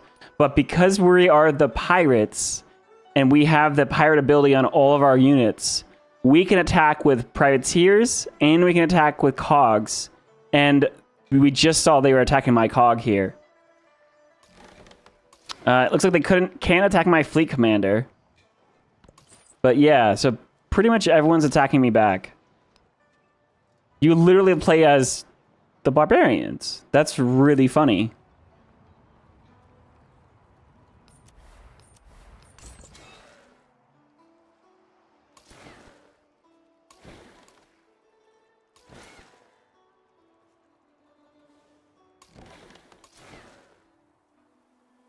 All right, so this is slightly less busted than I thought it was. I think it's still busted, but less so. Because there is counterplay. Now, they're not going to come in and pillage my tiles. All right, I need to upgrade my boats. Certainly guild halls, too.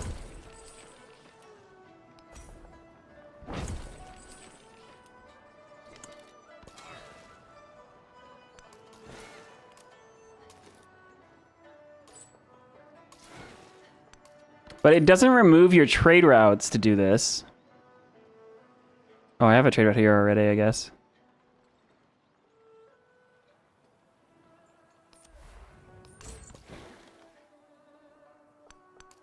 I still need to defend this island from settlers. Defend the island from settlers. That's way too funny to say out loud. Huh. Actual civilized barbarian? Yeah.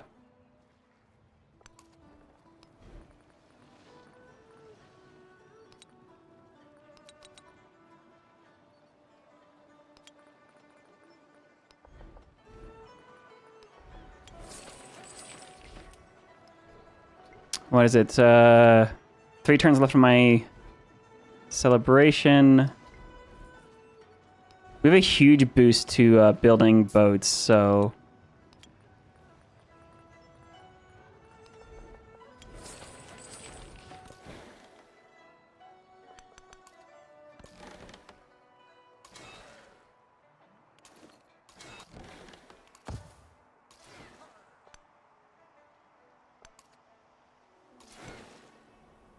Oh, there's a settler. Holy freaking storm.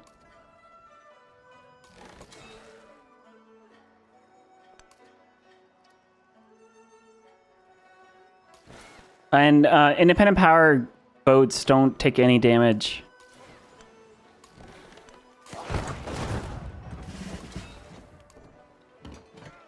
All right, I guess we need to take the engagement tree over here. Huh. They did attack my cog, yes. Heaven, you fool. When you defeat a support unit, gain gold equal to the unit's production cost. When you defeat a naval unit, gain gold equal to the production cost. Okay. All right, there's... Dang it, the settlers are too fast.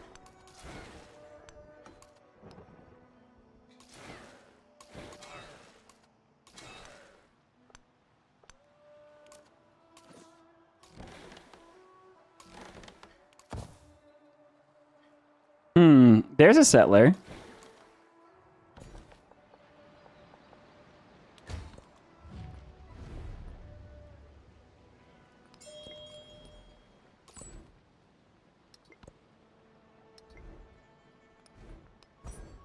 Hey, thanks for the follow.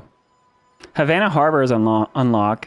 Settlement limit. Buccaneers gain charge to create towns. Oh, right. Buccaneers can make towns. So you can get settlements.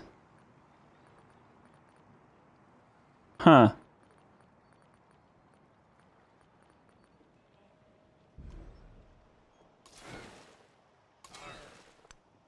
Arr.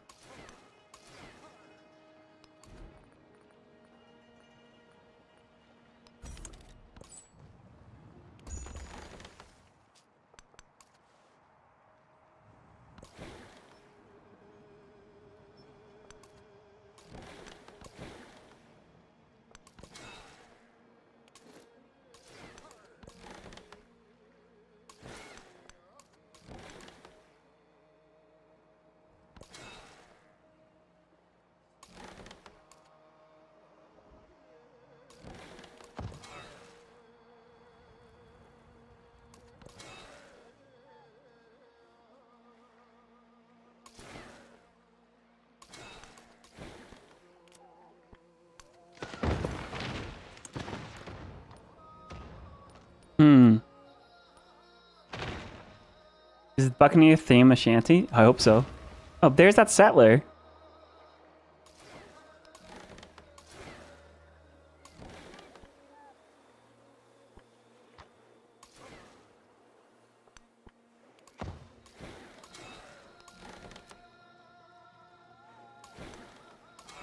All right, I need to deploy the cog. So the cog gets a range attack over here. And then my Buccaneer can attack here. And now we have another ship. And then I can maybe take that settler next turn? Huh.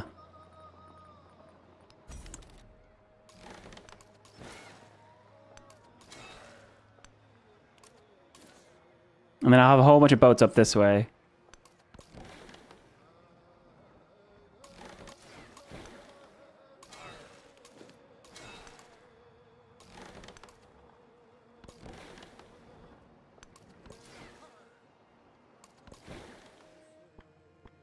There's that settler again.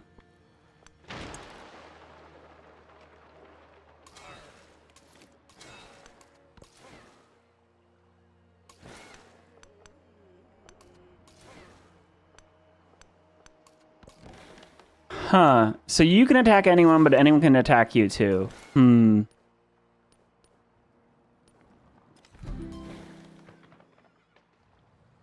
Oh, there it is. There's a settler in the water. Never should have come here. It stole a settler. Oh my goodness. Oh, and that one ran away.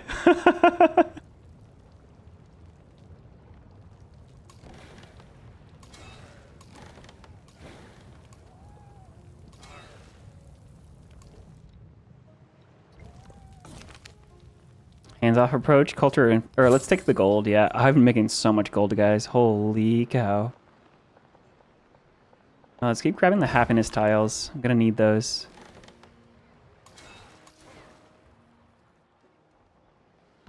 Boom. Boom indeed. All right, naval station. So you want to put this next to your gold buildings, eh?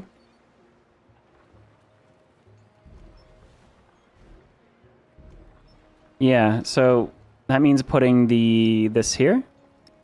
Because you're going to have gold buildings here? Surely? Yeah.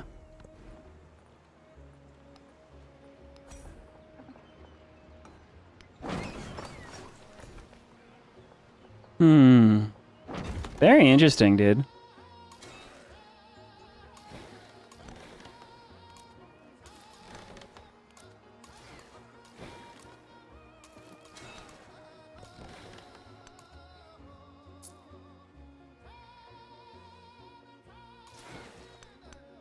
Where'd that settler go? I need to know. For research purposes, of course.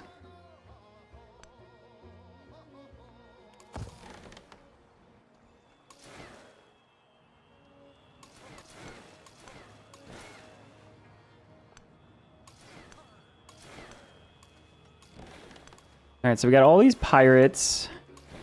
So many boats up here. Holy cow, dude. Probably too many boats.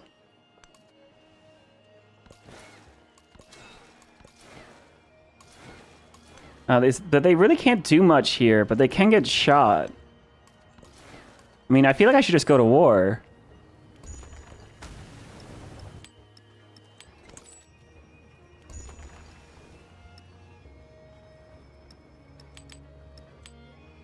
Alright, Carthage is going to have a ton of golden culture.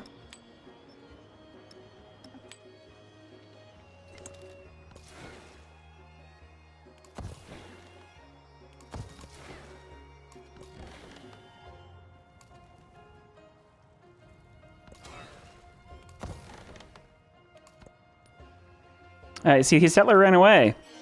So it seems the AI is acknowledging that they should stay away from my boats.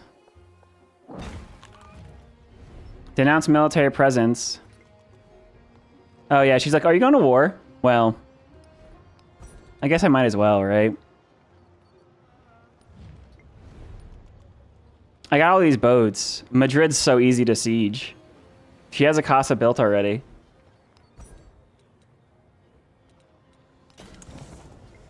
Yeah, let's rush shipbuilding. Upgrade sloops.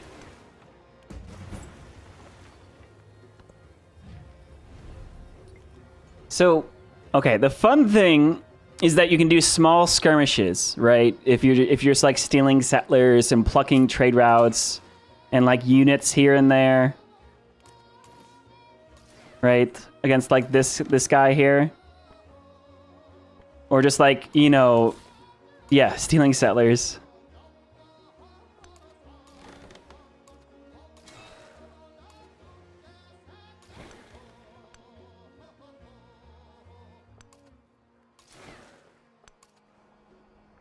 But if you want to do like coastal pillaging, yeah, you got to do war.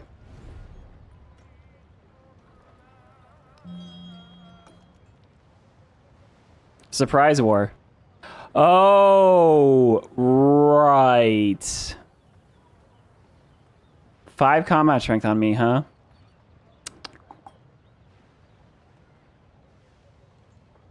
Nah, screw it.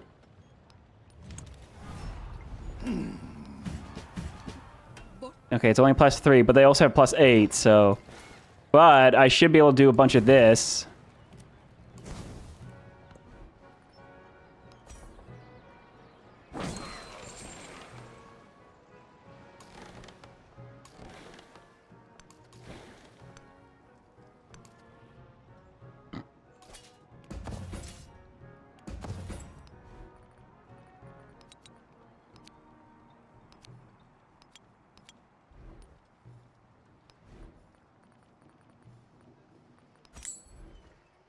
Okay, we can also get an archer here. Oh, that city's getting taken. That's hilarious.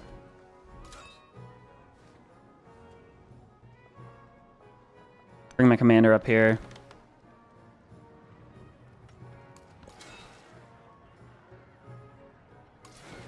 So they can pillage and then keep moving too.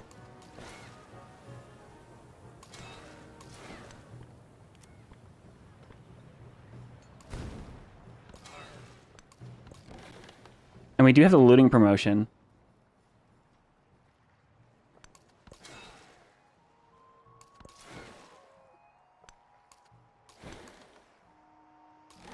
These two guys are just guarding this entire island.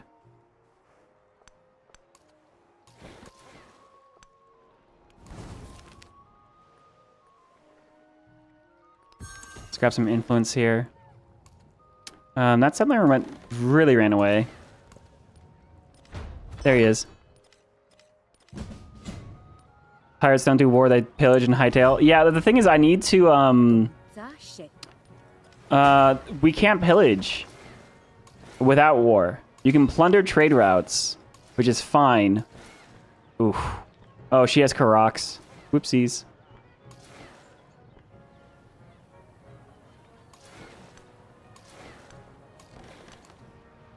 I think I just challenged the Spanish Armada. Whoops. There's some gold. Also raid for a heal. It's only 30.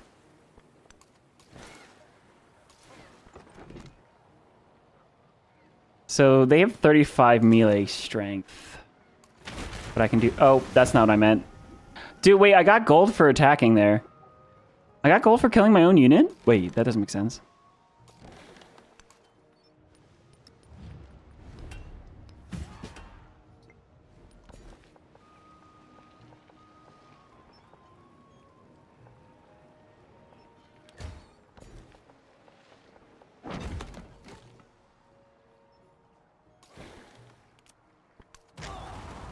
Aha, you can kill an army commander.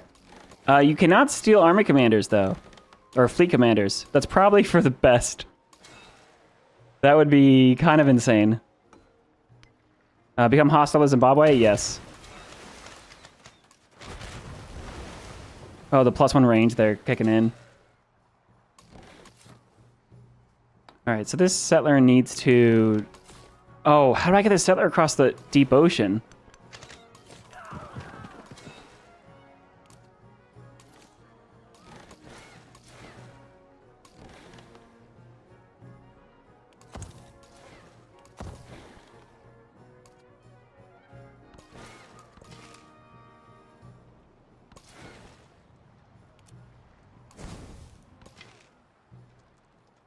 This war probably wasn't the best idea, but I thought it'd be funny.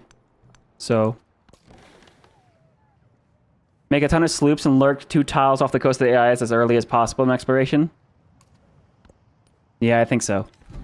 Oh, look. Another settler to steal. And this I didn't need a war to do.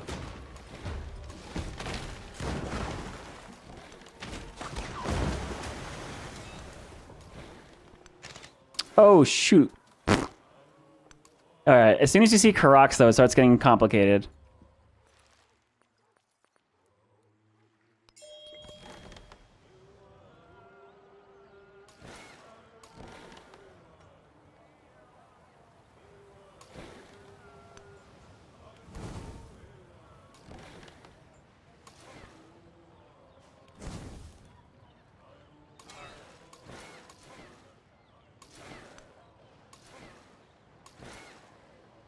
Right, because these are ranged and stronger, but I have a melee unit.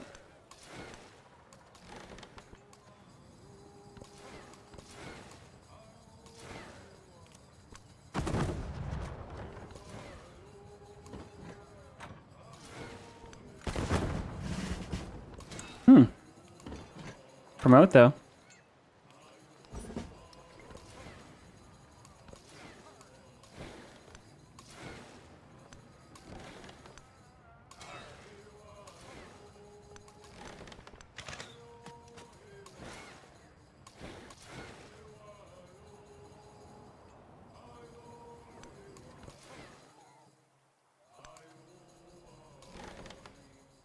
Oh, shoot. Yeah, see, I'm getting attacked. Hey, see you later, beach bum.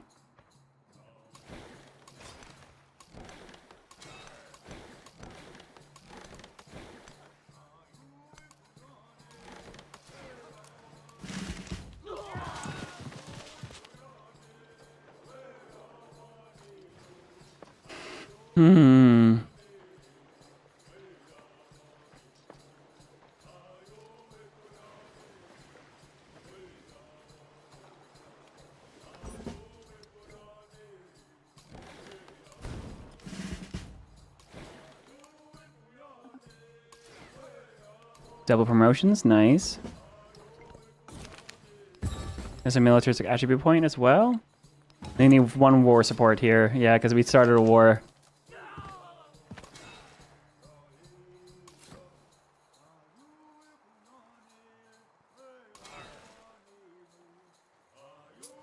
Ooh, raiding parties. That's what I gotta do. I think I go raid treasure resources. Islands. I hope that settler doesn't just drown in the ocean.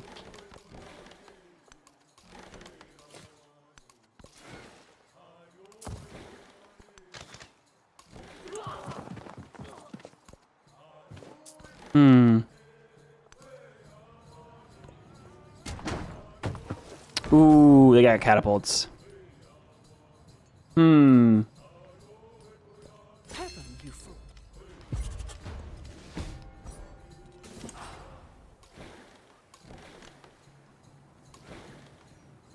Alright, I still need another turn here.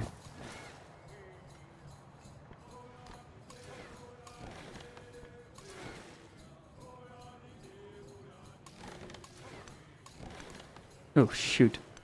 Yeah.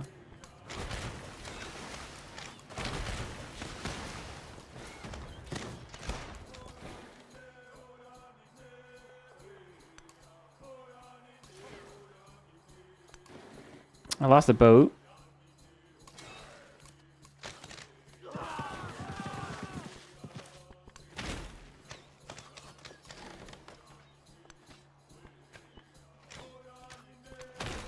Well, okay, so definitely what's going to happen in any type of multiplayer scenario is if someone picks pirates, you can't be greedy. You're going to have to escort your settlers.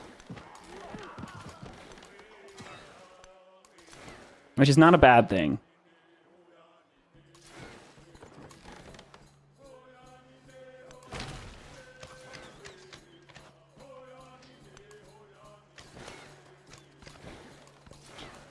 But it's not like this is super busted. Like here I stole a settler. Oh my goodness, the Karax though.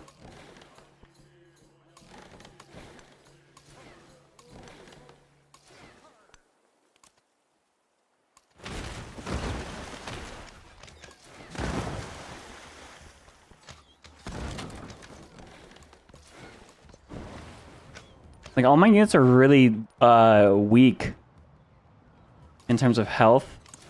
Like when you steal a unit and it's low health, it's kind of hard to do anything about it. I'm not attacking you, Catherine. Relax.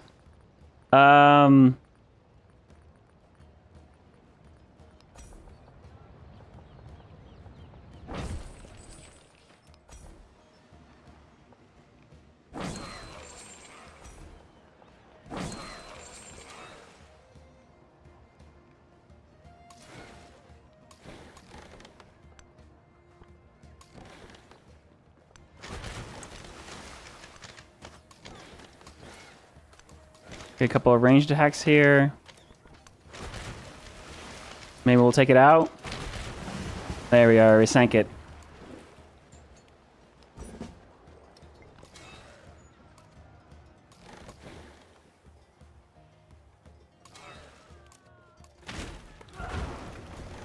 Sank that as well. Got a new ship. Interesting. Huh. And then they immediately sunk their own ship. And they sunk my ship. Interesting. Okay. Yeah. This definitely works a lot differently than I assumed it did. Like, don't get me wrong. It's still very good.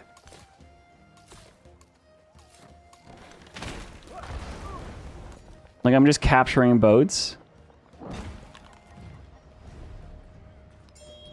It's certainly not super busted either. Let's get rid of the war readiness here.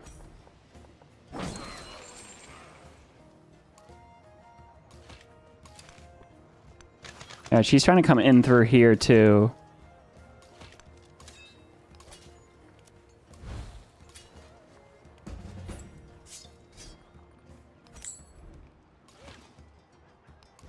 I might as well keep buying units. Do I not have a... Oh, you can only buy. You can't buy a boat at the same time you buy a melee unit. Interesting.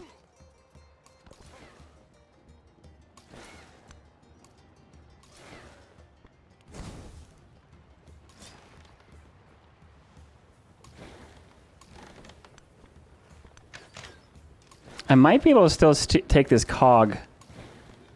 Or the city.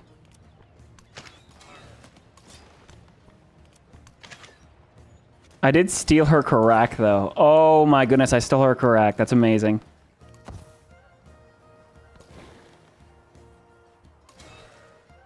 Oh yeah, okay. Benjamin has a whole fleet here.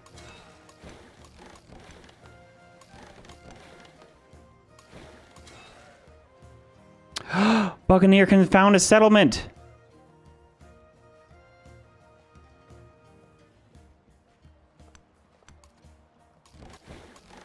Alright, we're gonna slowly go down here and settle this island.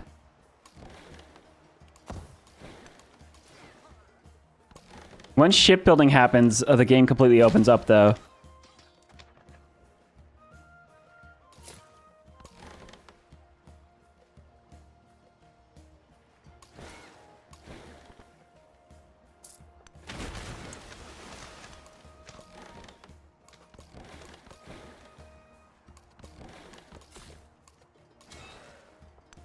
Now, can I put a settler? You can't put settlers inside of fleet commanders, huh? Oh, isn't that a special promotion? Land units can be packed into the commander. Ah, yeah. Okay. That might be something to look into, too. Is going the looting tree. Because you already have a free promotion in there. But then you could steal settlers and then pack them in your commander so they're safe.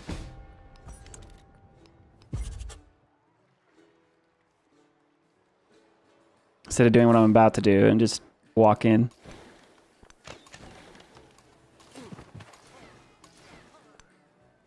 Oh, sweet. Oh, and this Buccaneer can go settle the Redwoods then.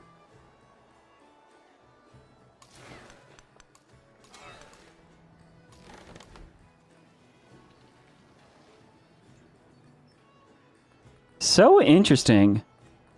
Very, very interesting.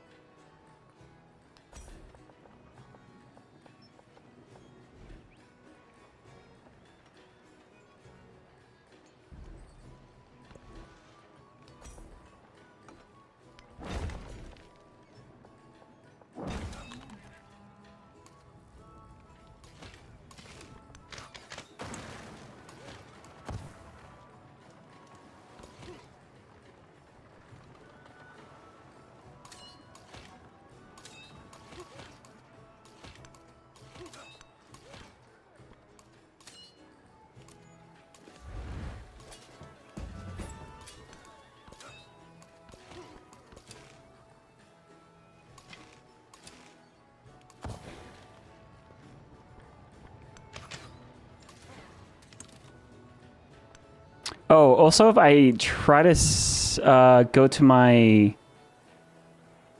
my naval arsenal, I can heal my units very fast.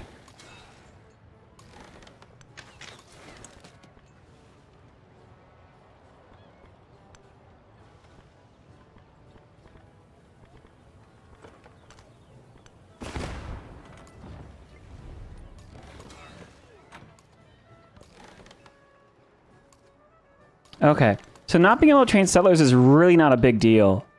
Because you can just train fleet commanders.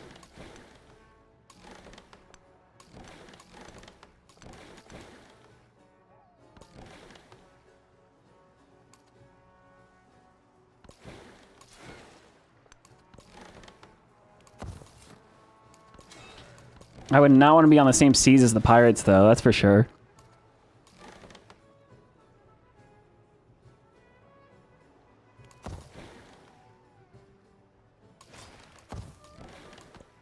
You know what would be really good is the additional healing from the military attribute tree, for sure.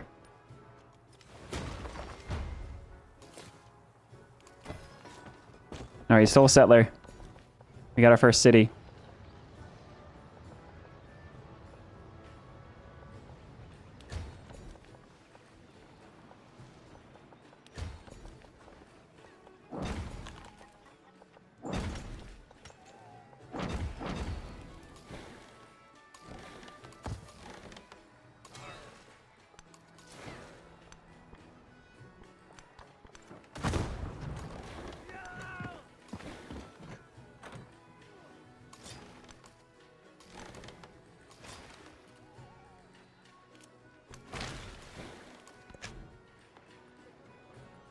Guild Hall. Very nice. Huge adjacencies here.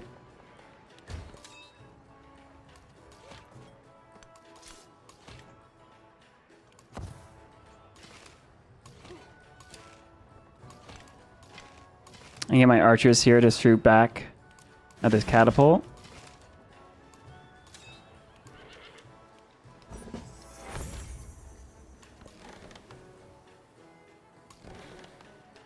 So how does this building work again? This is the arsenal.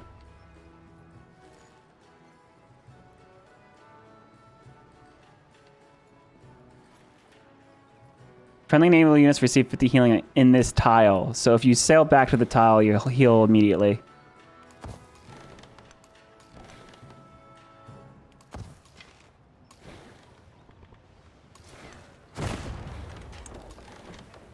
Oh, did I lose my buccaneer?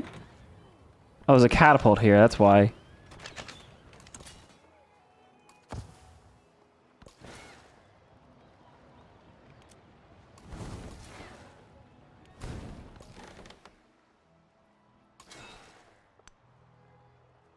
And here, okay, the Buccaneer's ability to settle a city.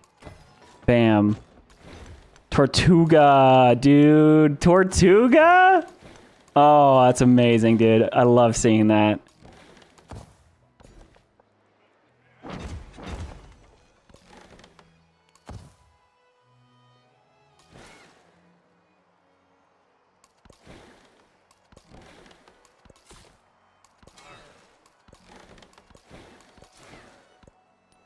Of course, you can, if you do want a whole city, you can just declare war and attack like normal. Oh, there goes a ship of mine. Benjamin has shipbuilding, but so do I. Jesus. We need to go master shipbuilding immediately.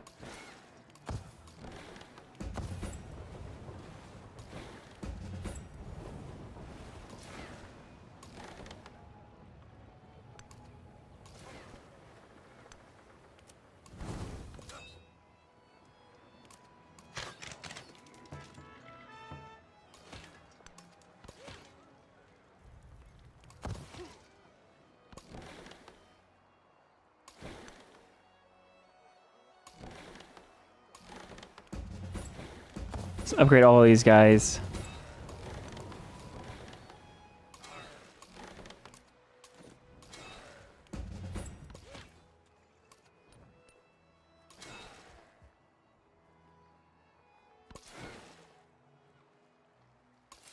All right, this settler can also then move to this treasure area.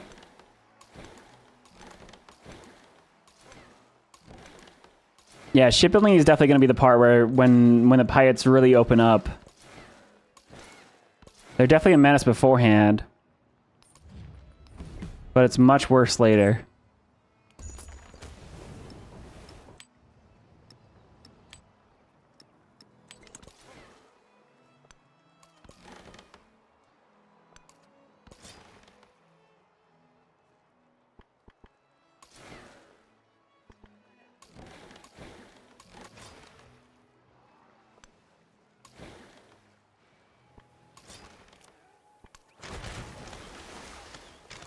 Spanish boats, man.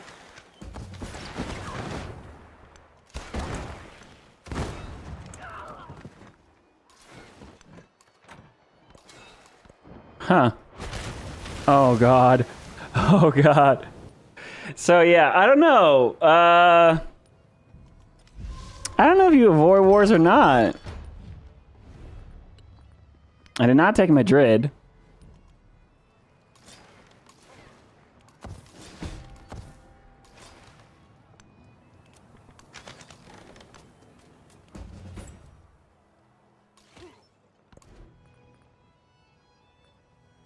Shipyards are unlocked. Oh yeah, there's gonna be a lot of coastal buildings to play around with. Tortuga. But fishing quay and harbor immediately.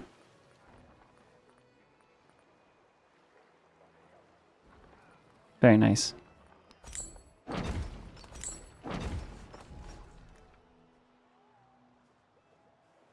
Well, I did not defend this island like I wanted it to. Yeah, I mean, that's the counter to the pirates, is just bring your own fleet.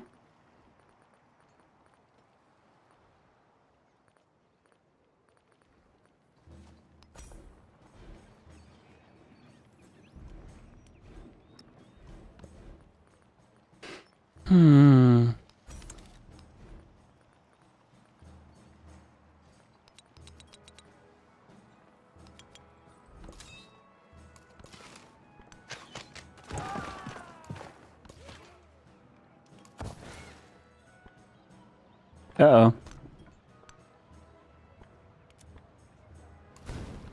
I did like privateers being stealth units, I guess. Now I'm just like, please, let me alone.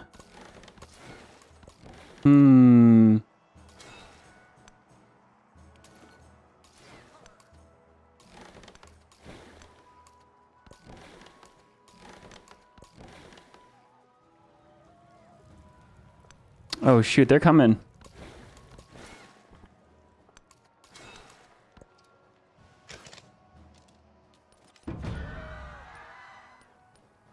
Holy cow.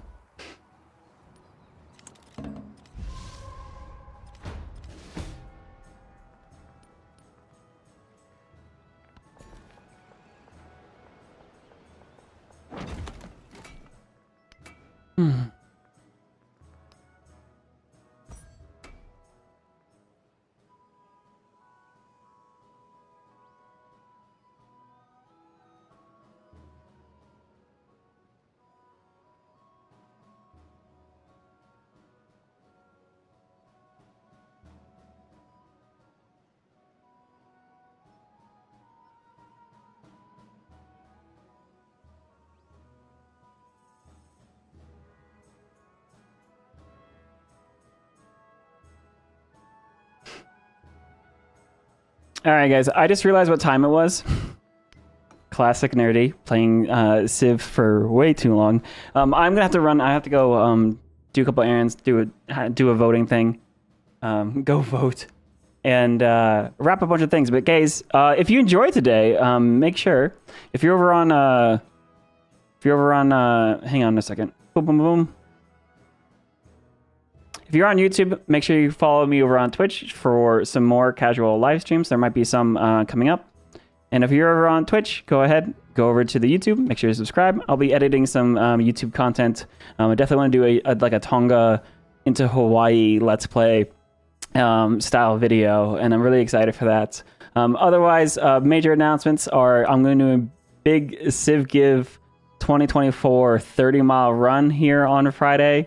That is going to be insane. I can't believe we raised that much money last year. So that's what's on the docket. And then also there's going to be multiplayer on Friday.